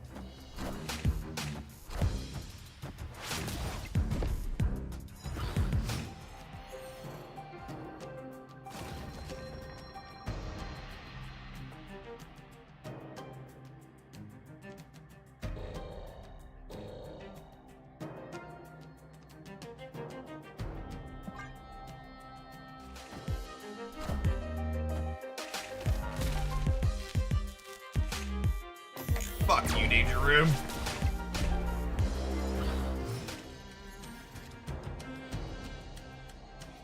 What asshole location.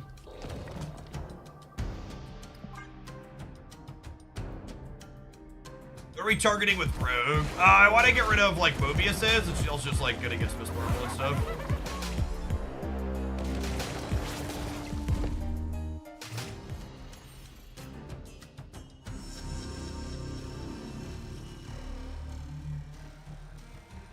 Oh, and I almost said now we get to flip a coin against what's his name. But we actually don't get to flip a coin, right? Because they have Daredevil. That's not an annoying spot. We're just dead if they have it. Which they step back, so I assume they have it.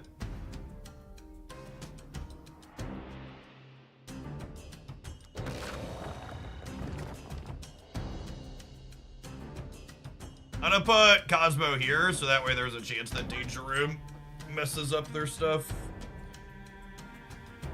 Jug and Pray. I can't. None of the cards I play do anything, chat. Literally don't have cards with text.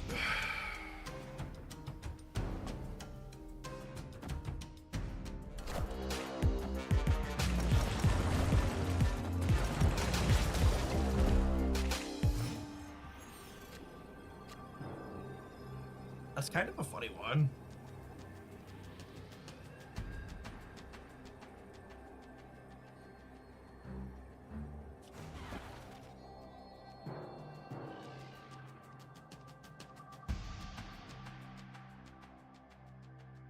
Only +5 here, right?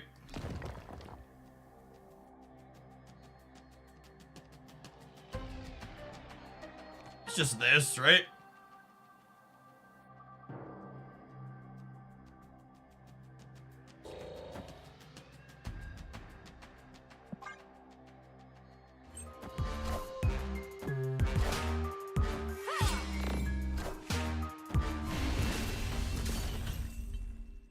Victory.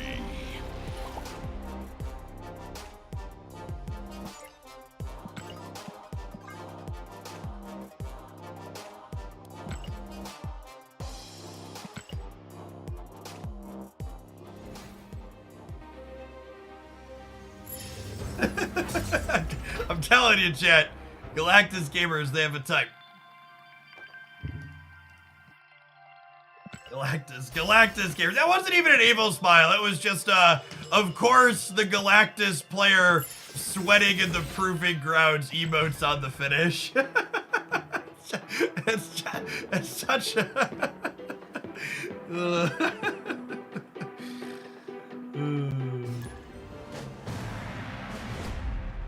Behold my I think this deck could use a power output on turn 6, like Maximus or Gladiator. There's just nothing you could cut. You'd have to cut, like, Rogue, I think, is, like, the only slot I could reasonably cut from the deck. Opponent snap.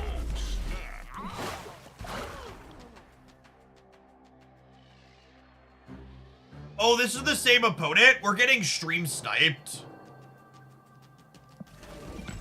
They're Q sniping us.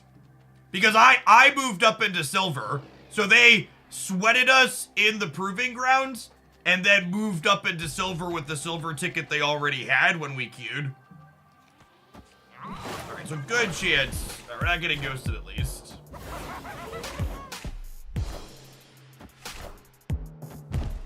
Locked in already.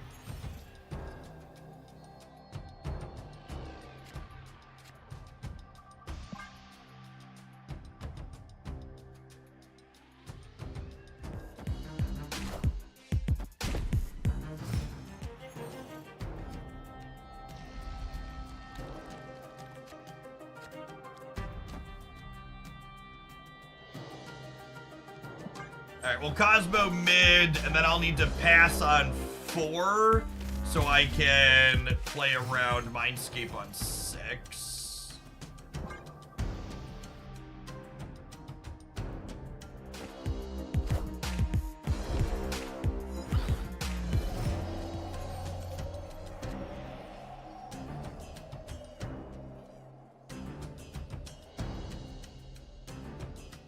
I think it's like this, right?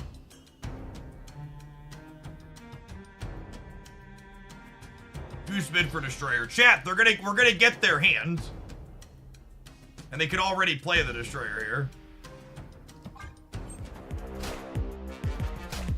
Like, good Destroyer left, I suppose. Yeah. That's how they can play multiple cards.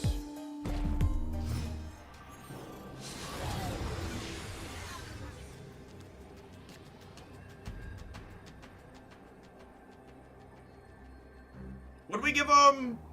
Cosmo and High Evolutionary? A Misty. We give a Misty High Evolutionary. This adds 8, 9 on the left. And there's no way they're adding 10 over here.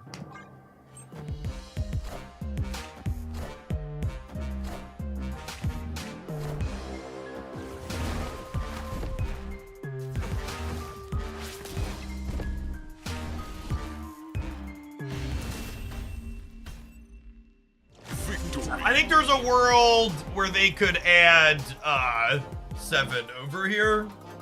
I don't think I need 3 more over here with how much we're adding.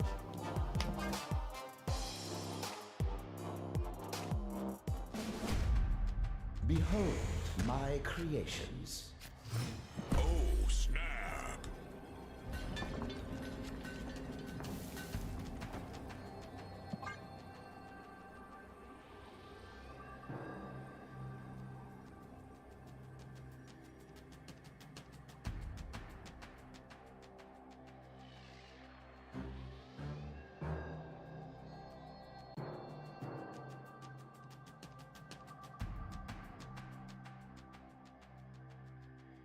Or are they gonna rope us now too? Oh god, chat, they're so angry.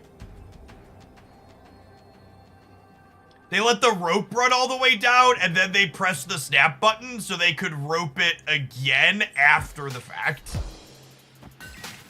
What a classy human.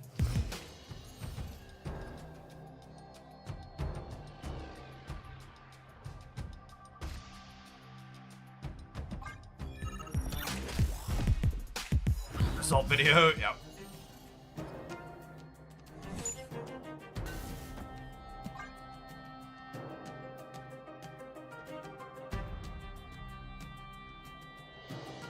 Yep, G left.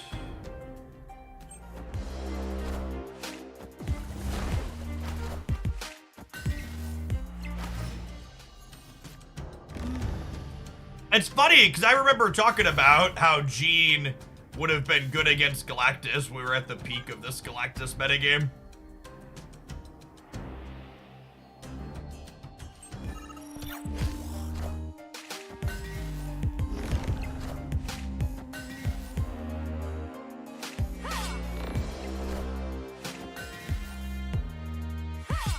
For playing the rock out.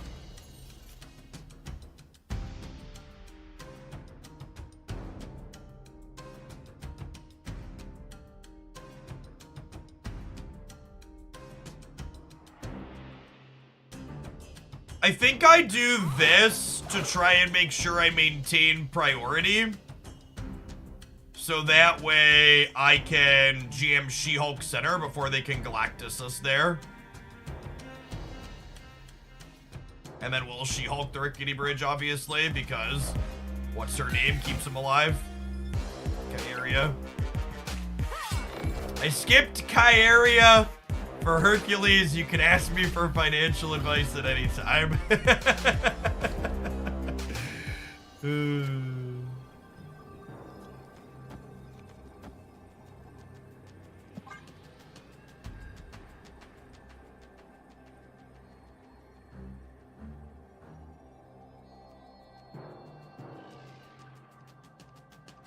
Our decks felt cohesive. We've had a good game plan of the games that we've played.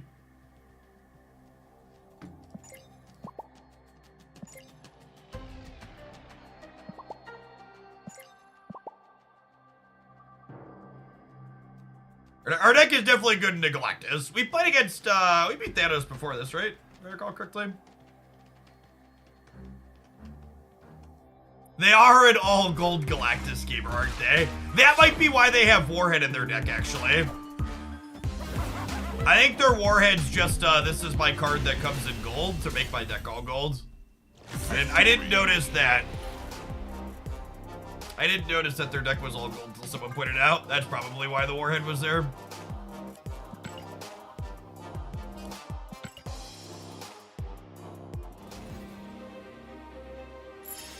Feels like this deck dies when we can't draw She-Hulk. Twitch chat fucking take.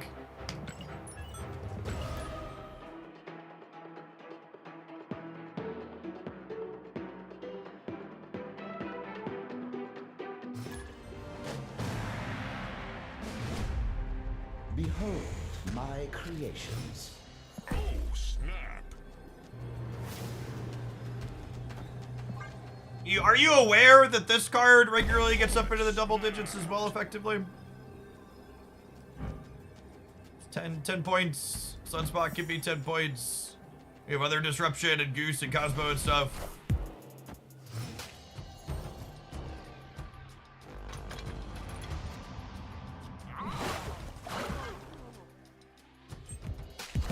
I should play this off to the right in case this is like Isle or something. Better.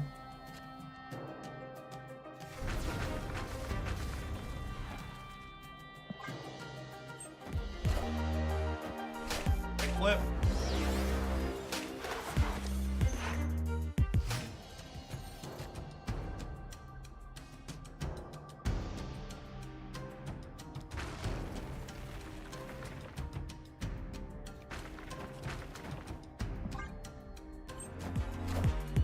I think I want to increase the odds that we pull She-Hulk and Cosmo, so I'm not going to play Nebula into the Vibranium Mines here. If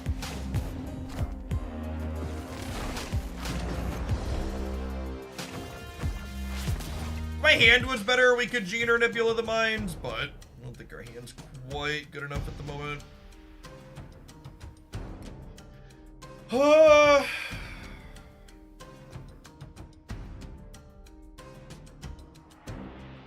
Just gonna Kyaria and pass. Kyaria and soak.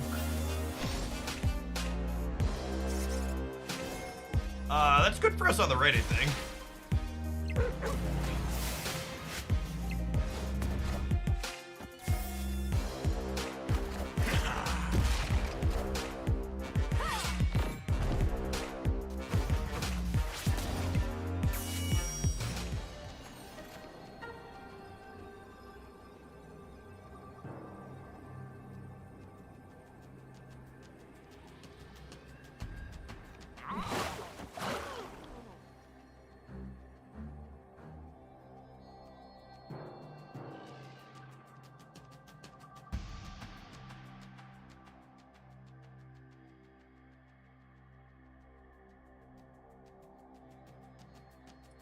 End up short here, right?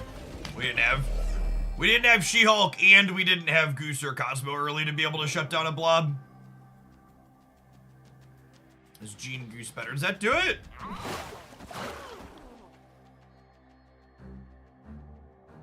That wins here. We'd have to have Misty Knights hit over here. Fuck it.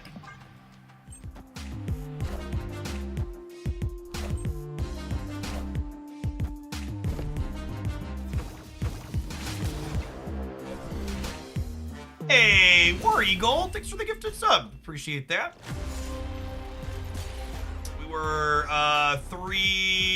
30% there, 3 out of 10.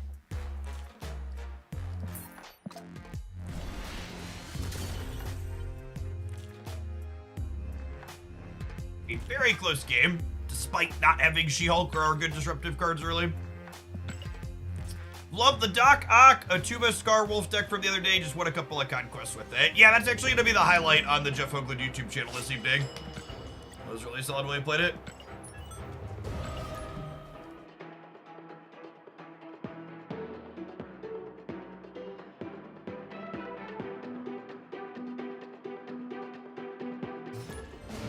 And I read a lot of clickbait in the Marvel Snap parts of the internet, but Kingpin is cracked now. Might take the cake for biggest one I've seen recently. Oh, snap. Opponent snapped. I want to live in that world too. Maybe they're just a dreamer. Have we done a Kingpin deck? Yeah, we did a Kingpin deck earlier. Was it good enough for highlight? There was a Kingpin deck that was good enough for a secondary channel highlight. Solid, like, that's probably like a B-, maybe a C+. Going on, Gooby Snack. Thank you for the quarter of a year. Welcome back. They're talking about Vincent D'Oniro's portrayal of the Kingpin. That makes sense. It's all just so true.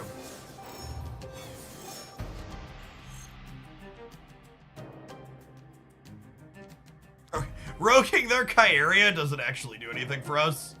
I don't have any ways to blow their stuff up.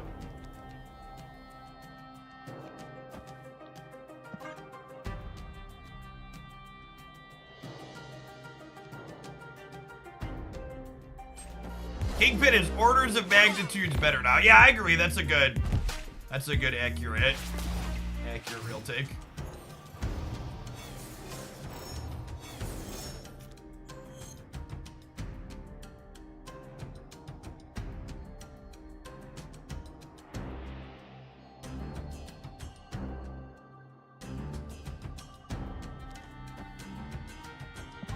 Cosmo here, and then we need to Goose here, ideally.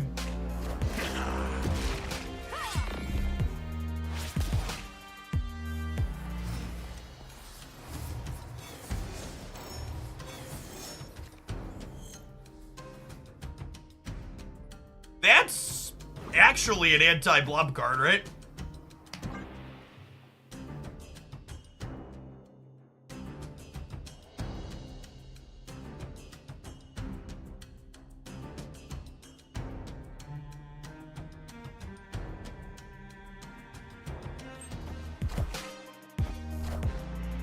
Yeah, it's anti-Atuba if Atuba goes right as well.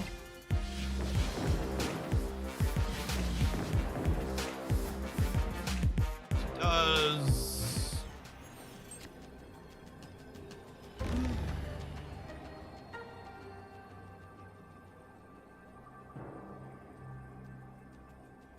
Fortunately, I didn't. I drew literally the only card in my deck that didn't let me play Rogue and Soak in the middle.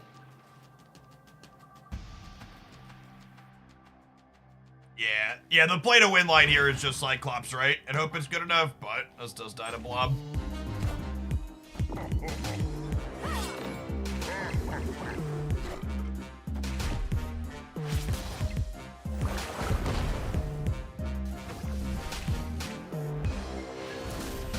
Like, I just like to highlight this game for just half a second, because one of the fixes for Blob that gets thrown around a lot is what if he only ate 3 to 4 cards? And it's just like, this Blob ate a 3 and a 0 and was still 21 fucking points. Just like, only eating 3, I don't think it's a reasonable fix. It's still way too big so much of the time.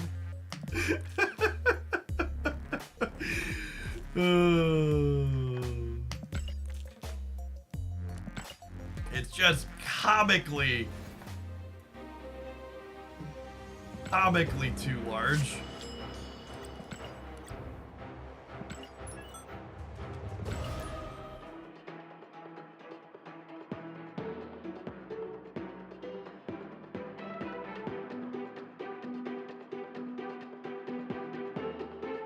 All right, I'm gonna go on this little rant here, and we're gonna clip it so I can just give this rant to people in the future. I'm so tired of hearing this fucking stupid take on Blob.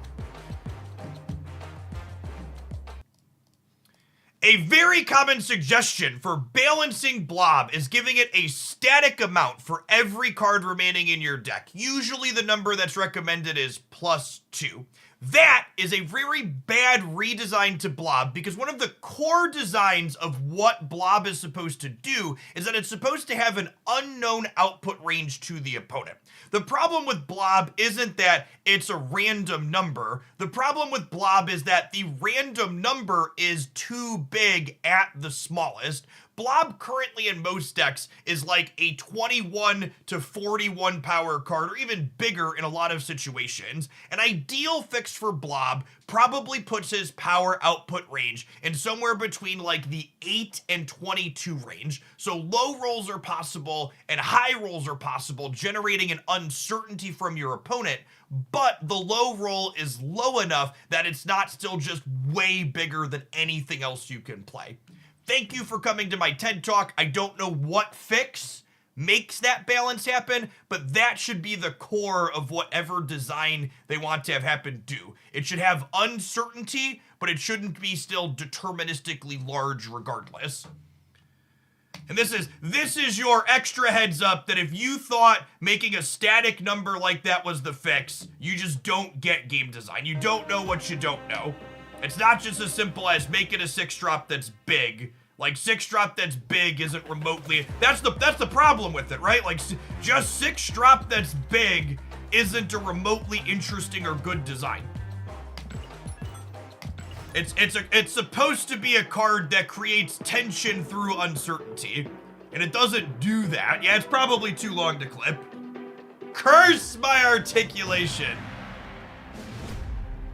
Behold my creations. If anybody else wants to pipe up and let me know you think you know how to fix Blob when you don't, let me know and we'll ban you in chat. If you think you're good at game design, Second Dinner is hiring a bunch of people. Go apply, and I'll formally apologize if they hire you.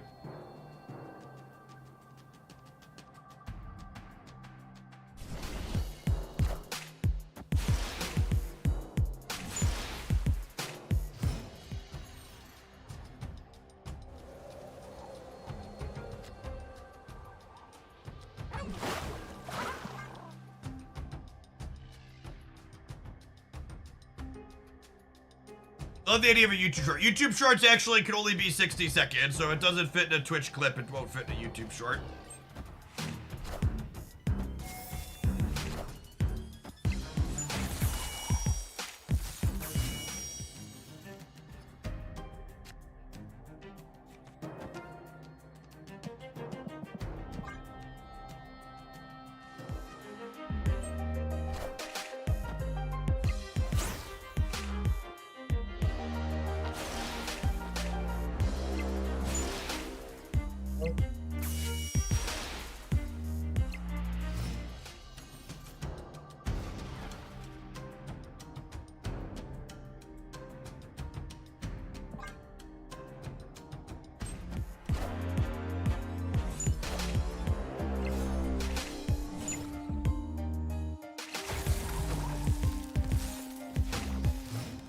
And now they'll stat me because they have turn 5 Blob.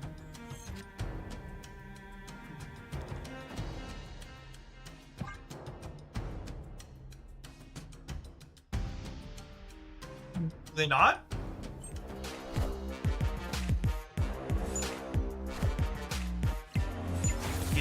Anto. Rip.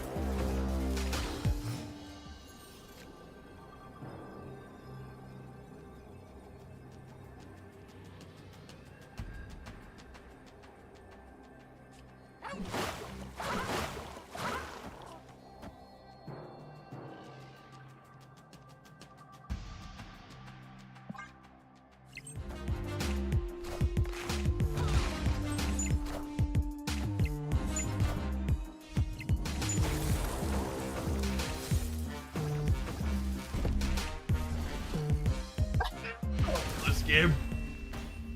Lost it by 1 on the Jotunheim.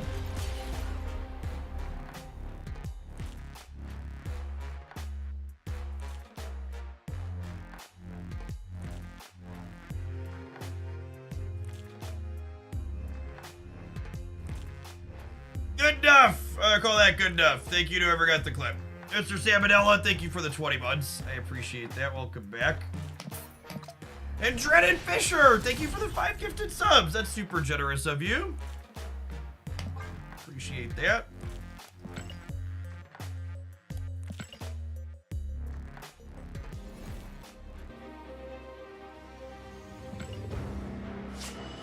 Doesn't leaving one Jeff on the right win us the game there? No. That would let the She-Hulk potentially go middle. And we were tied on the left, so it was a tiebreaker regardless.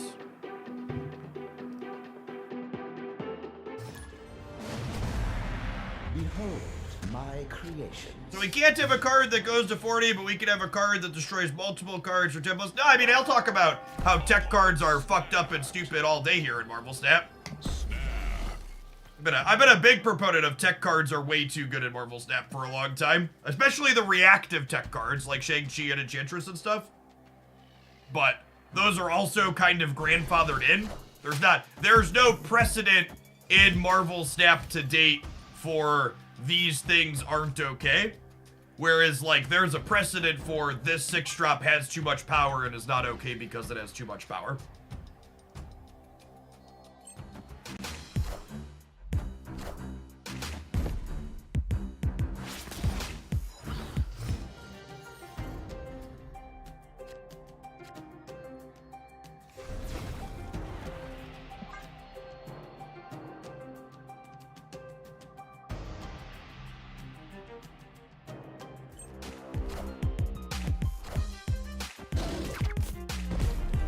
Kyrie on the top half of our deck, and we have lost the game. Gil's Batman. Welcome to the party, love.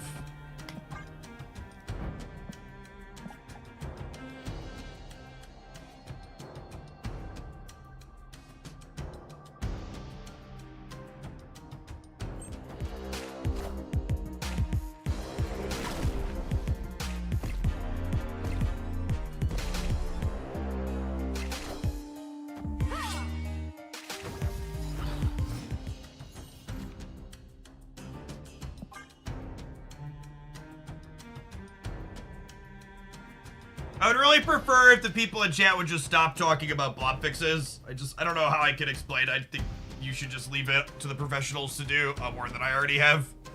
Just please, stop inflicting them on me.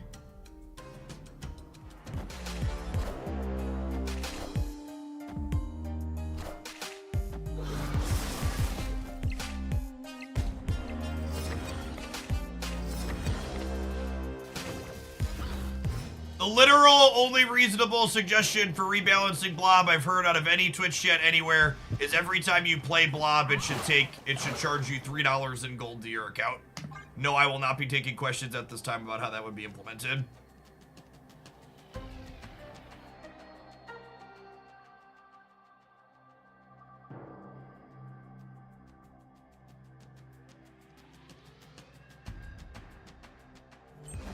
You should gift $3 in gold to your opponent. I think this is the only fix we can all agree on would make everybody happy.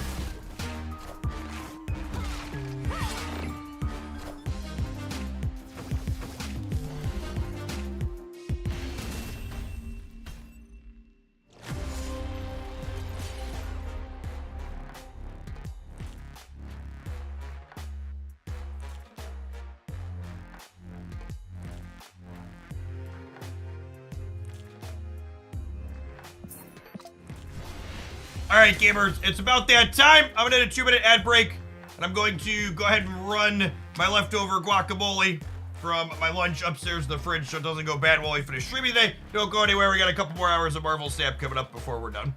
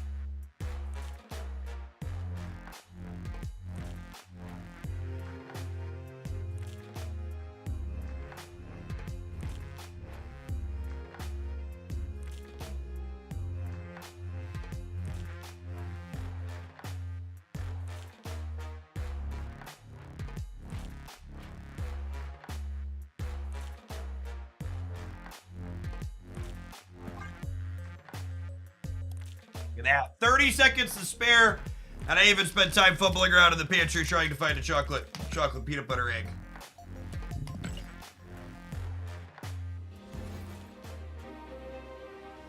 Getting away from me. Did I have another deck we hadn't played it today? Oh, the Celine Bounce deck. Let's play some of this.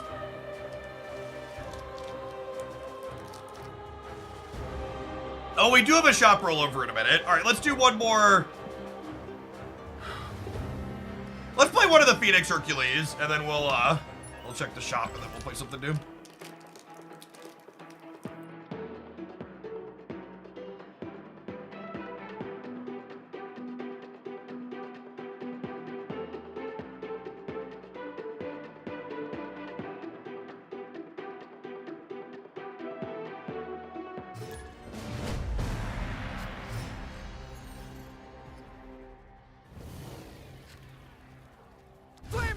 Snap. Opponent snapped.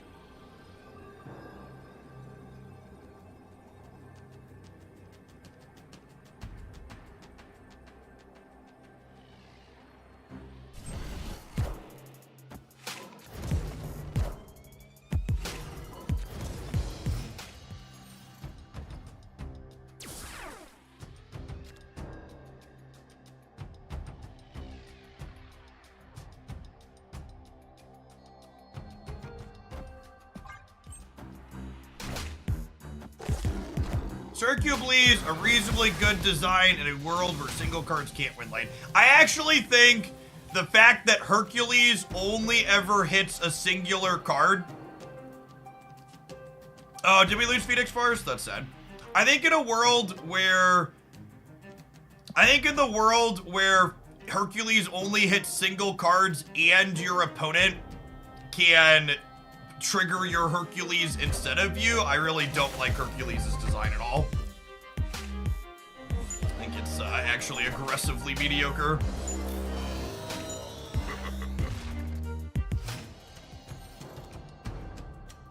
I mentioned this on the Twitters, but I really wish Second Dinner would take some risks with designs that aren't fucked up 6-drops. Like, I really don't understand why we have to, like, put first time per turn on a card like this. Like, is it even broken if he could hit everything that moved into his lane every turn? As a low floor and this weird built-in safety valve is exactly correct. I'm gonna do this, that way if we draw Ghost Spider next turn, we can do stuff.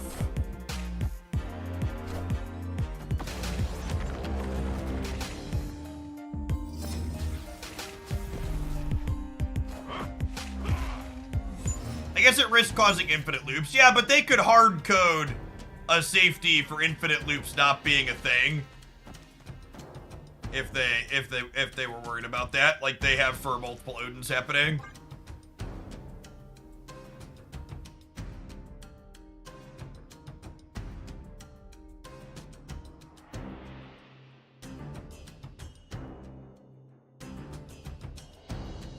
But I mean, like, even order for Ghost Spider. Yeah, good shout. Even what's his name? Like, I saw someone post on Twitter, I think it was Regis, that I agreed with it, that Hercules is the worst new card to release since Spider-Man 2099 released. And it's just like, that's another good example of just like, they were super conservative with the design of a move card. Right? It's like, why can't we take risks ever and give this archetype potentially powerful cards? And then, you know, if they are too good, you rein them in 4 months later like Blob. Sorry, when did Blob release? I'm so jaded compared to other games. I'm just used to Marvel stamp balancing things faster. When did Blob release? He's only been out for like a month, right? It's only been out for a month. December 5th? Yeah. No, yeah, it wasn't the first week of the month. It was the second week, right? It's been barely a month. We just have like a golden spoon in our mouth while we're complaining. All right, we got 10 seconds till the shop rollover.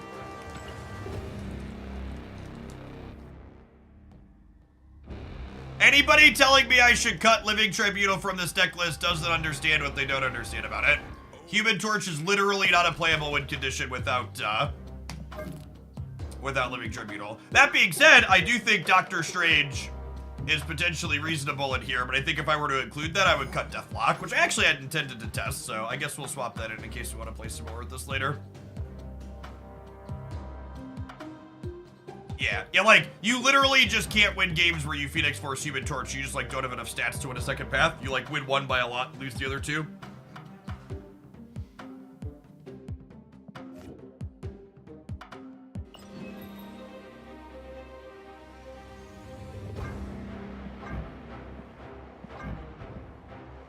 Does this get me my, Iron Man variant?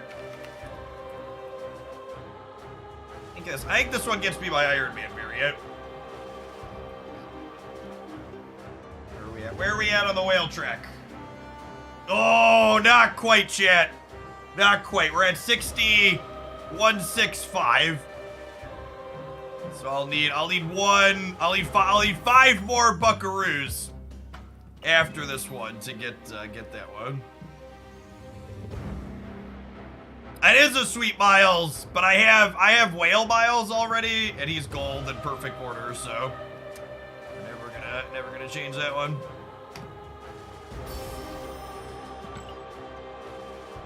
DMS, thank you for the 5 years. Is that a lower price point than the data mine? I don't remember. I would like to think the economist at Second Dinner pricing these things took it to heart when I said that I auto buy any bundle that's better cash to gold ratio than the normal shop. I think me saying that might have them price testing some of these to see how many other people also fit that description. I don't think it's a mistake that I called that. I don't think it's a coincidence that I called that out and that we've had more of those. Dude, Theory, thank you for the gifted sub. Appreciate that.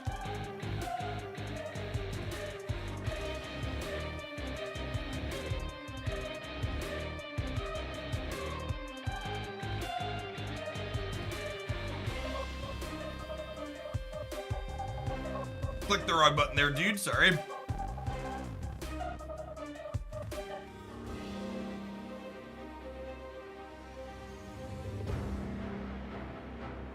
The difference from the data mine on stamp zones is an extra gold ticket. Okay, either way, this is still a good rate. 4,000 gold is normally 50 bucks. So we'll buy that. We'll buy that later. I was gonna stop and buy it midstream if it got me my Iron Man variant, but no, I'll just buy it off stream later. All right, I actually lied. We're gonna play We'll play the Selene bounce deck eventually, but I actually want to play some more Phoenix Hercules. Let's do that for a bit. This location is gross. I would never know because I don't play feature locations, chat. Big brain. The big brain play is just ignore the feature locations. Opponent snapped.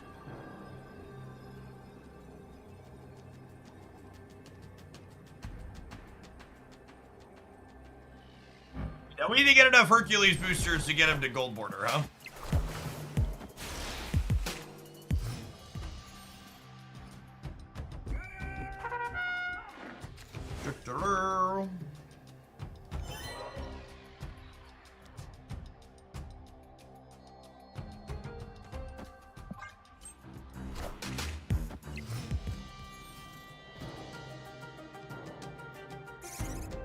Rip. Rip.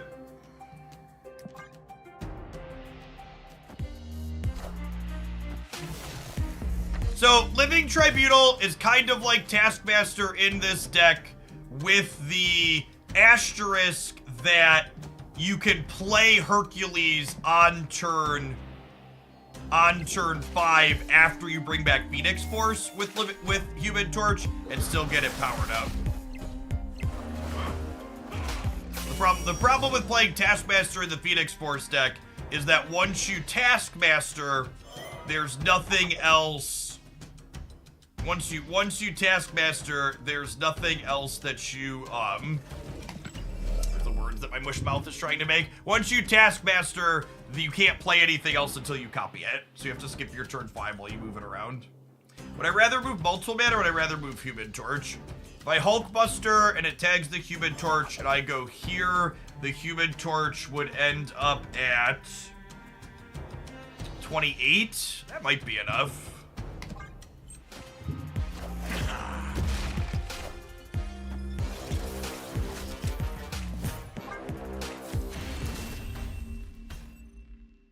Escaped. Oh, clicked the wrong button. Apologies, opponent.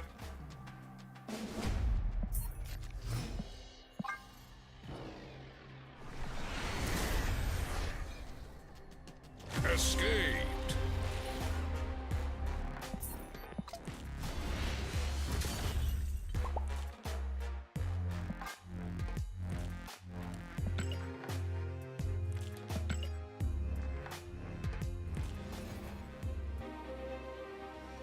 Was the Whales Mile the nullified one? Yes. Yeah, it was the Whales Mile. Nullified Miles was the top of the spending track variant for last month.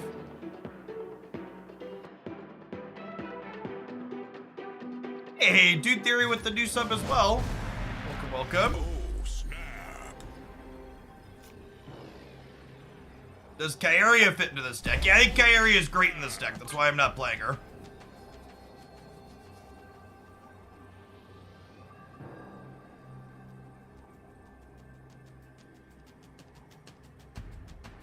How'd the Surfer deck feel earlier? It felt worse than the other Goose Echo decks I've played recently, B-Knight.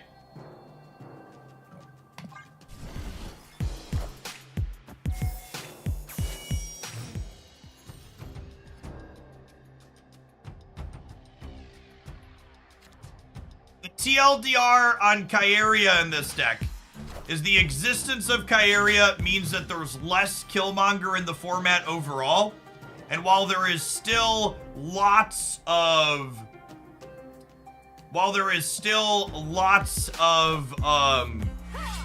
what's it called in the deck, Shadow King and Shang-Chi, our Human Torch can move around the board to tentatively dodge those.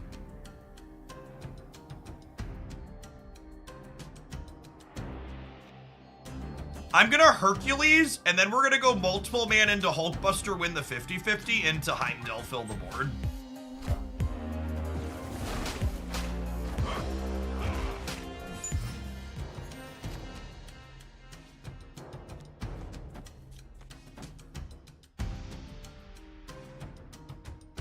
Maybe I should have not. I guess the Hercules left doesn't really accomplish anything for us, though, huh? That was wrong. Conquest, or you match with others at the same track level, i.e. first round to silver. You'll never be paired across Conquests, i.e. you'll always get someone in silver when you're playing silver. But you're not necessarily guaranteed to get someone at the exact same stage as you. It tries to get you at people at the same stage, but it's not a guarantee. It prioritizes being fast.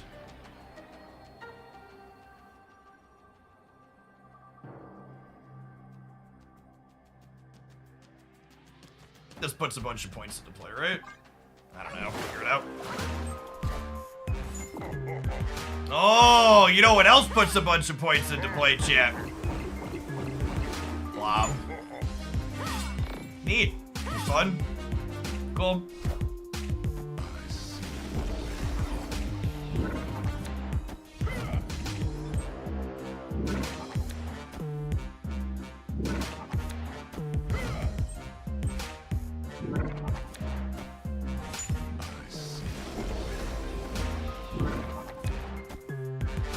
You know, this, again, it really hammers home how this style of deck that's looking to just, like, make kind of reasonable numbers has been power crept out of the format by Blob existing. Like, we did kind of a neat, reasonable, sweet thing. We made 25, 20, and 27, but they just had a 643. So, like, we jumped through a bunch of hoops, and they just played a 6-drop. And their just play a 6-drop was much bigger.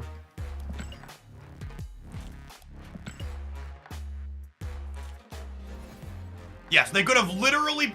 In fact, if they would have skipped every single other turn, their blob would have been larger. Because they would have capped their hand size.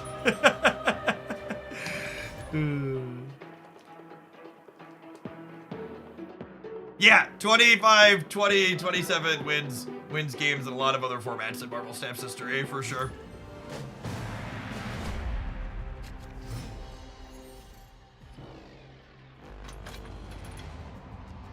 So, we always talk about the question, you know, how did Blob get through testing? And I think there's one thing that's very telling about how Second Dinner's testing with Blob went internally. From the data mines, we know that Blob was adjusted from 3 base power to 4 base power before he was released. And there's only one possible singular explanation for that being a change worth making for that card. And that explanation is they made that change because they thought Shadow King was keeping him in check. And that he was having a hard time with Shadow King. To all the people in chat, honestly, I'm gonna issue some timeouts because it's kinda disrespectful. But like, the idea that they explicitly don't test is just such nonsense. Like, I think it should have been more obvious, and Blob's one of the things that should have been harder for them to miss. But the idea that they literally don't test the cards in the game is just very, very silly. Oh, you know what? Maybe I should have Hulkbustered last turn, Hercules this turn, and then Heimdall on the last. That might have actually done it. What's your recommended way to acquire cards the fastest? Take your credit card and swipe it until it's practically warm.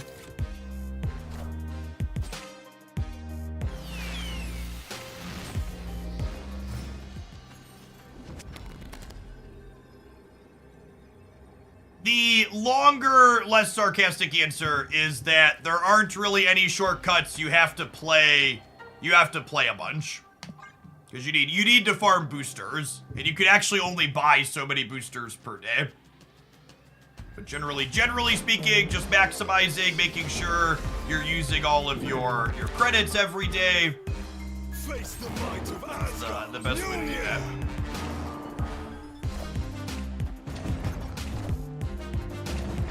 Alright, if this hits a Vibranium like it statistically should, we win the game. Kyria will also do Pig.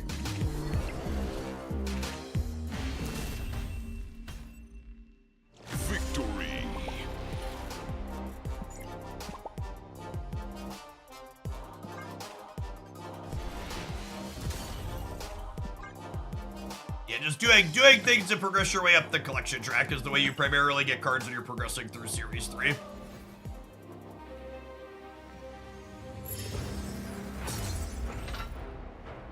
We beat a Blob. Technically, yes.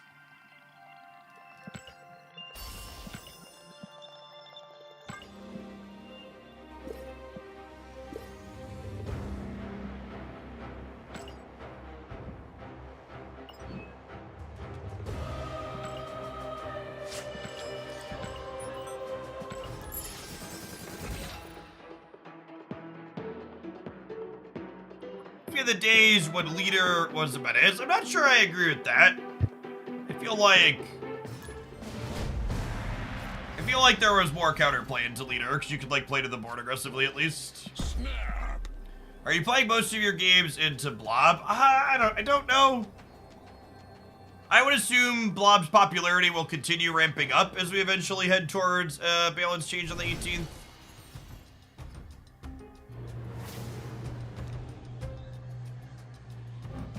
It's so terrible for us.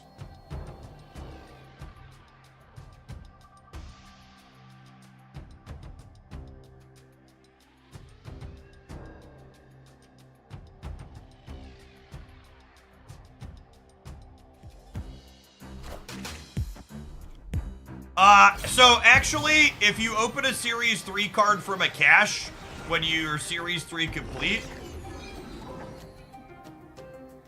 Oh, this is the new location people are talking about, right? Yeah, this one doesn't generate Agatha. For reference.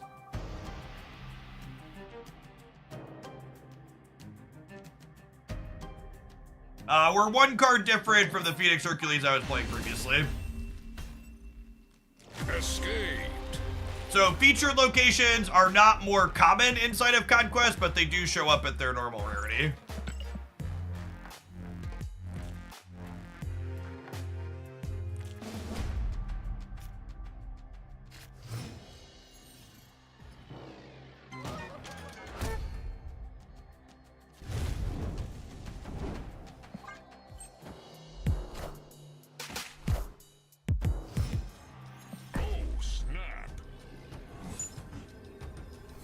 Leader copies Blob after he eats if you're going second. Yeah, it depends on priority.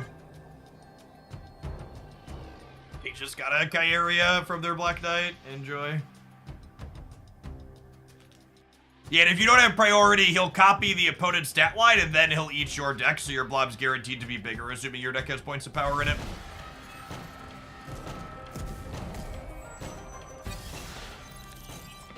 Alright, so they know we have a Heimdall. They have a Scar. That's a Phoenix Force.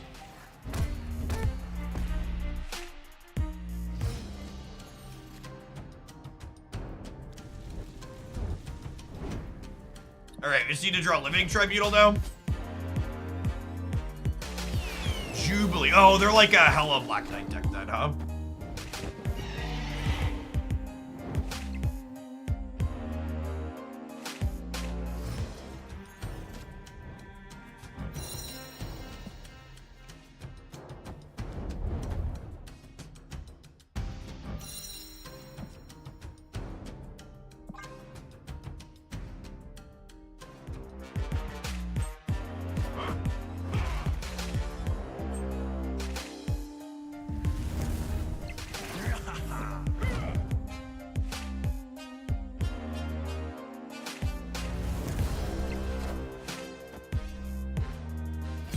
You're saying collection caches give tokens instead of Series 3. Yes, if at any point you would open a Series 3 card and you're Series 3 complete, you will instead get a...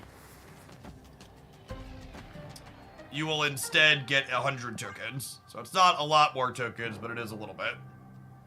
Alright, so our Human Torch with... Oh no! Oh no, I messed up. We probably could have won this, but I forgot. I forgot that Hercules is only once per turn. I'm dumb. I was like, we're gonna move it, he's gonna hit, we're gonna pull it back, he's gonna hit. I just like, my brain even shortcuts to what this card should fucking do instead of the terrible card that it is. muscle memory autopilot.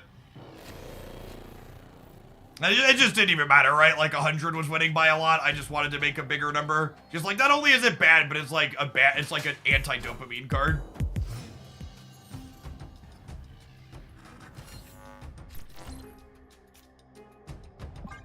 Opponent snapped. Snap.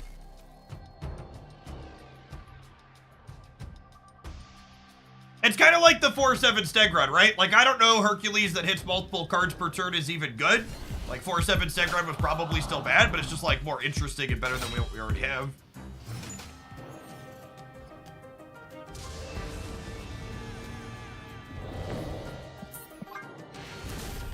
Alright, I'm gonna give this one more shot to pop off, and then we'll switch to a deck that's more consistent.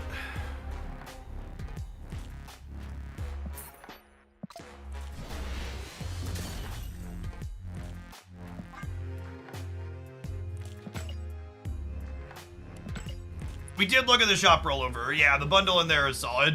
I'm gonna buy that off stream tonight.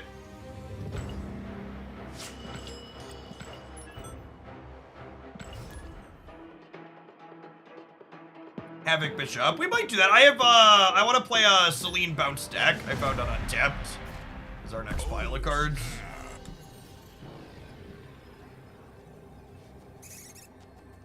Opponent snapped. Fucking squirrels. Escaped. You know what? I'm gonna play a gold conquest and let this see how far it can get. Only snap and retreat appropriately. Is Man Thing worthy of 3K? No. The thing you have to ask yourself about the current format for if a card is competitive is, does that card regularly make 30 plus points worth of power? If not, it's probably not a big enough swing. Man Thing is like a small edges, good value card that's exactly the type of thing that Blob power creeps out of the format. Yeah, the Pixie data mine is wild. My video on the YouTube channel tomorrow morning, Thursday morning, will be a full review with my thoughts on the February and March data mines. So if you're interested in my thoughts on upcoming cards, be sure to check out the YouTube tomorrow.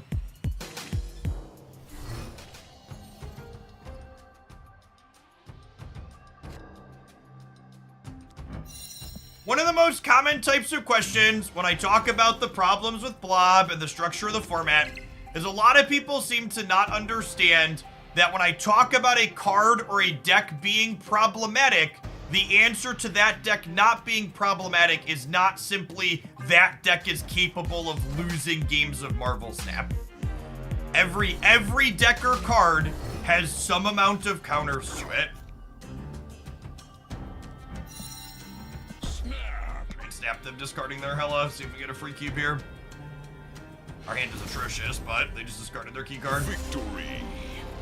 The way card games and meta games and stuff like that work, it's never as simple as...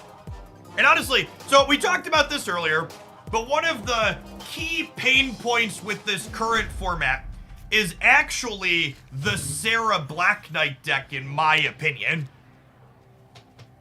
And I say that because as someone who's been brewing into these Blob decks for a month now, most of the decks that were previously competitive into the Blob and the Prison Lockout decks really struggle against the Sarah Zabu Black Knight decks. And that's the tough part about building an anti-meta deck in a format where, you know, Blob is popular, but it's still probably only 25 to 30% of my games. Even if I'm 80 or 90% into Blob, which you're not. A deck that has a good Blob matchup's like 60, 65% tops. Even if you're really good into that style of deck, you still also have to not be dead to the other 70% of the field, right?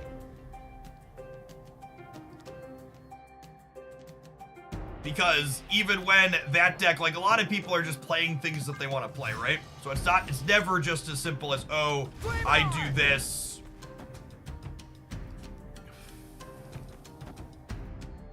Yeah, this is fine, is it?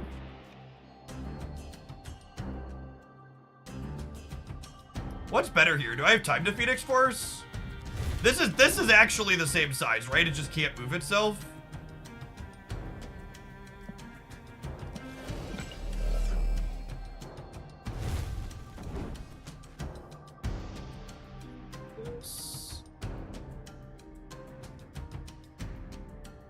Yeah, we'll do this, and then next turn we can go Phoenix Force into pull it with Ghost. Rip. Drax, thank you for the gifted sub. Appreciate that.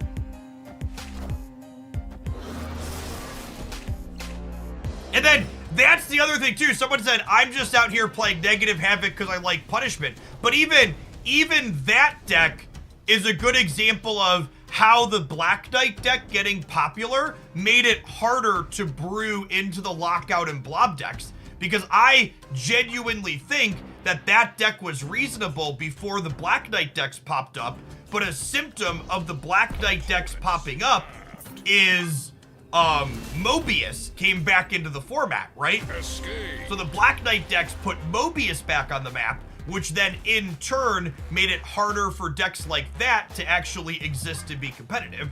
So it's like all of those types of considerations that make it constrict what you could actually play as you get pincered between these two incredibly strong things. Yes, Mobius is a legitimately good Marvel Staff card at the moment. It's very, very good into a lot of things. With the Premier deck, it's good into being that Black Knight deck.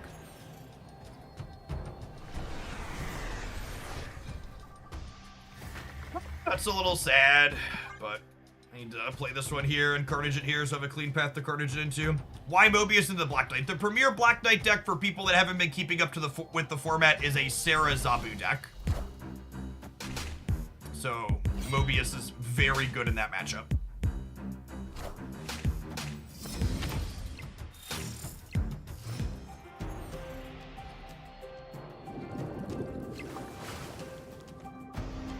Lee?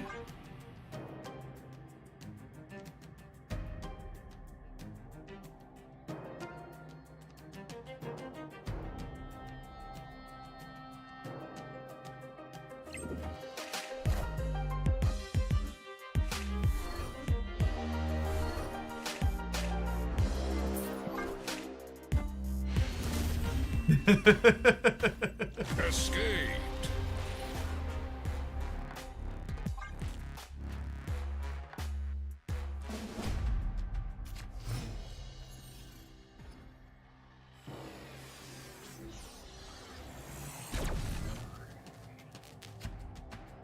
Snap. Flame on!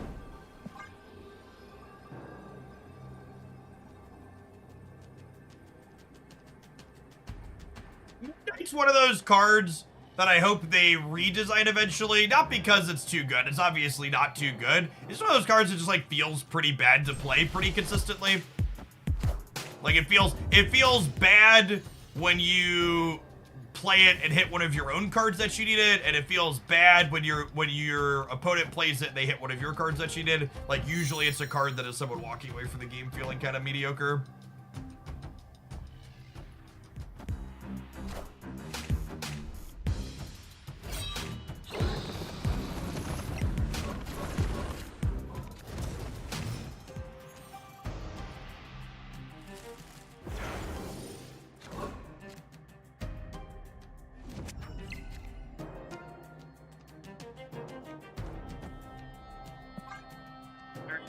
$50-50 on the Phoenix Force here. Opponent snap. I'm gonna stay for the 50-50 on the Phoenix Force, but I already snapped. Yeah, I'm fine. Let's go. They're about to Moon Knight me again, and they're snapping me before they take my card.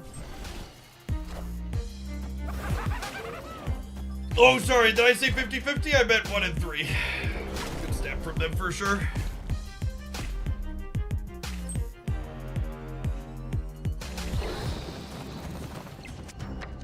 It's fine, chat. We've been really unlucky so far today, so I think the Phoenix Force kind of owes this one.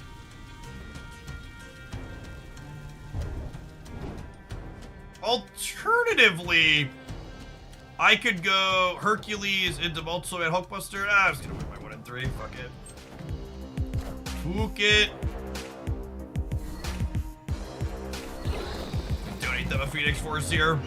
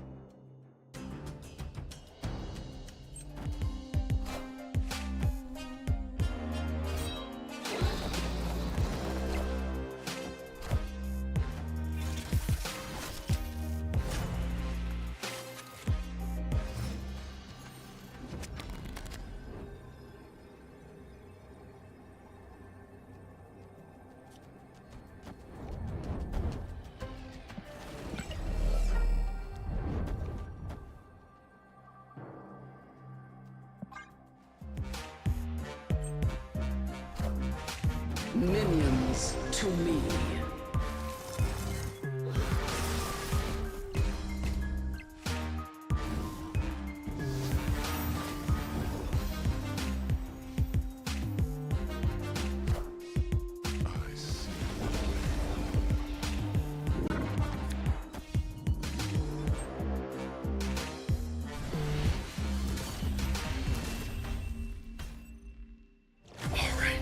Looks like it's time for an ad roll. We're gonna play a more consistent deck when we get back. Thanks for hanging out. Don't go anywhere.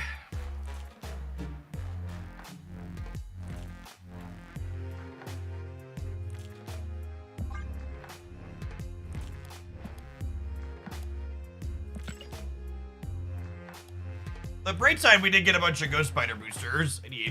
I'm 7 splits deep on other variants of this card. With no good split yet.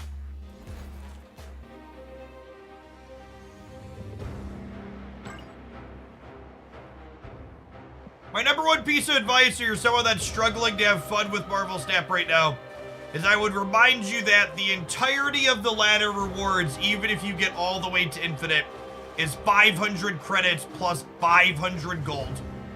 So if it feels like a chore to play Marvel Snap, that's like less than $10 worth of gold. Just stop doing your chores and come back later after they fix things next week.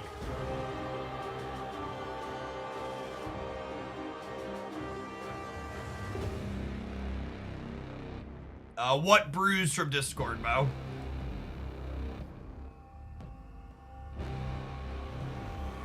Oh, snap.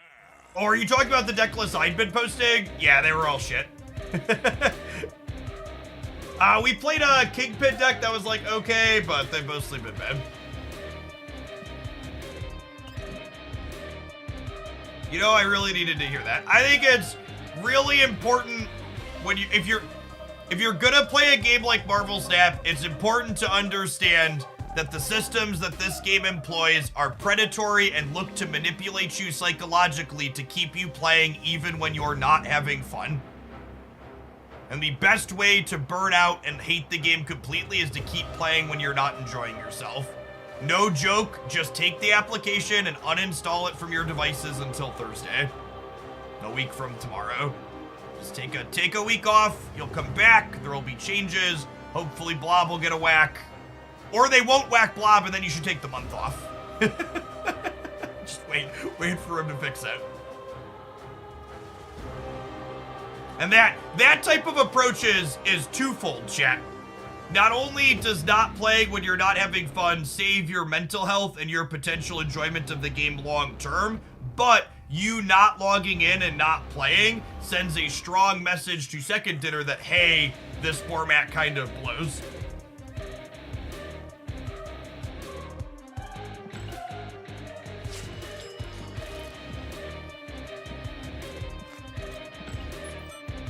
Those daily login numbers are one of their most important metrics.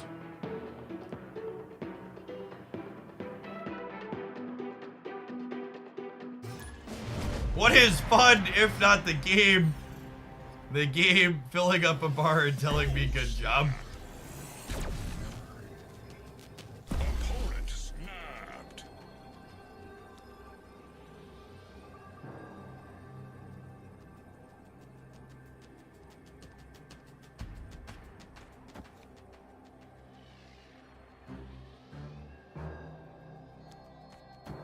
Think I want to bounce Spider Ham.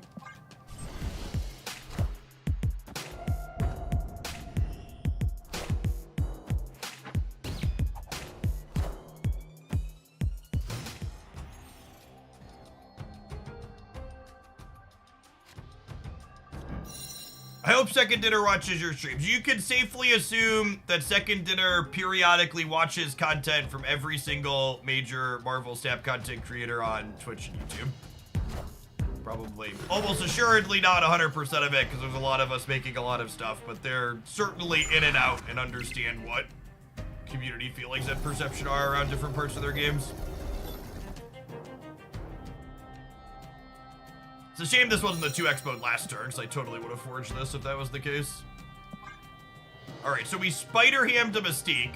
Can we Gladiator a Cerebro?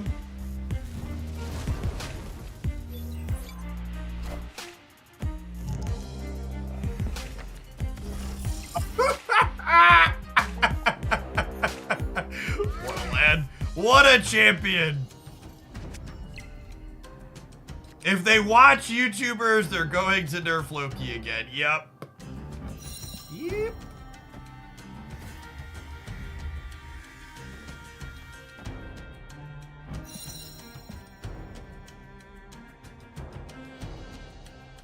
I think I'm playing Celine so I don't brick a draw next turn. I'm gonna play her here so that way if we peel a Nihilist, we can send her across the board.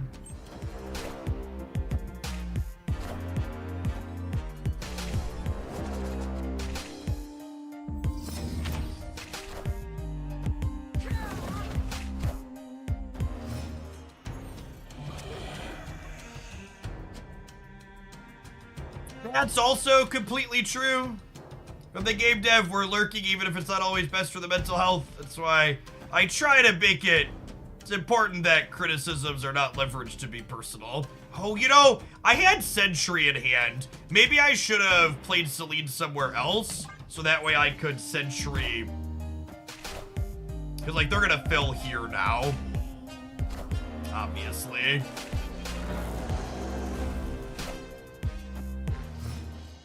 We need to play around Valk.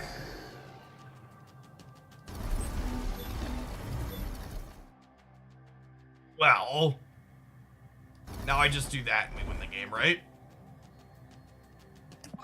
Let's do the rug pull again. It's just a Nico to the left and a Nihilist to the right. We're gonna change the location. Do do do do do. Be do do do. Let's do the rug pull again.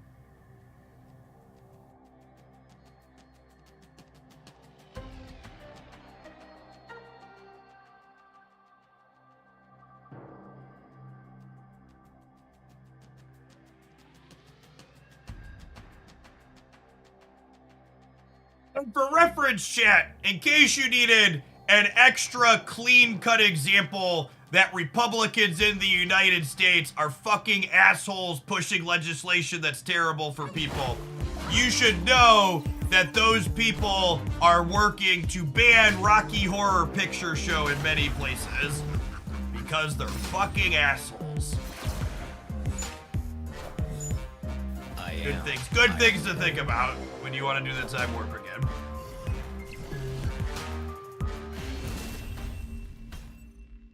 Victory.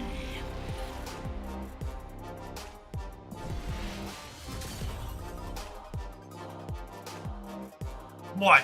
For reference, the citation on that is many states in the United States, as part of the villainization and demonization of trans people, are banning drag and drag shows.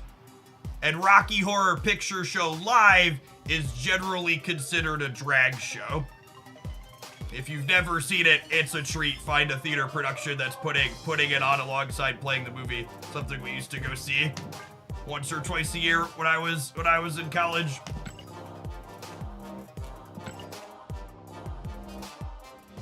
It's great live.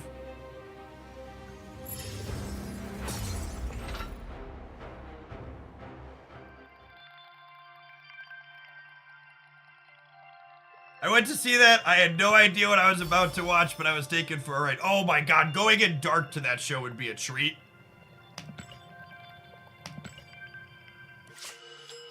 Yeah, it is. There is just a movie too. Like it's a ton of fun live. But if you want to just watch the movie, go see the movie.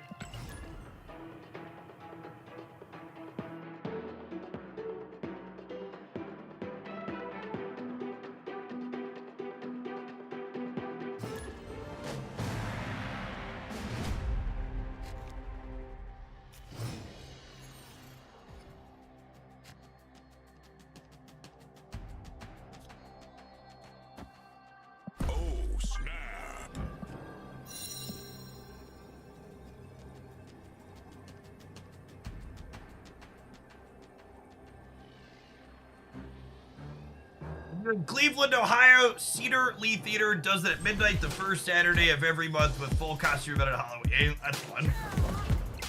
Oh, well, hopefully we just tag their Deadpool with Celine. Because donating these friendos to a destroy deck is less than stellar. Rip. Although I suppose here, if I donate these here and then I make 2 green goblins, they can't possibly kill all of our negative power cards everywhere, right? Right? Does Mystique trigger Werewolf? Kinda. I really don't want to play my clutter deck against Destroy. I'm just gonna go next. Escaped. So, if Mystique successfully copies an ongoing effect, Werewolf does not jump to her. If Mystique doesn't copy an ongoing effect, he will jump to her. Because when she copies an effect, she's no longer an on-reveal, she's then an ongoing. Oh, Rolf, thanks for the raid. Sorry I almost missed that. Hope you had a good stream wherever you're at. I think that's the first time we played against Destroy in like 6 hours today almost. And naturally it's when we queued up a clutter deck. Never forget, chat, the matchmaking is as rigged as the earth is flat. Wake up, sheeple, the truth is out there. Yo, who else is out there? JJ Rolk. Be sure to tap the heart over the chat there to give their channel a follow. Their great Marvel Snap content producer. Just dropped off a raid. I'm lurking in there periodically when they're streaming as well.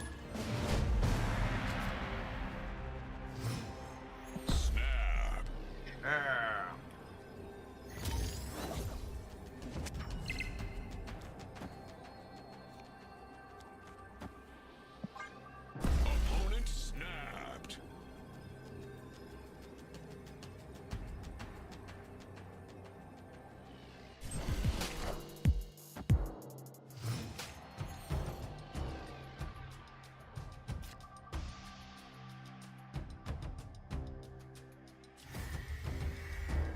I think I want Gladiator to get the +2.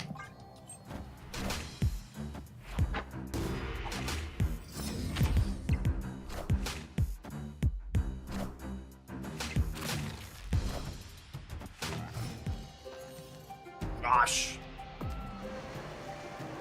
This Gladiator might be about to get us in trouble, gamers.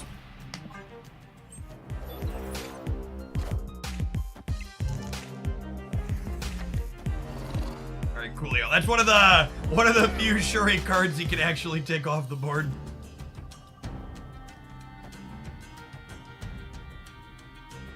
Ooh, Green Goblin's nice. Very, very nice. Very nice.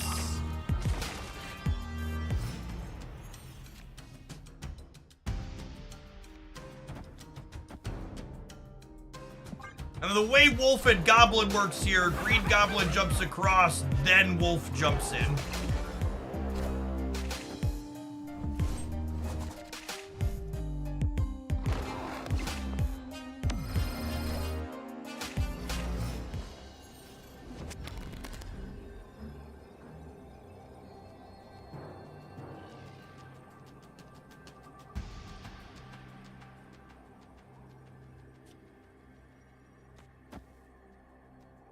Six.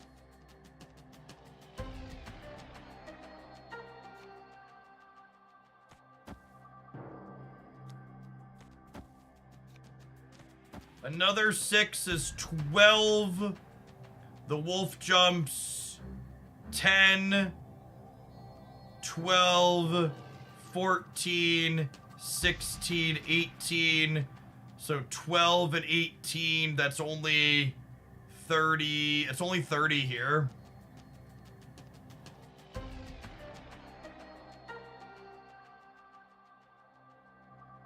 Just the other one to Taskmaster.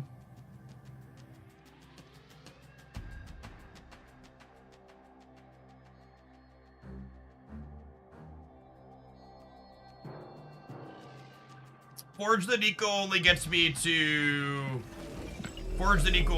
32.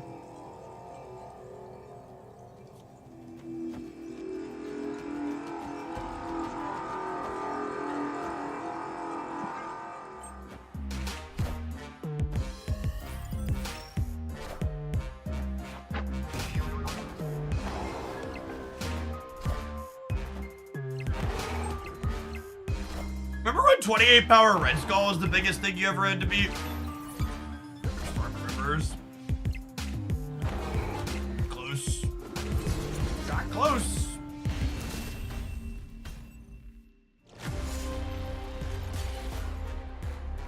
I don't think there was a way for me to get 3 things into here, right? Yeah, because I was only playing 4 things out total. So if I play 1 in, I play 1 in, I play 1 in, and then the last one has to go somewhere else.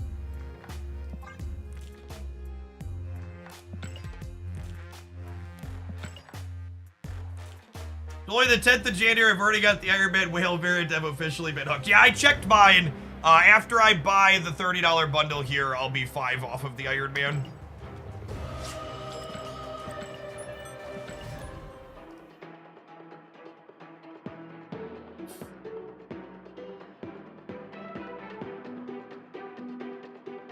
Could you beat 28 on the right? I could not, no.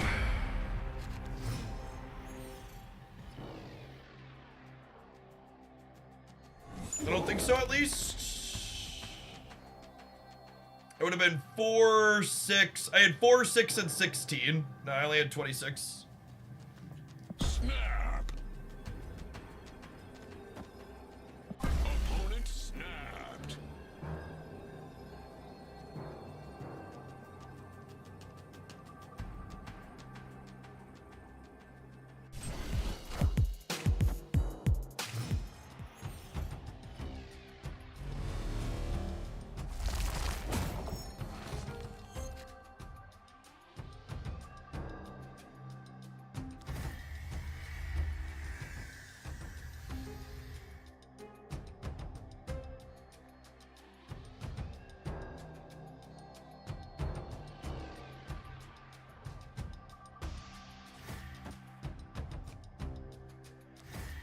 The new black suit animation is really good, yeah.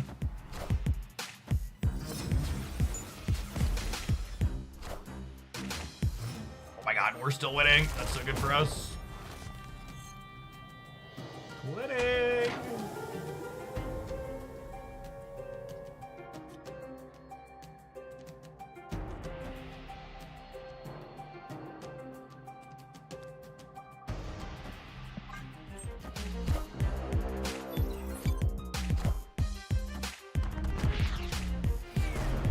Sebastian Shaw! Holy gamers. There's a name I haven't heard in some time.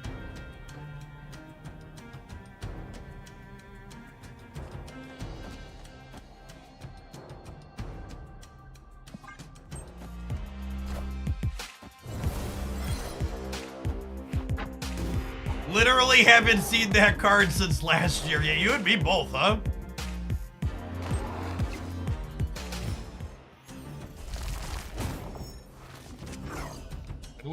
We just piggly porked their surfer there. Great piggly wiggly.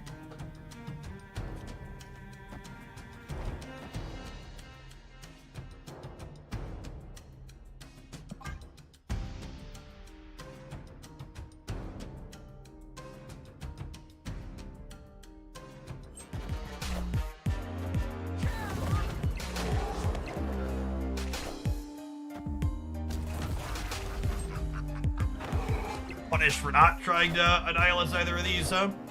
Oh, are they co-mongering? JK. Oh.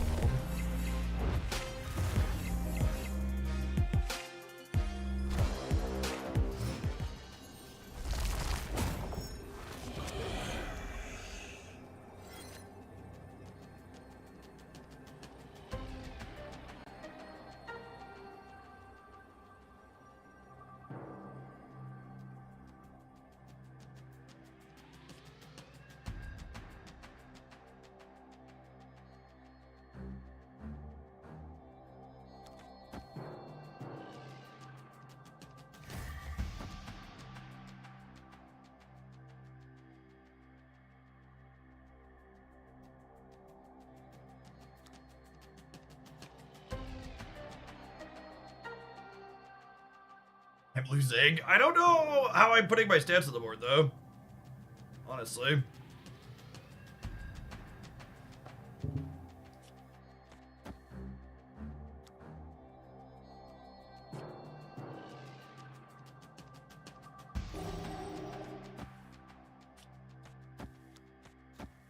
This maybe. Sure.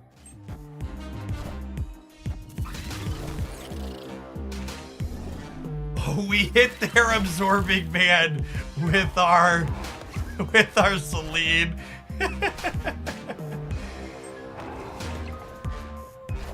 Oh, I messed up my sequencing on the Falcon. That's fine, we still won. I meant to do the Falcon before the demon. Victory. We messed him up enough. Arham, this was a surfer. The Celine messed up this.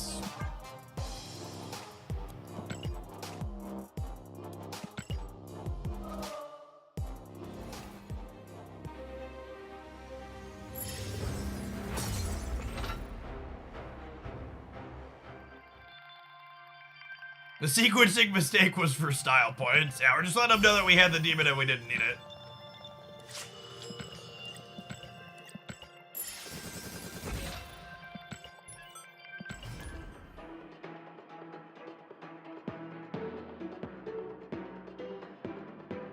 Running not even Gladiator. You could probably sub Gladiator for like Maximus in this deck. Another high power, low cost card. You just can't play Maximus on curve. He'd be a turn 6 play, but you should have room to play Maximus on turn 6 a lot of the time in this deck anyways.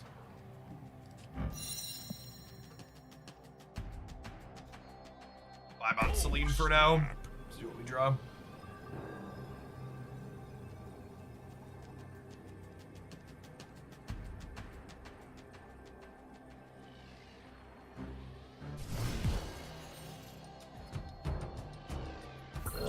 Might commit the optimal progression instead of buying Gladiator with tokens. Chat, using your tokens to buy cards you would enjoy playing with is optimal progression. You should play your games for fun. Sorry, that word's hard to get out. I'm a gamer.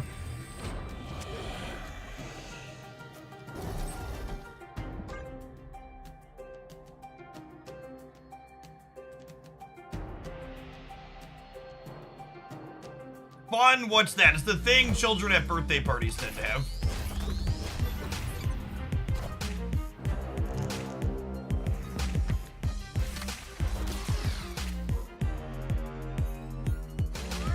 It's a real shame we didn't have priority there.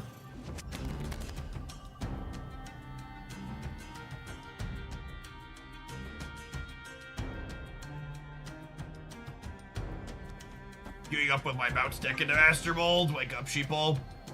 Opponent snapped. Escaped.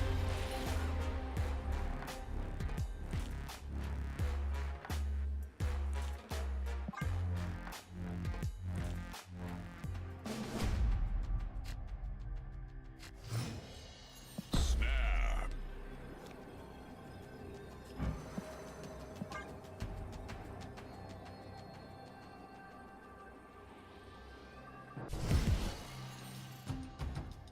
Green Goblin.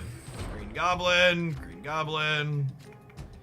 Annie, are you okay? Are you okay? Are you okay, Annie?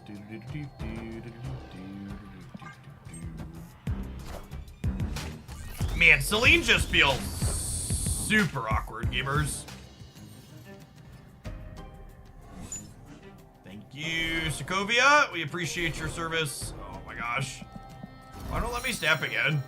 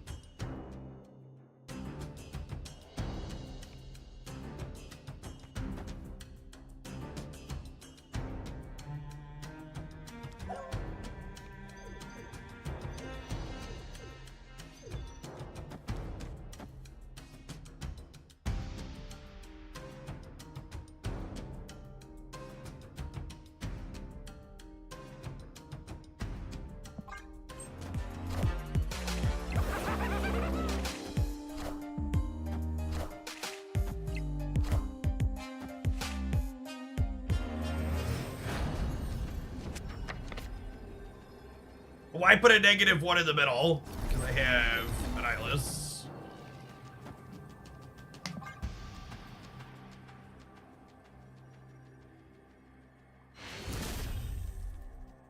Victory.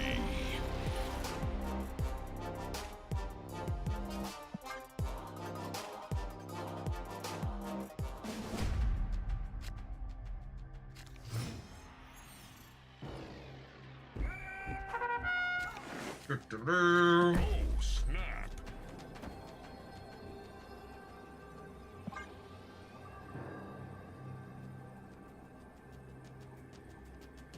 Yeah, we're gonna buff the shit out of this Green Goblin chat. Buff.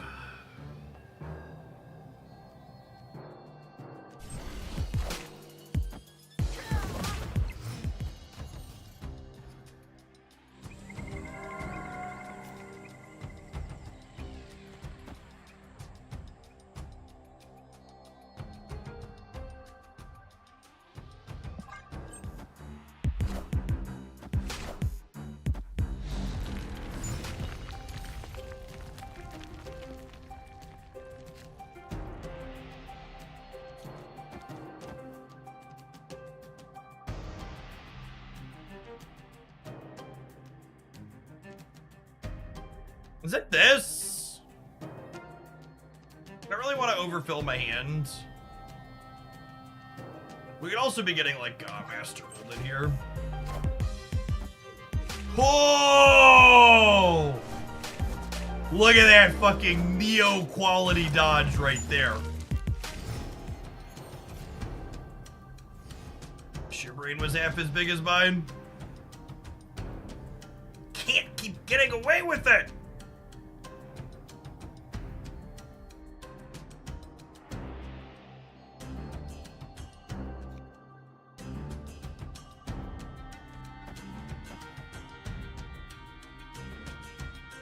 Yeah, so I'm definitely playing Sentry right. The question is, am I Green Goblining hooding this turn, or am I werewolfing? I think it's these two.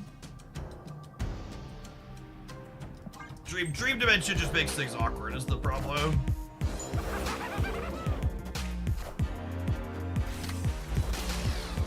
I think I've seen this one before. The strangest sense of deja vu.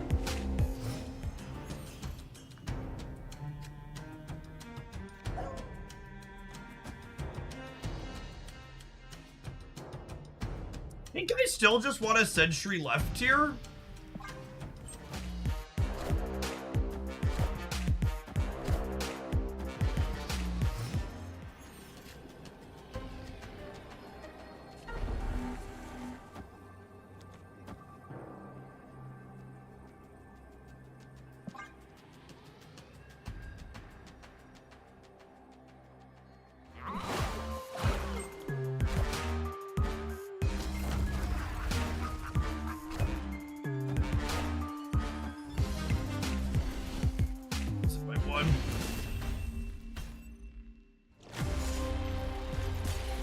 The double Cosmo is tough there.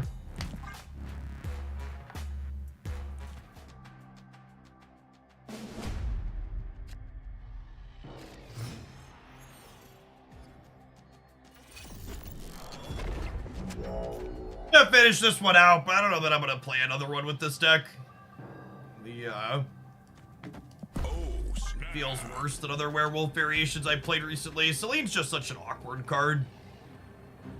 I really just feel like you don't need more than Hood and Sentry to work with Annihilus. I hope they consider giving us Viper back to 2 mana. Maybe Celine's a real card if that happens.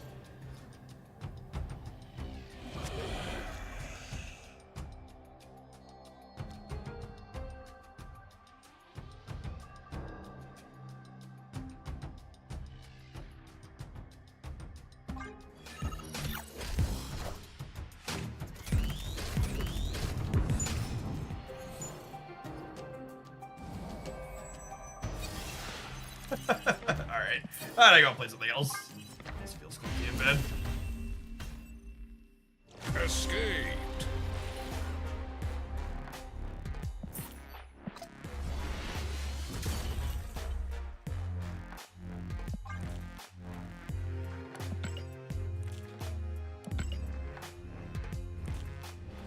was like on board when they preemptively changed both Black Widow and Viper before Celine as like a just in case, but I think the numbers almost have to show at this point that that wasn't a reasonable swap.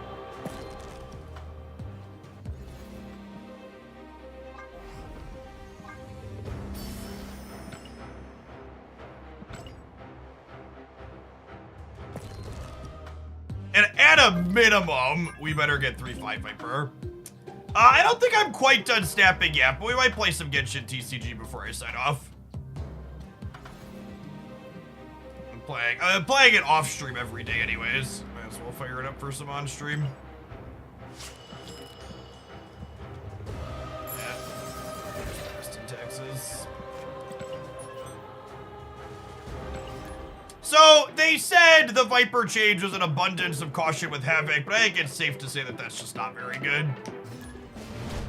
Who's my go-to Genshin TCG character? I've been playing Shenhei double Animo aggro. And to all the rest of you card gamers out there, if you felt like I was speaking another language when I said Shenhei double Animo aggro, that's how the rest of the people around you feel when you talk about Marvel Snap. Keep that in mind. Alright, literally every card in my deck I can draw right now benefits from Bass, so we'll wait on that.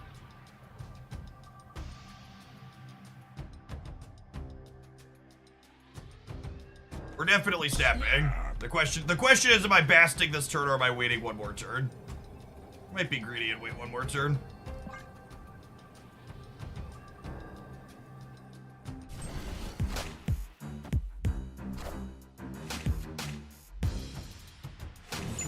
On curve, Maximus! You shouldn't have. No, really, this is fucking terrible for you. You should not have done that.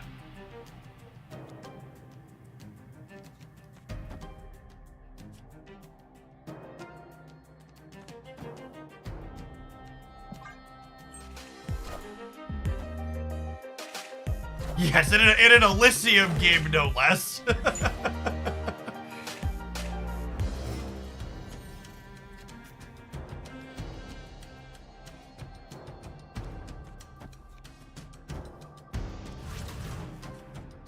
I don't need any more energy this game, right?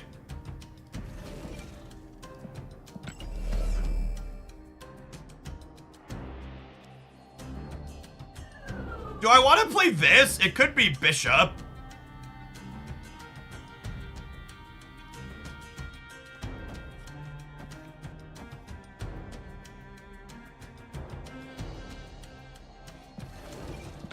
Could be Goose too. Yeah, both of those are pretty good. I'm gonna do this, and then I'm gonna play Hood second, just in case it's Nico on a destroy spell.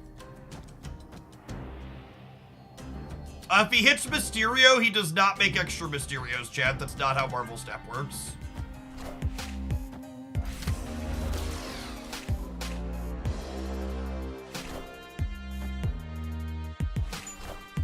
Won't Angela move? No, I played Bast into Aunt May's last turn. I'll play Havoc instead of Angela.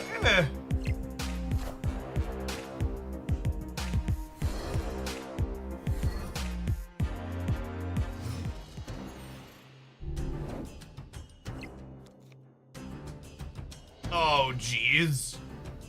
Are we playing against the one person still playing Killmonger? Or still playing Killmonger in Marvel Snapchat? Is that what's about to happen to me? Hopefully they're just a discard deck. They discarded Colleen Wing was the lowest power card in their hand. All right, and they can't Hela anywhere. They could be some kind of Hela deck.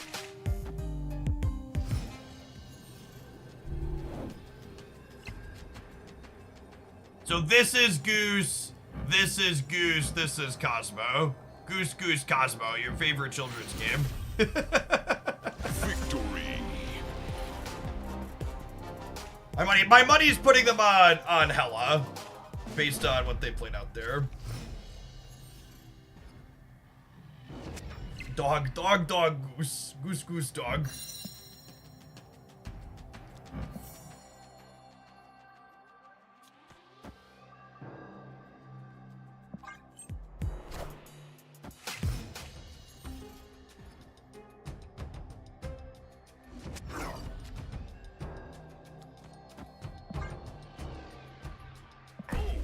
I'm gonna snap on Goose into Avengers Compound, because it's probably disruptive to their deck on turn 5.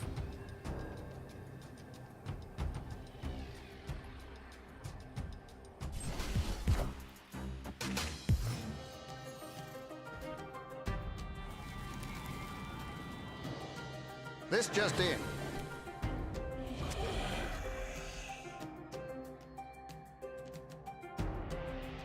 I could turn this into a demon, or I could greed looking for cards. And the fact that I hit Bishop here, I think means I'm going to greed. I could either hit the draw mode, or I could draw Bast here.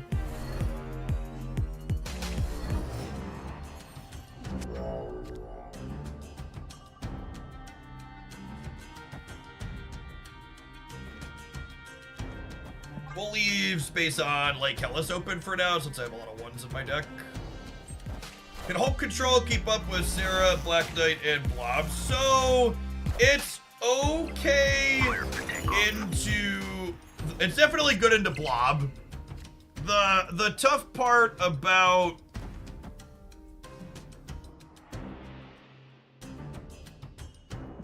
The tough part about the Hulk Control deck is that Mobius has become more popular.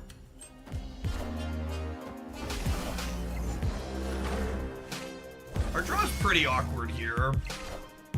And punished for not... God bless Maximus on curve, chat. God bless us, everyone. So they discarded Black Cat and Stature.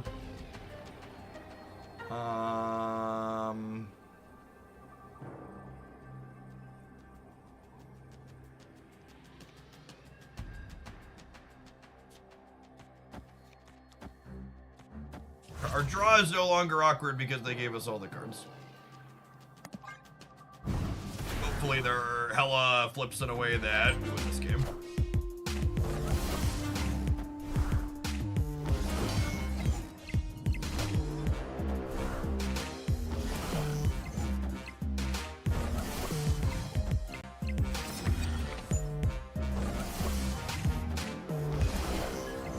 Minions to me.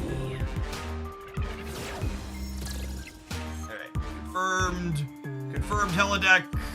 If they would have had both of them land here, we would have lost. So we were 25% to lose that game, 75% to win.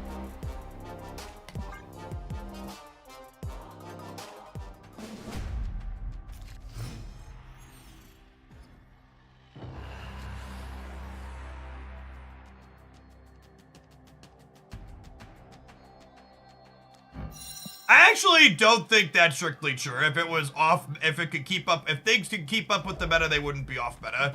In Marvel Snap, there's like economy considerations that go into part with that, as well as people's comfort playing games. Victory. Yeah, a few people have been playing this pile of cards. It's pile of cards is a good descriptor.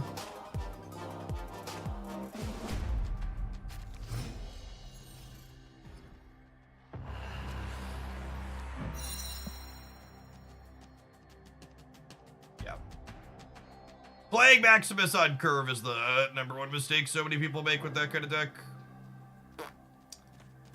Dust Domain's actually not stellar for us.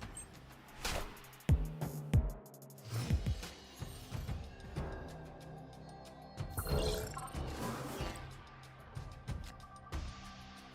you think rich people can play more decks independently? It doesn't even just come down to monetary things you have related to you.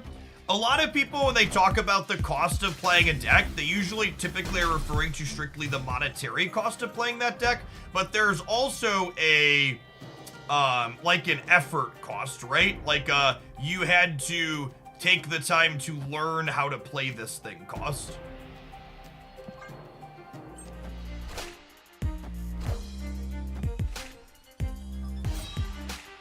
Thrall's terrifying.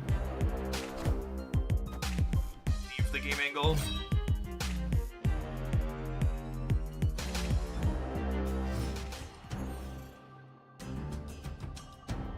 Someone on Reddit was talking about how playing max out counters Blob. I mean, on the last turn of the game, that's kind of true. I think we just have to leave because we can't keep up with them and they can play to Dust Domain, right? Monotone is also much better for them than us. Escaped.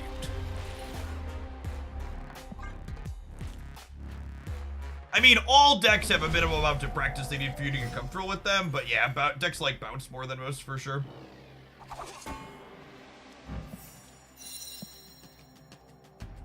This card probably doesn't have text in this matchup, so I'm going to go ahead and hold on to her for now because we might want to offer her up to Nico. Snap.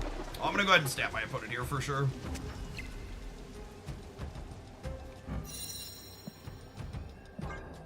Another 3 to 9. Just got 3 shots here to win the game. I really should just start making my gameplay decisions with the assumption that they're going to play fucking Maximus on curve. Should just make all of my choices based on that being true.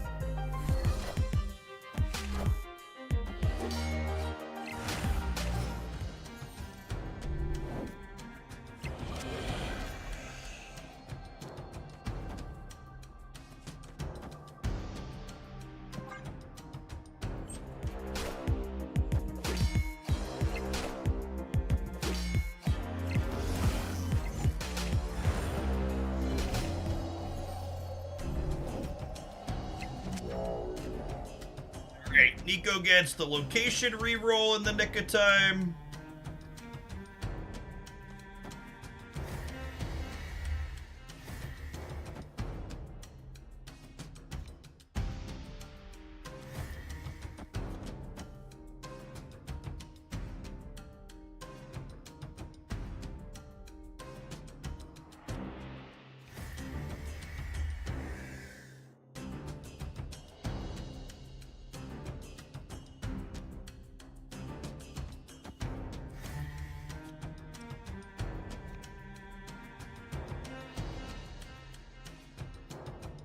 I'm playing Hood middle because I'm going to be able to add a lot of stats there with Bishop and stuff. Did I sequence that right?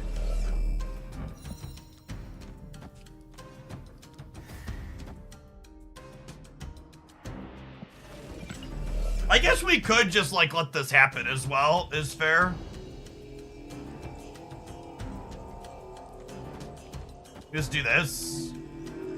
Yeah, it is the play.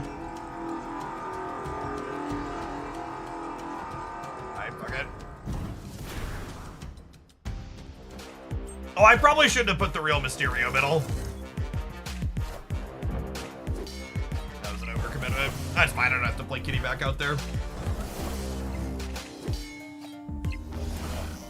We play Hood, they get team right. So I was tentatively debating whether or not I wanted to get rid of Mindscape Chat when I was going back and forth.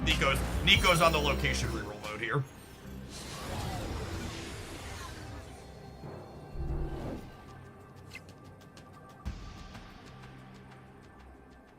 There's a real shame their morph didn't hit HUD. Yeah, I agree.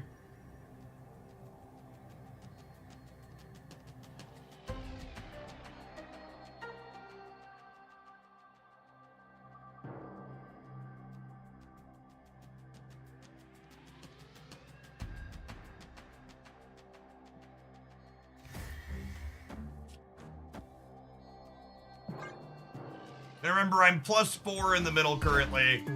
Plus another +2 on this bishop.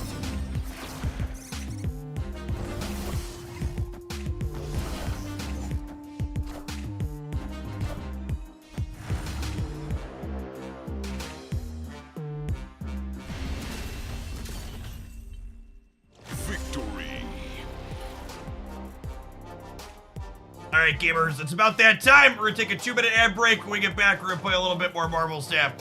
Thanks for hanging out. Don't go anywhere.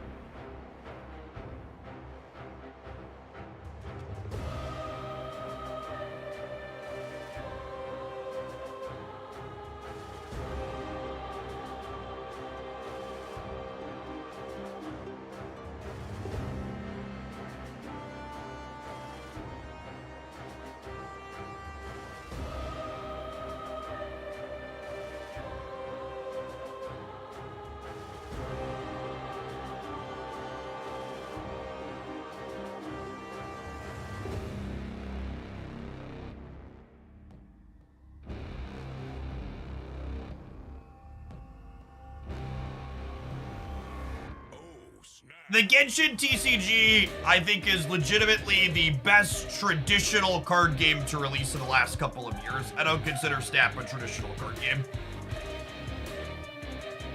You just, unfortunately, you have to play like 30 hours of the Genshin RPG to unlock the TCG side mode. And we're gonna finish this Gold Conquest run, and then we're gonna close out on playing a little bit of that. Yeah, I mean, it's not a Hearthstone or Magic Arena or Magic the Gathering copy, but I think the mechanics of characters attacking each other and things having life points that matter is a more traditional card game. Yeah, I mean, Genshin's a great RPG game. It's just like, it's not a small investment for someone that has a primary interest in the card game aspect of it. Genshin's a legitimately great RPG. Play it every single day. Literally, the only days my Genshin resin caps are days where drops are going on for Snap, so I'm streaming a ton.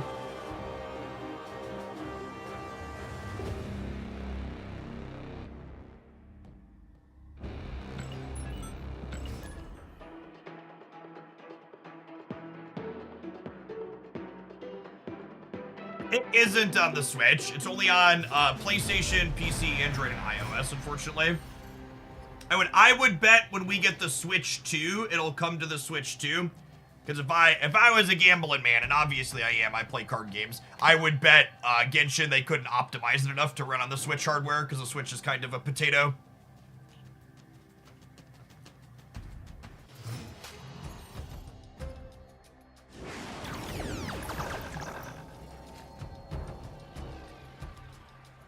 Well, I mean, it's a solid upgrade.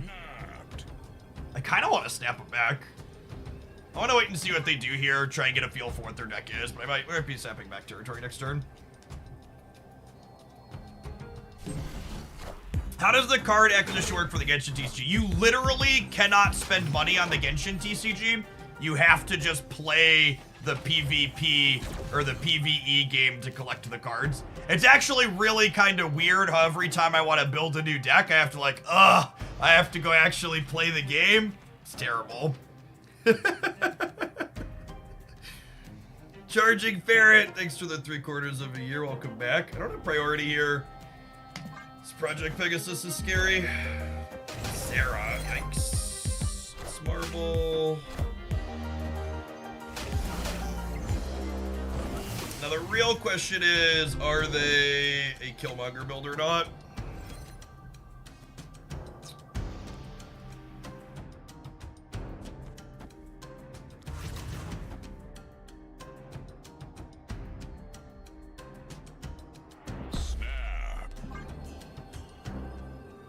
Zion Sully, thank you for the brand new Prime. I appreciate that. Welcome back.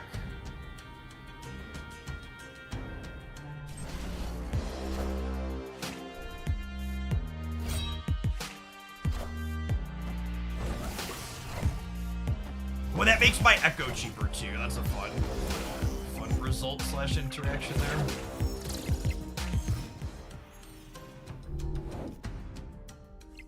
She just can't do it, chat. She's tired of your bullshit. Please be the copy mode. Please be the copy mode. Double this card's power. Yeah.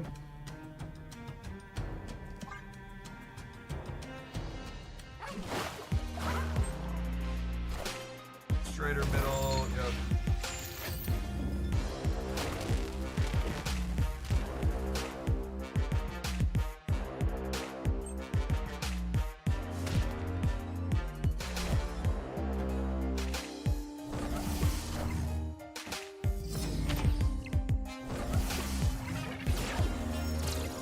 Mysterio's our best draw by a lot.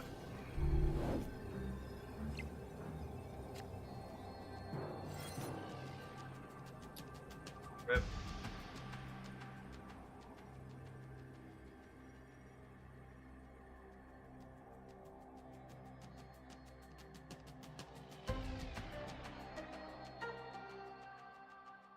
So if I play the hood, I get +9 in the middle, which lets me win there.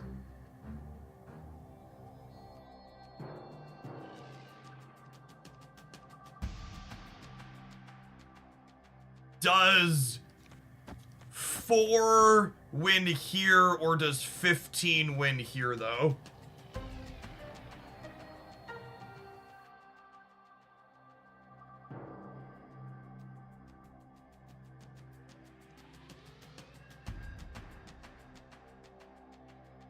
I could also put Echo on the right as well, and just say, hey, if you're gonna play anything here, you're gonna beat me.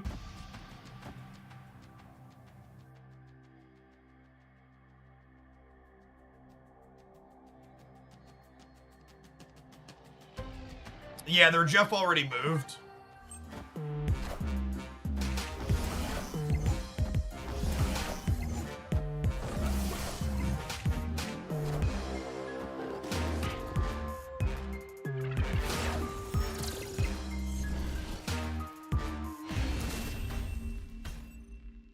Victory. My other line would have also won. Why didn't they play the blade? They don't have a blade, chat. There's no Black Knight in play.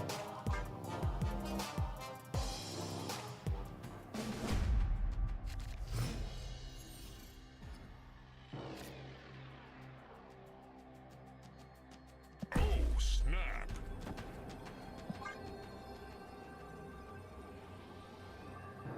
We're 2 to 10, and we have Mysterio into Altar of Death, Echo Center. Opponent snap. Set up real well here.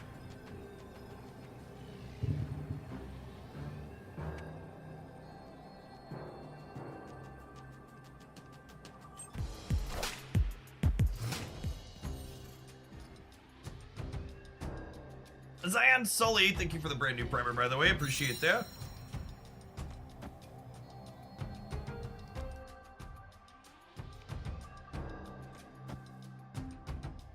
I'll speculatively put her right, so we can have a bunch of spots afterwards to fill up for her.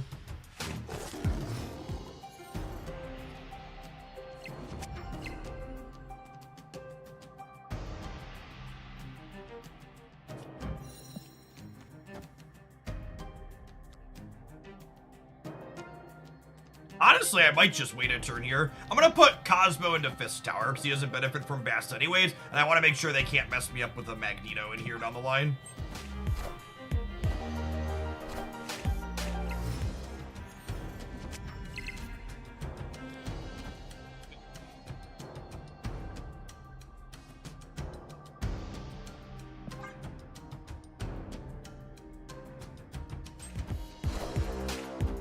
No Bishop, no Havoc is a little unfortunate. We really need like Bishop, Havoc, or like something else along those lines going on.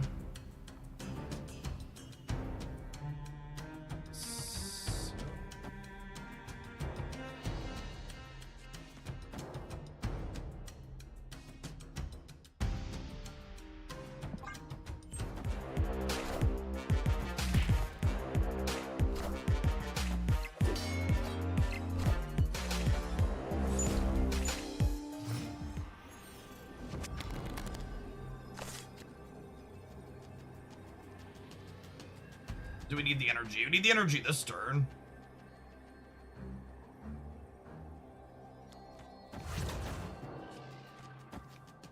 I lied, we didn't. They're all in. That's the best we can do, I think.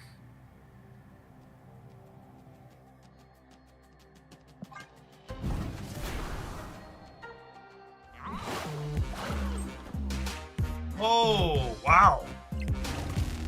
I don't think I could beat that. I just wasn't expecting them to not play for here.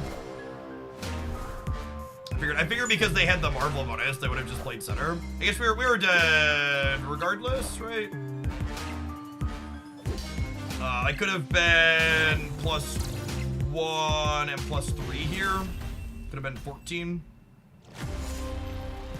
Even if they would have Magnetoed middle, they would have been +17, so I would have died here too, so it doesn't matter where they played it. Not ideal locations for us, and not a stellar draw. Oh, and we got 4 more shots to beat him here. Bishop in the opener's dice.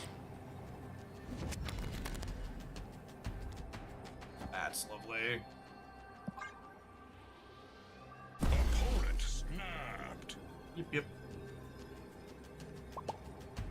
Is this silver? No, this is gold conquest. I like this deck and I think it's reasonable. So I don't have to burn one of my gold tickets with it.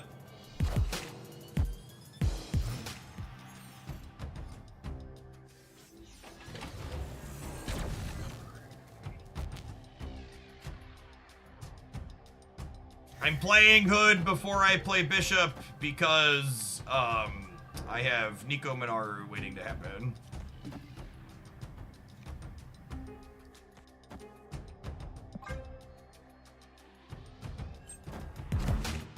Yeah, Patriot could actually be relevant here, which is fun.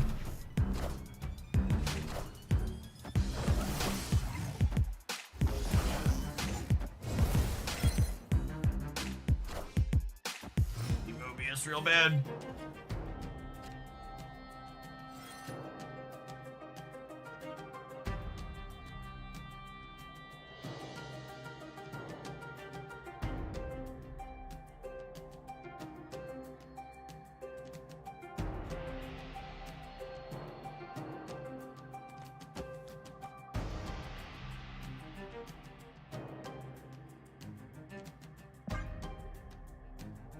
I think it's this.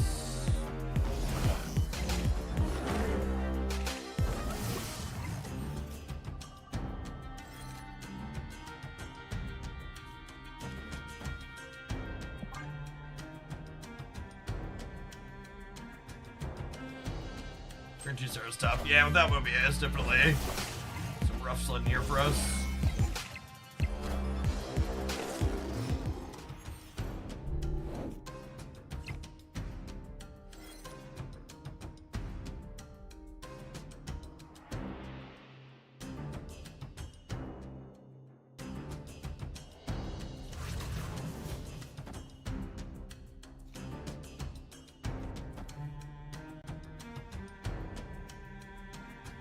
What if I do this, and then on the last turn, we just don't even play Kitty Pride, we just go Mysterio Patriot?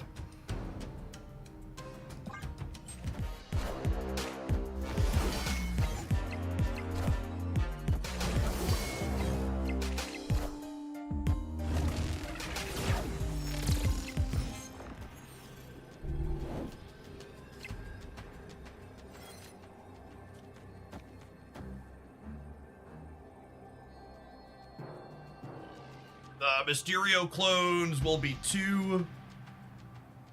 I think I want to hedge extra points on the left. This will put us +9 over here up to 21.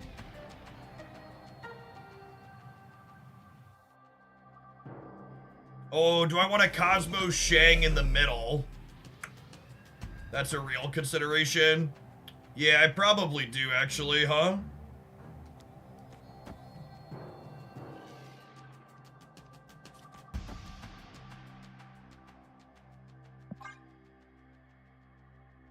That's a good show.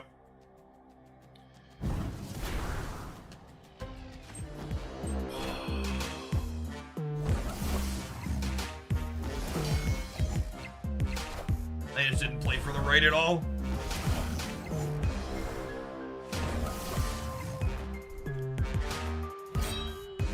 Might catch Ghost Rider here too, potentially. Oh, just all of it. Solid casserole there. Victory.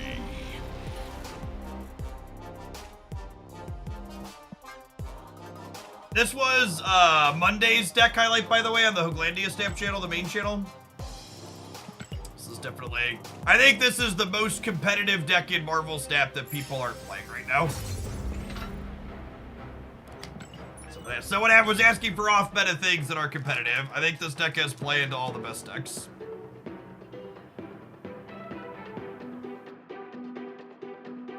No, you can't replace Havoc.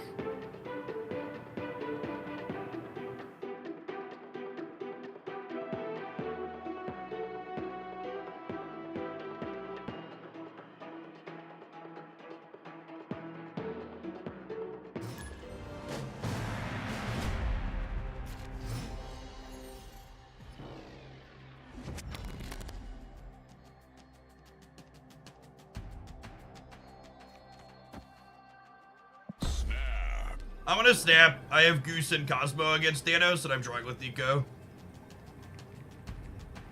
I tried this deck with Gene instead of Echo, and it mostly works. Yeah, we played a variation of this deck with Gene the other day. It's fine.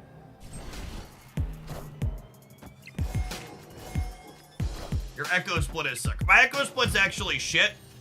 That has a green border effect. It's not a good scene, gamers. It's not a good scene. Space Throne is rough variance for us. Space Throne is also often bad for them, though, so fingers crossed they just Reality Stone it.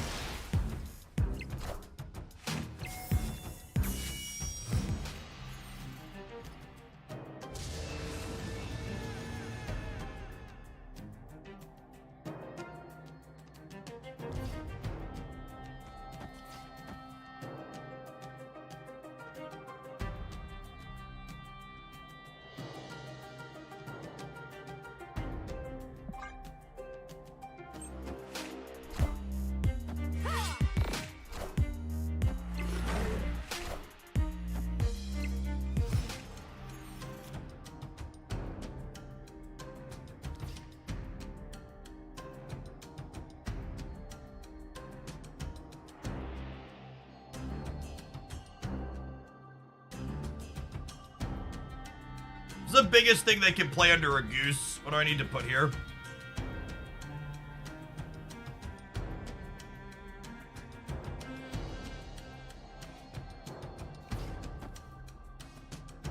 I think I need to put Bishop there. Reality Stone to the center.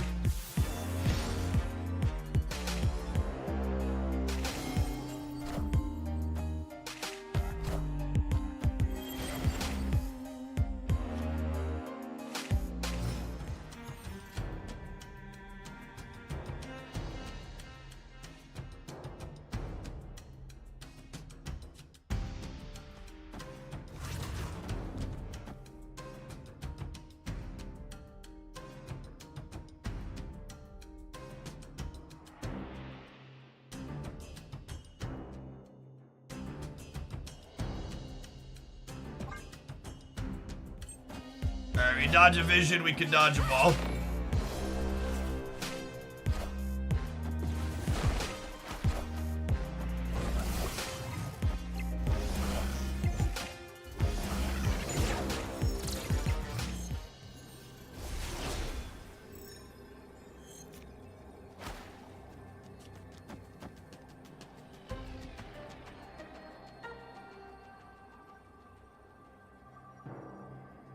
Havoc is 8 power anywhere, Demon is only 8 power left. That's a good call. I should have put Havoc on the right and Demon on the left.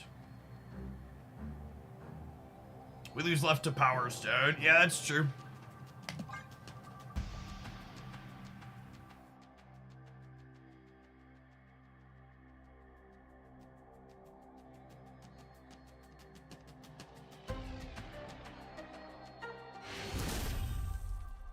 Victory.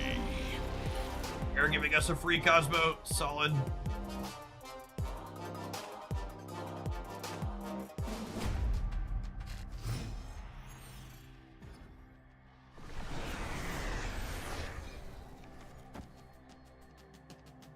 Snap. Out a snap. Goose Cosmo again.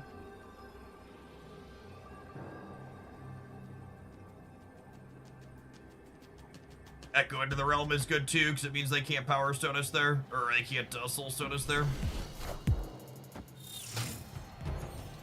You think they have Lockjaw?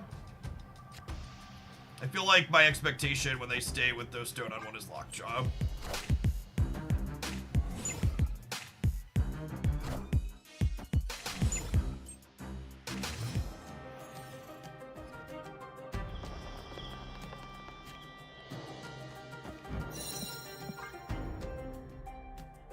They could trigger the Abbey draw here. I could too, but I don't want to play Havoc on turn 3. Psylocke lets them Lockjaw and Stone, yeah.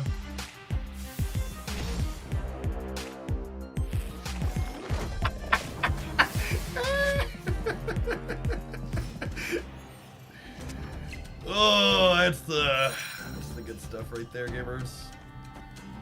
That's the good stuff right there.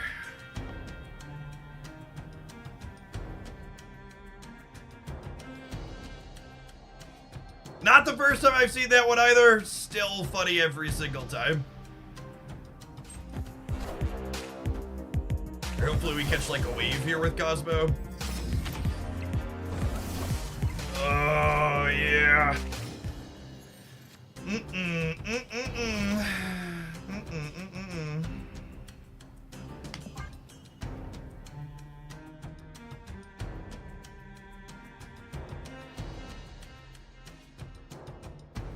Maybe I should just assume I'm winning the left by enough that I should havoc middle. I have only 2 stones left though, so that makes me happy.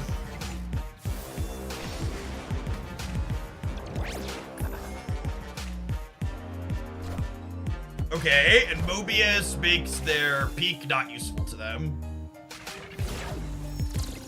Amusingly, it also means my Mysterios are 2 power everywhere. It's like we got a little mini Bast, basically. I think I'm definitely staying for 4. RNGesus, take the wheel. Victory. Blob is playable on Quantum. Yes, yeah, he'll just lose 2 power because his base goes from 4 down to 2. But I have Goose there, so that wasn't an option. This deck can definitely bully Thanos, which feels good.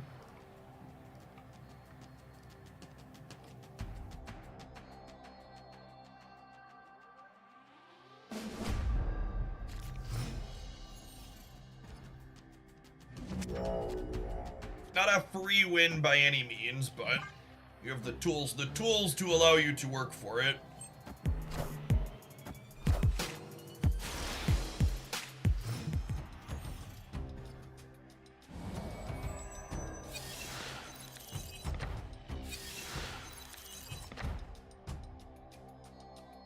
Ha! She-Hulk's ultimate actually is...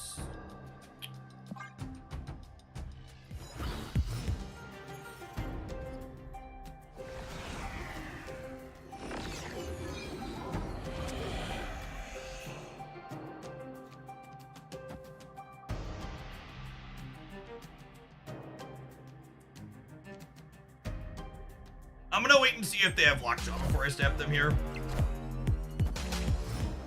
I think I snapped them now. Oh, snap.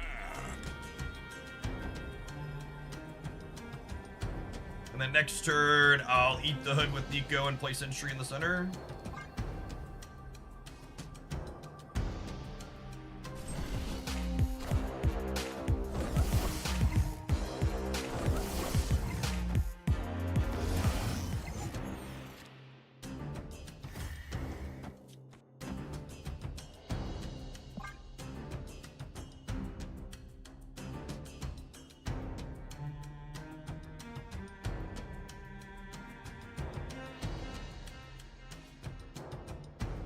Yeah, Great Portal is currently the hot location newly added today, so no hot locations in Conquest, but it just appears the regular location odds.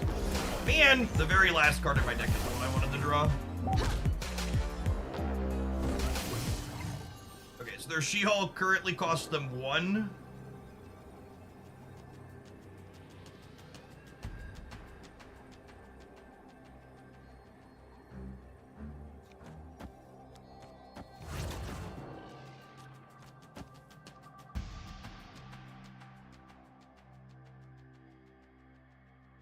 Be 5,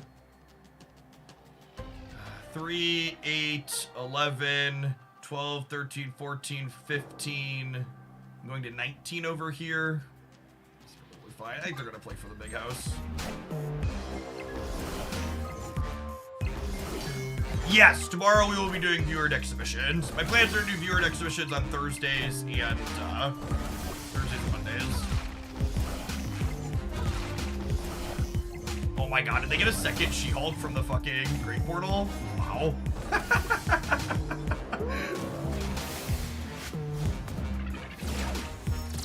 We won the coin flip where they played their stats too. I'm gonna play both She-Hulks here at a time.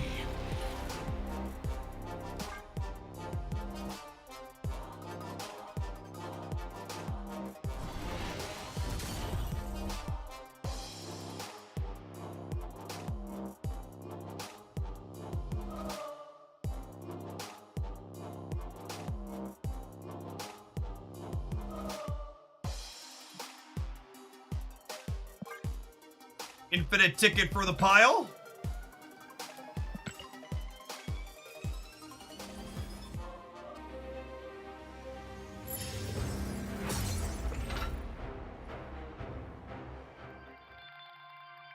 Okay, I think I'm gonna end on Snap for the day there. I'm gonna stream for another hour or so. We're gonna check out some Genshin Impact TCG, because I've been playing in a Genshin TCG has a small official tournament series. I've been playing in some of their preliminary qualifier events, so I'd like to practice a little bit.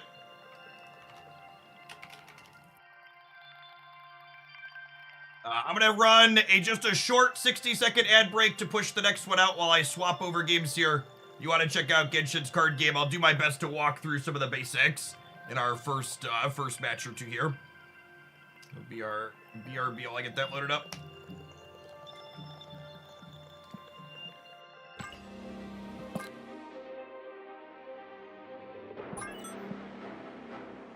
They're called Genshin Impact TCG. It's technically called Genius Invocation TCG.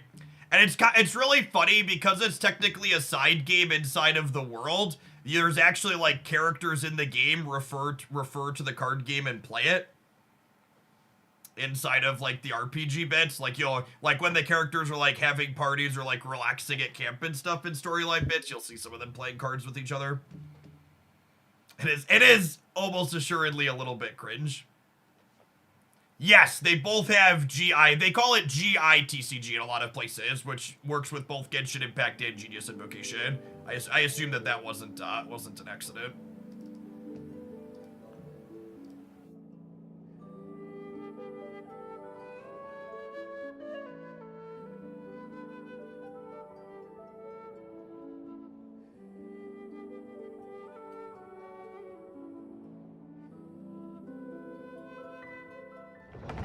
Sized appropriately.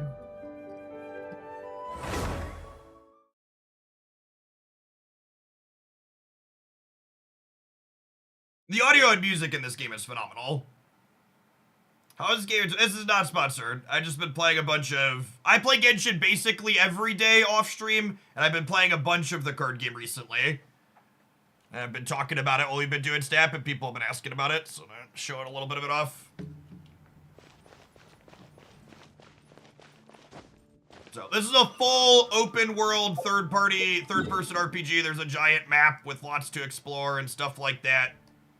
There's like literally hundreds of hours of like voiced content and stuff in this game. It's the game. I think my PlayStation said I played like 600 hours of Genshin last year.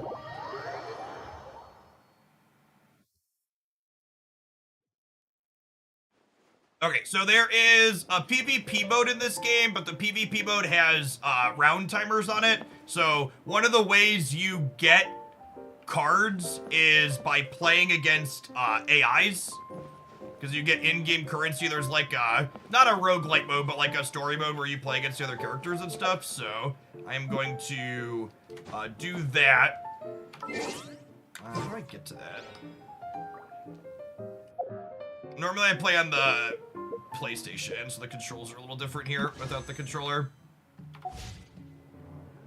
No, I'm talking about the card game. How do I toggle the things over the people's heads? I think these are the people that are usually playing, right? Yeah, okay. Let's play.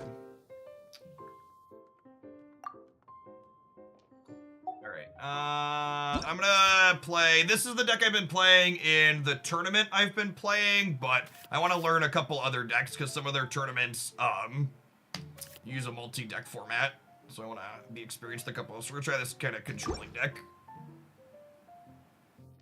It does have controller support on iOS. It does not have controller support on Android. There is not non-card game PvP, no.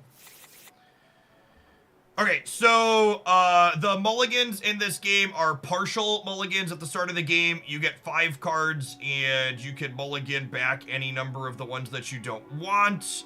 Is my raid new? No, my raid in C2 and very well built. I've been playing Genshin for a while. Again, toggle sub mode off since we're playing something else. This is a food card that helps heal my characters, so that's not something I really want in my opener. This sword, as well as Paimon. Actually, in this deck, I think I actually want to mulligan this sword. There's engine pieces that I'm looking for that like get like draw engines going. Paimon here is a card that helps us get extra resources consistency. So yeah, the mulligan's identical to Hearthstone. It's partial mulligan, you choose. We're gonna mulligan those three, looking for some others. And those are some of the engine pieces we're looking for here. So the game, each player has 3 characters on the board, and you win the game by killing knocking out all 4 of your opponent's characters.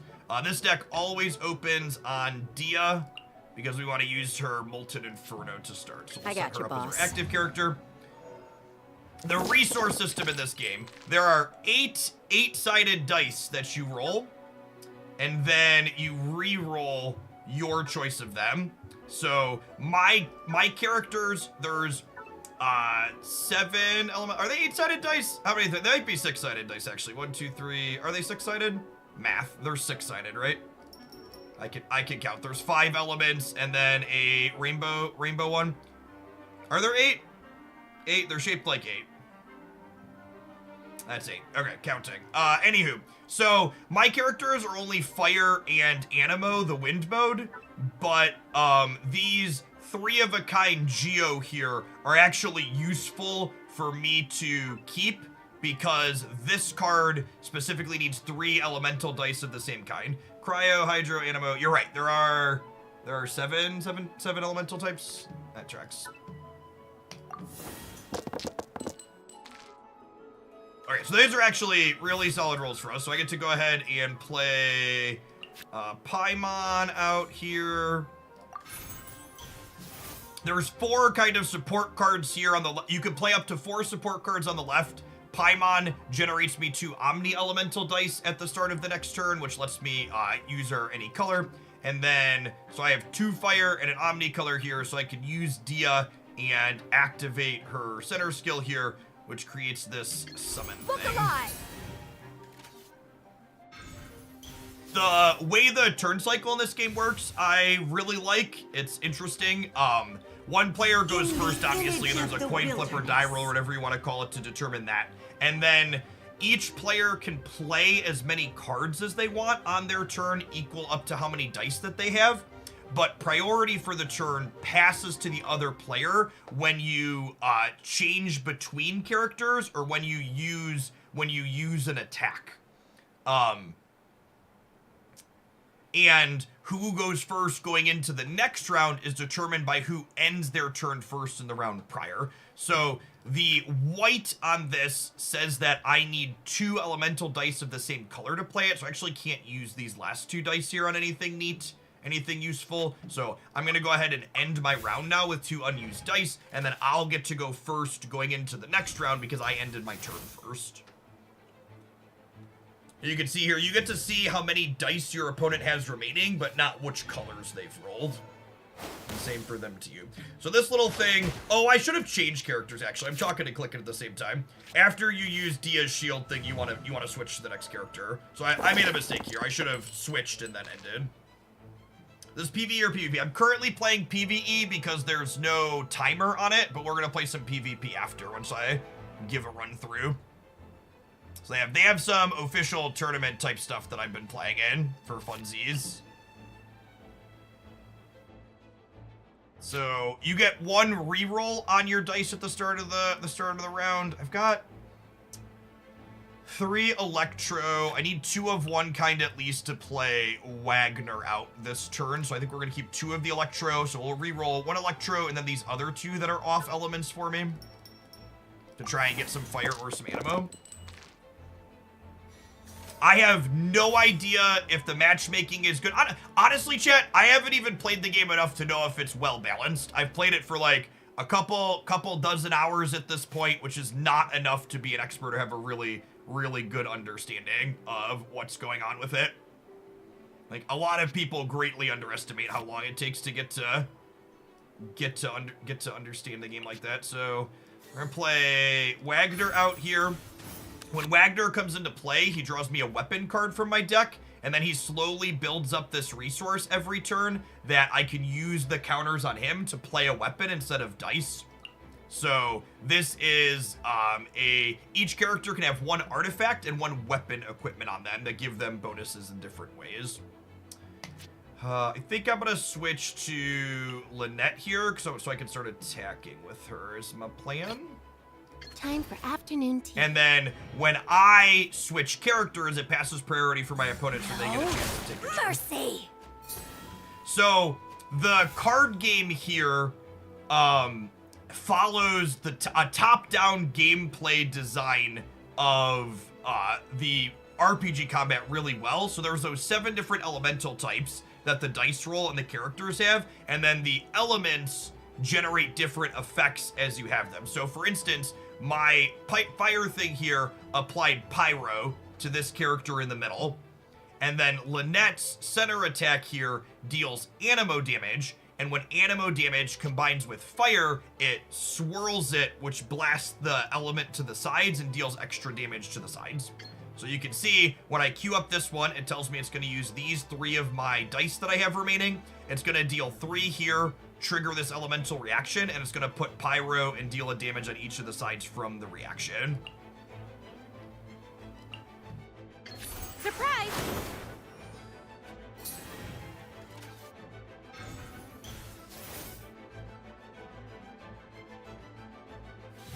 Oh, I forgot to put an artifact on her.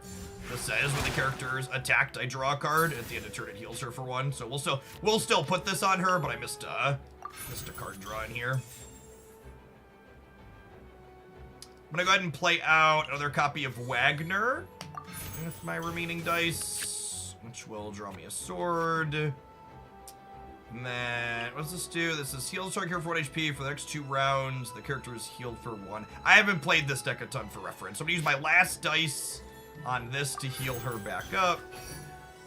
And then we'll end my round. And then because I ended my turn first, I'll get to start on the next round when it starts up. Excuse me, when it starts up. And then this is why we start on Dia, because her thing here puts out pyro at the end of each turn, which then my other 2 animo characters can swirl to deal damage across the board. The actual decks are 30 cards, and you can have up to 2 copies of each cards, with some cards only being one-ofs. You draw 2 cards per turn, and then you have 3 characters that are defined as your starting deck. Do I need 3 of a kind generically? I don't think so, because these weapons are going to get used by these 2. So I'm going to re-roll all of my non-animo, non-pyro. Okay, got a good mix here. And you can see here, these are lit up as 0 because I can play them using Wagner's effect. What these swords do? This character uses a skill, create 1 die of that elemental type. Well, that's really good. I'm going to put that on Lynette here. And then you can see here, her skill heals her. The sword lets her deal an extra damage. So you can see when I queue this up, it tells me what dice it's going to use, how it's going to impact the board. I need to make sure I don't want to do anything else because I am going to, when I attack, it's going to pass my turn. This has to do with playing food cards, which I don't have any of, so let's just tap that. Step on This is not sponsored. I don't even know that Snap's that bad. I've been playing this off stream, and people were asking about seeing it, so I'm playing for like, I don't know, half hour or so here, and show some games. I'm gonna show a PvE game here, and then we'll play a couple of PvP games. What's her ultimate do? Deals 3 and then summons a Boglecat. And that deals animo at the end of the round. Our character is also already down to 4 here, so I might want to switch off Jean. Her Dandelion Breeze heals everybody, and she's got an item on her that heals her at the end of the turn. So I think I'm going to switch over to Jean here. Ready for anything. Yeah, we did over 6 hours a step today.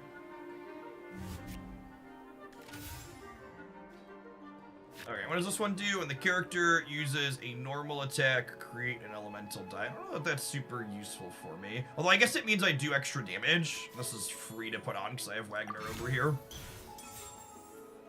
And then I think I'm gonna go ahead and put the glow artifact on her as well. And then when I hit with her blade attack here, it's gonna do that animo trigger and KO this.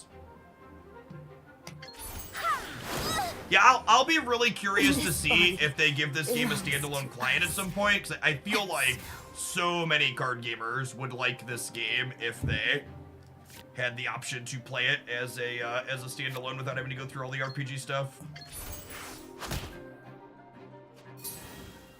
This game's not going to be particularly close because we're playing against an AI.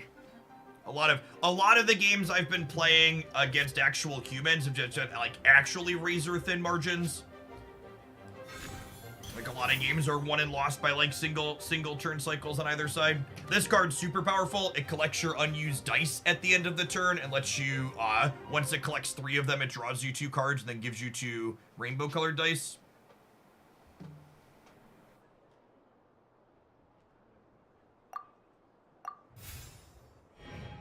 Inshin's great music, or I would for sure. It looks neat. I don't have time for a full RPG with the newborn, though. I would actually argue a good traditional RPG that you could pause on demand is actually a great type of game to have when you're playing when you have a newborn. Because it's the type of game where, like, if the newborn suddenly needs something, you just, like, hit the pause button and go and do that. If you have to walk away from it completely, it's not a big deal.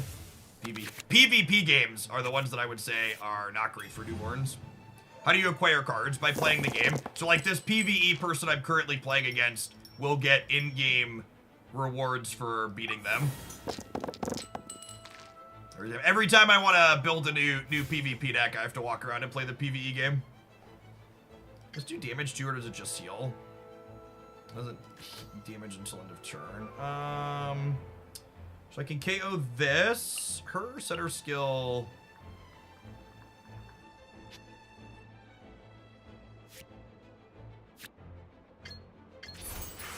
So. Dinner's gonna burn.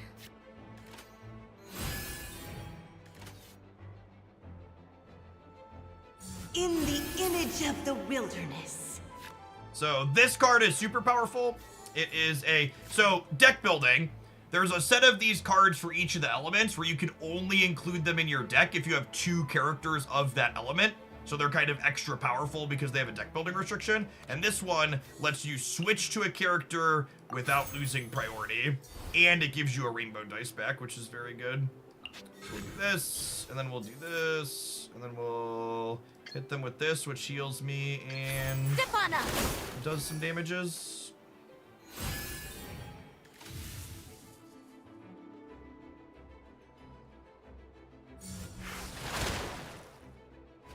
As a casual gamer, comparing the stat makes me appreciate how simple and easy to understand stat is. I don't know. I would actually argue that, like, Snap's a game that a lot of people have a hard time parsing too.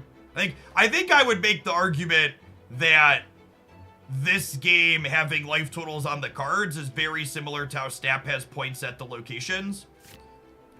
I'm very firmly of the opinion that essentially every card game is unwatchable if you're not deeply vested in understanding how that game works and playing it.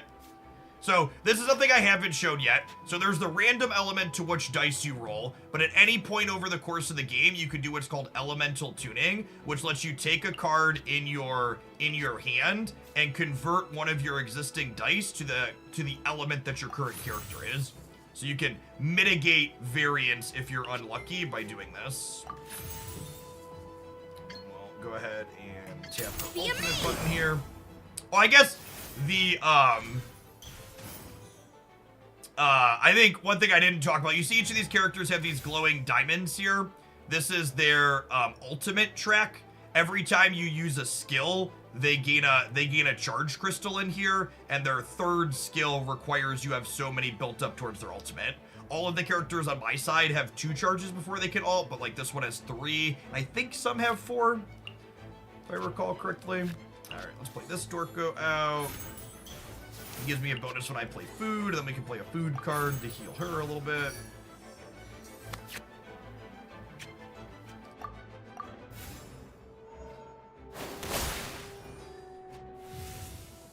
How long does an average PvP game last? So, I don't know that I have a good baseline on that because the deck I've been playing the most is an aggro deck.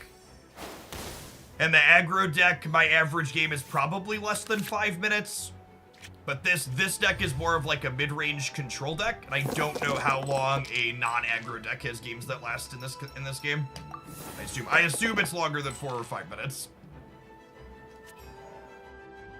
But the games can also vary a little bit depending on the play rate of your opponent too.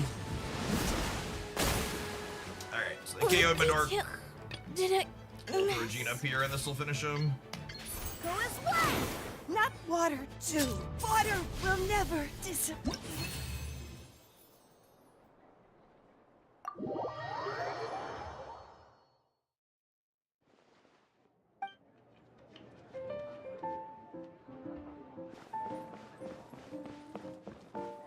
All right, so they don't have a ranked ladder, but they have this arena thing that they have. They have unranked matchmaking.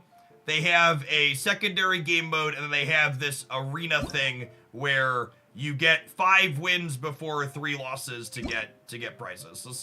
I have achieved 5 wins one time with the aggro deck I've been working on, and then various other failures in here with other things.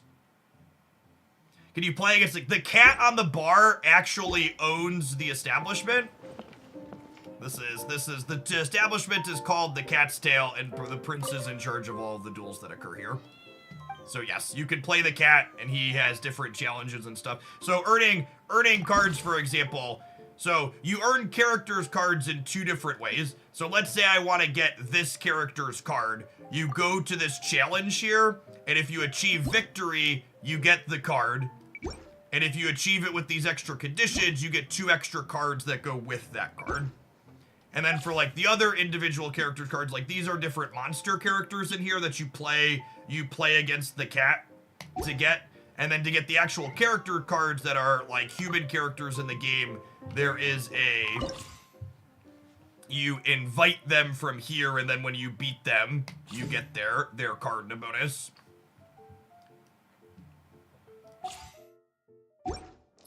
Let's do a certain arena champions with this deck.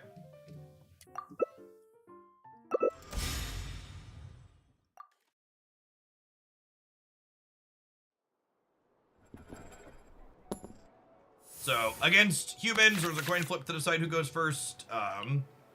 We always want to keep Dunyazard in our hand because she makes our companion cards cheaper. It's kind of like the engine that gets our deck going. I'm always going to mulligan food and weapons, looking for more companions to get started. You might have noticed this card was in our opening hand last time too. There are, I forget what they're called. They're called Arcane something or other. Your deck can only have 1 of them in it, and it's guaranteed to start in your hand, and there's like 6 of them. We always lead on Dia. Time to get down to business. Looking for Pyro dice to start. I'm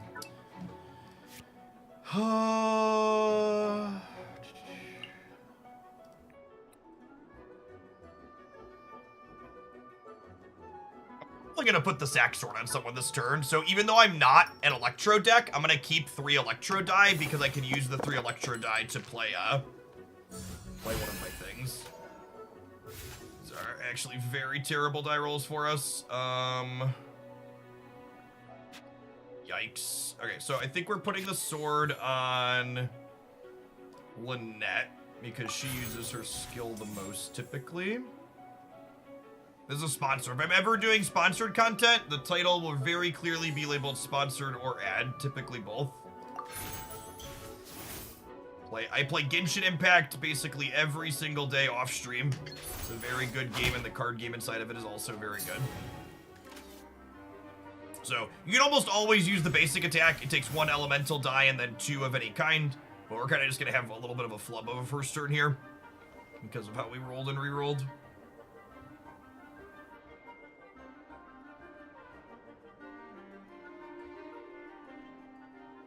Am I a whale in Genshin? I am a dolphin in Genshin.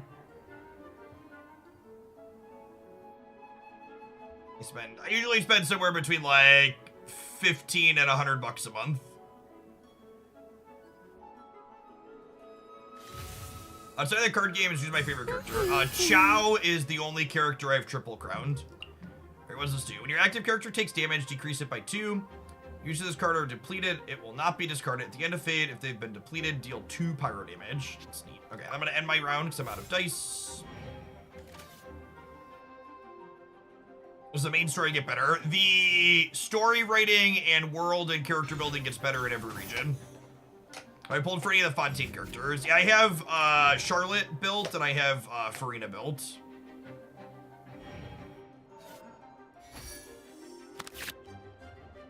So this current Genshin gameplay is not sponsored, but we've done sponsored segments a number of times in the past, and typically speaking, my Genshin budget is just like half or so of whatever they end up paying me in a given month. Genshin is frequently on the Twitch bounty board. But I like, for people that have played a lot of Genshin, I'm an endgame Genshin player. I like 36 star the Abyss. I have 25 characters built at 80-90 or 90-90. I'm gonna keep the 2 Dendro dice for Wagner. I'm gonna reroll the rest of these looking for Pyro dice. Net 3 of any kind.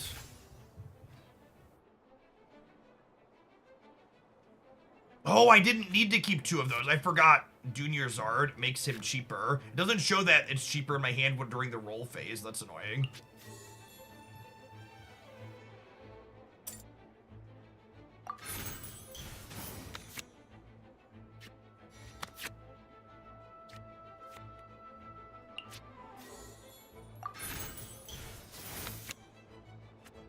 Okay, and then now we have Pyro dice, so we'll get to go ahead and do this.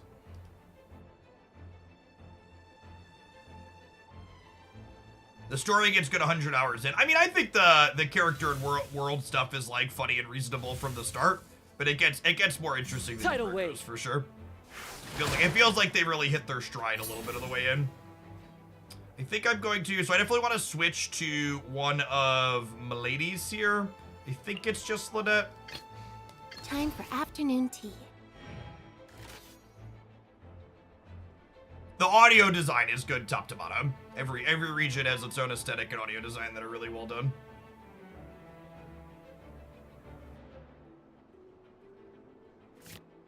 So our food cards can be played for 1 dice, and you can only play 1 food card per character per round, and then they're satiated. So I'm gonna go ahead and end here. I've got 1 extra die we can't use. They have 4, so they'll probably have another attack here. Attacks are usually like 3 to 5 dice. Can you explain why you always start with Dia? So Dia creates this summon that at the end step applies pyro to the character that it's hitting. And then my other 2 characters are Animo characters. So Animo interacts with other elements by swirling it across the board. So now there's pyro on her. So then when I open on attacking with Lynette next turn, I get a buff.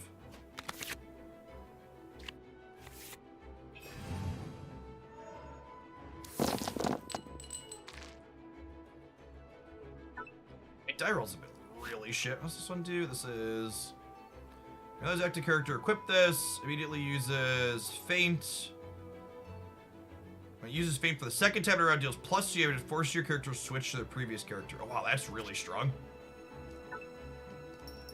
I'm actually going to reroll everything here because I just need Animo dice at this point. Holy shit.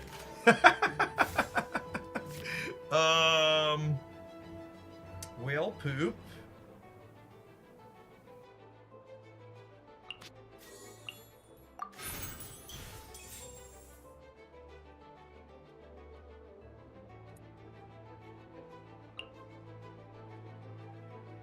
I'm gonna play this to draw some cards.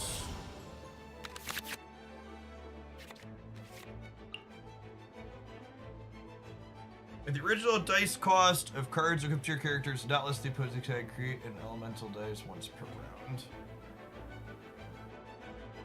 The original elemental dice of cards equipped to your characters is not.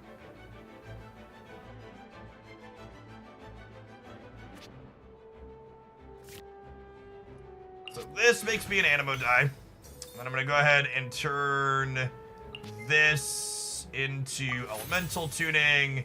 Then I'm gonna put this on her and deal some damage. Step on up.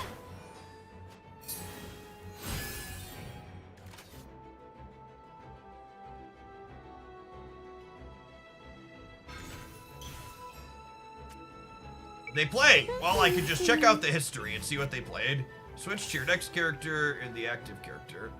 Next time you use a skill, switch your next character to the active character. Okay. And them switching's actually solid for us because it puts this next one up front, which has the Animo swirl on it. So I think I might actually burn...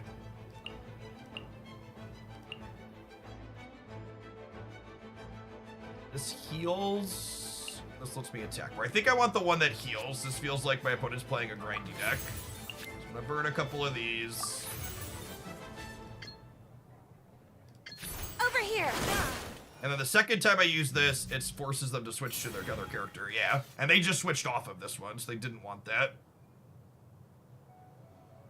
And the animated versions of cards, premium / foil. Yeah, when you've played with a given champion card enough, you get an animated version of it.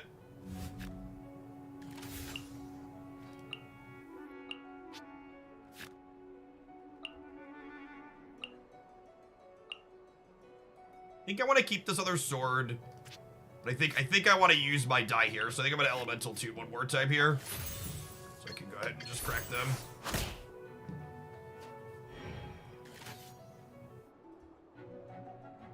How's the monetization working characters? Can you buy new characters or weapons? Yes, 100% of the monetization of this game is extra loot box pulls for characters and weapon pulls. But all of the story and RPG content is 100% free, and you don't need to spend any money to access any of it. Okay, so the opponent ended first, so they're gonna get to attack first next turn.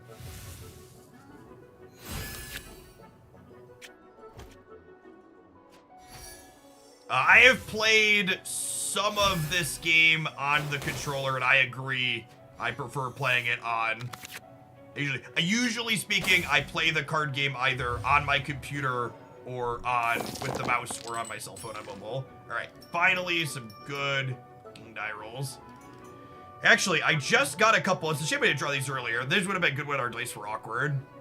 This is support card. This makes our support card cheaper, right? But playing a companion support card, yeah, one less elemental die. So I'm gonna keep these two Electro because they let me play Paimon. Okay, and they start. Elemental skill. They cause burning.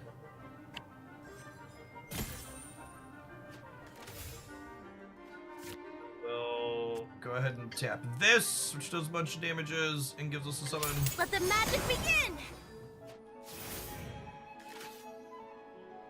You click and drag at the reroll phase there. It's good to know. I didn't know that. Them switching characters seems insane for me. Right, because I just like tap this and do it. Although I guess I might actually. I want to just switch off of Lynette here. I don't have any Animo dice again here, so I think I'm actually gonna go ahead and switch to Jean here.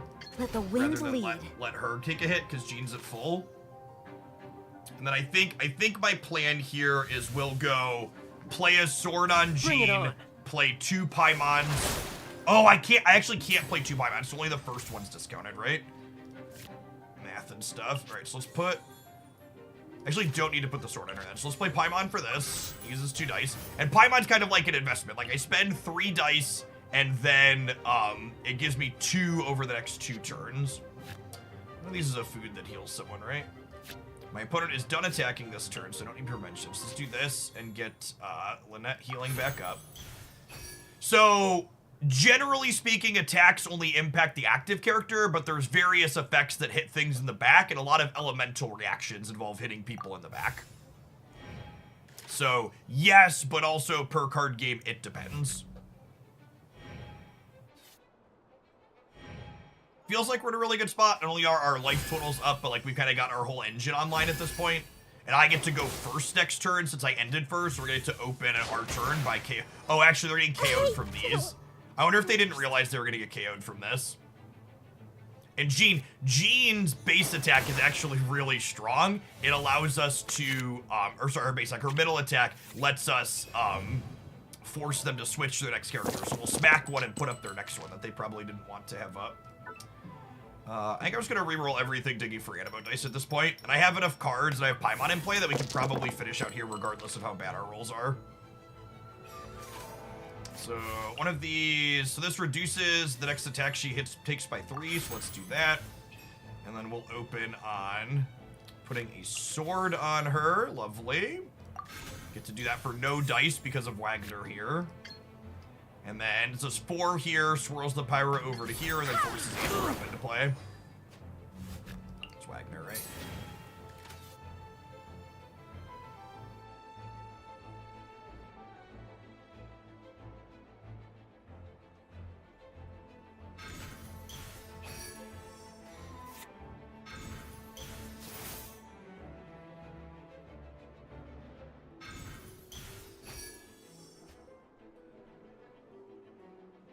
We have 6 dice left here.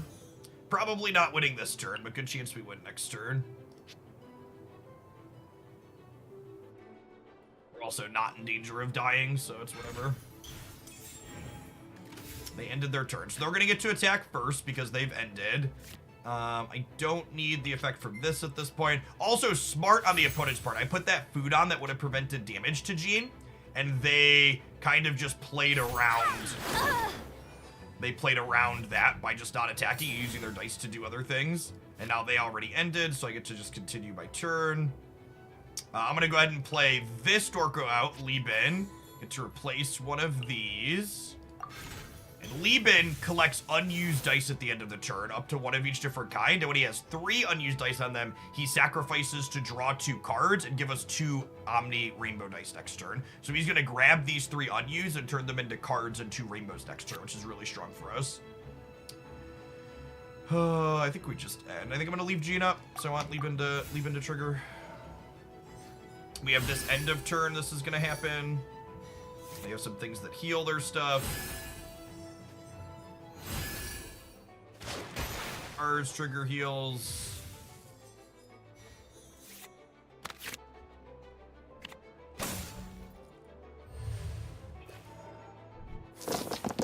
Some dice. I might keep these pyro dice actually because Dia's thing is finally gone. Is there a way to interact with support cards? Yes, there are some specific cards that interact with support cards, I believe, if I recall correctly. So they go first because they ended first, but both their characters are 2, so... What's the Animo card do? This one lets us switch to another character without giving up priority, and it gives us an Omni dice, so it's basically free. But this is a card I can only put in my deck if I have 2 Animo character cards, so it's a deck building restriction. There's 2 of these cards for each elemental type, where you can only play them if you meet that requirement.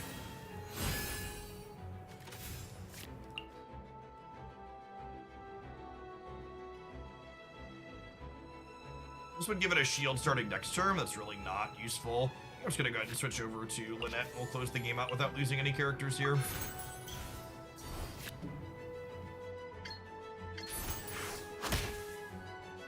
How? I had only just... Yeah.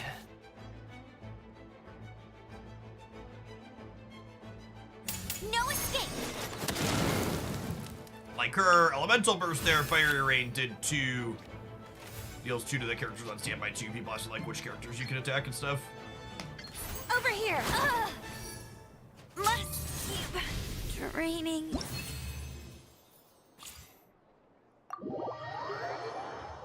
So that's the basics. There's a bunch of different decks. Like I said, I haven't played that deck a ton, so like you saw, I was probably stopping and reading my own cards a bunch. But there are a ton of different character cards in the game at this point. Like every single one of these characters has a character card that you can mix and match and earn and grab to play with your stuff. And then there's a bunch of monster character cards that you fight and play with the cat out. Have you tried to do event mode? I usually don't dive into, I think someone said this heated battle mode thing is like a draft mode. During the roll phase, get 4. The first action card played each round because 2 if you're authorized, switch characters to fast action. Yeah, there's like weird... I'll have to play 1 at some point before it rolls off to get the 1,000 coins in here. Oh, the Fontaine event. No, I don't think I've done that at all either.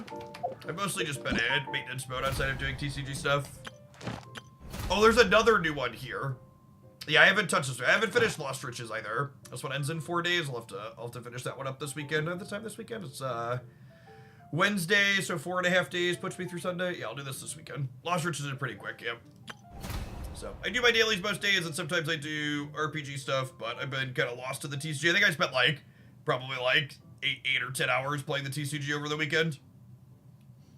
Alright, I'm gonna go ahead and call it afternoon. Appreciate folks that stuck around through the end. If you want to chat about Genshin stuff, or you're someone that supports my content, we've got a very active Genshin thread in the Discord server. It's a thread under Gaming General. I'll be back tomorrow. We're gonna do viewer deck submissions in Marvel Snap tomorrow, since it's a hot location day, and hopefully you enjoy the rest of your afternoon we're at. Peace, folks.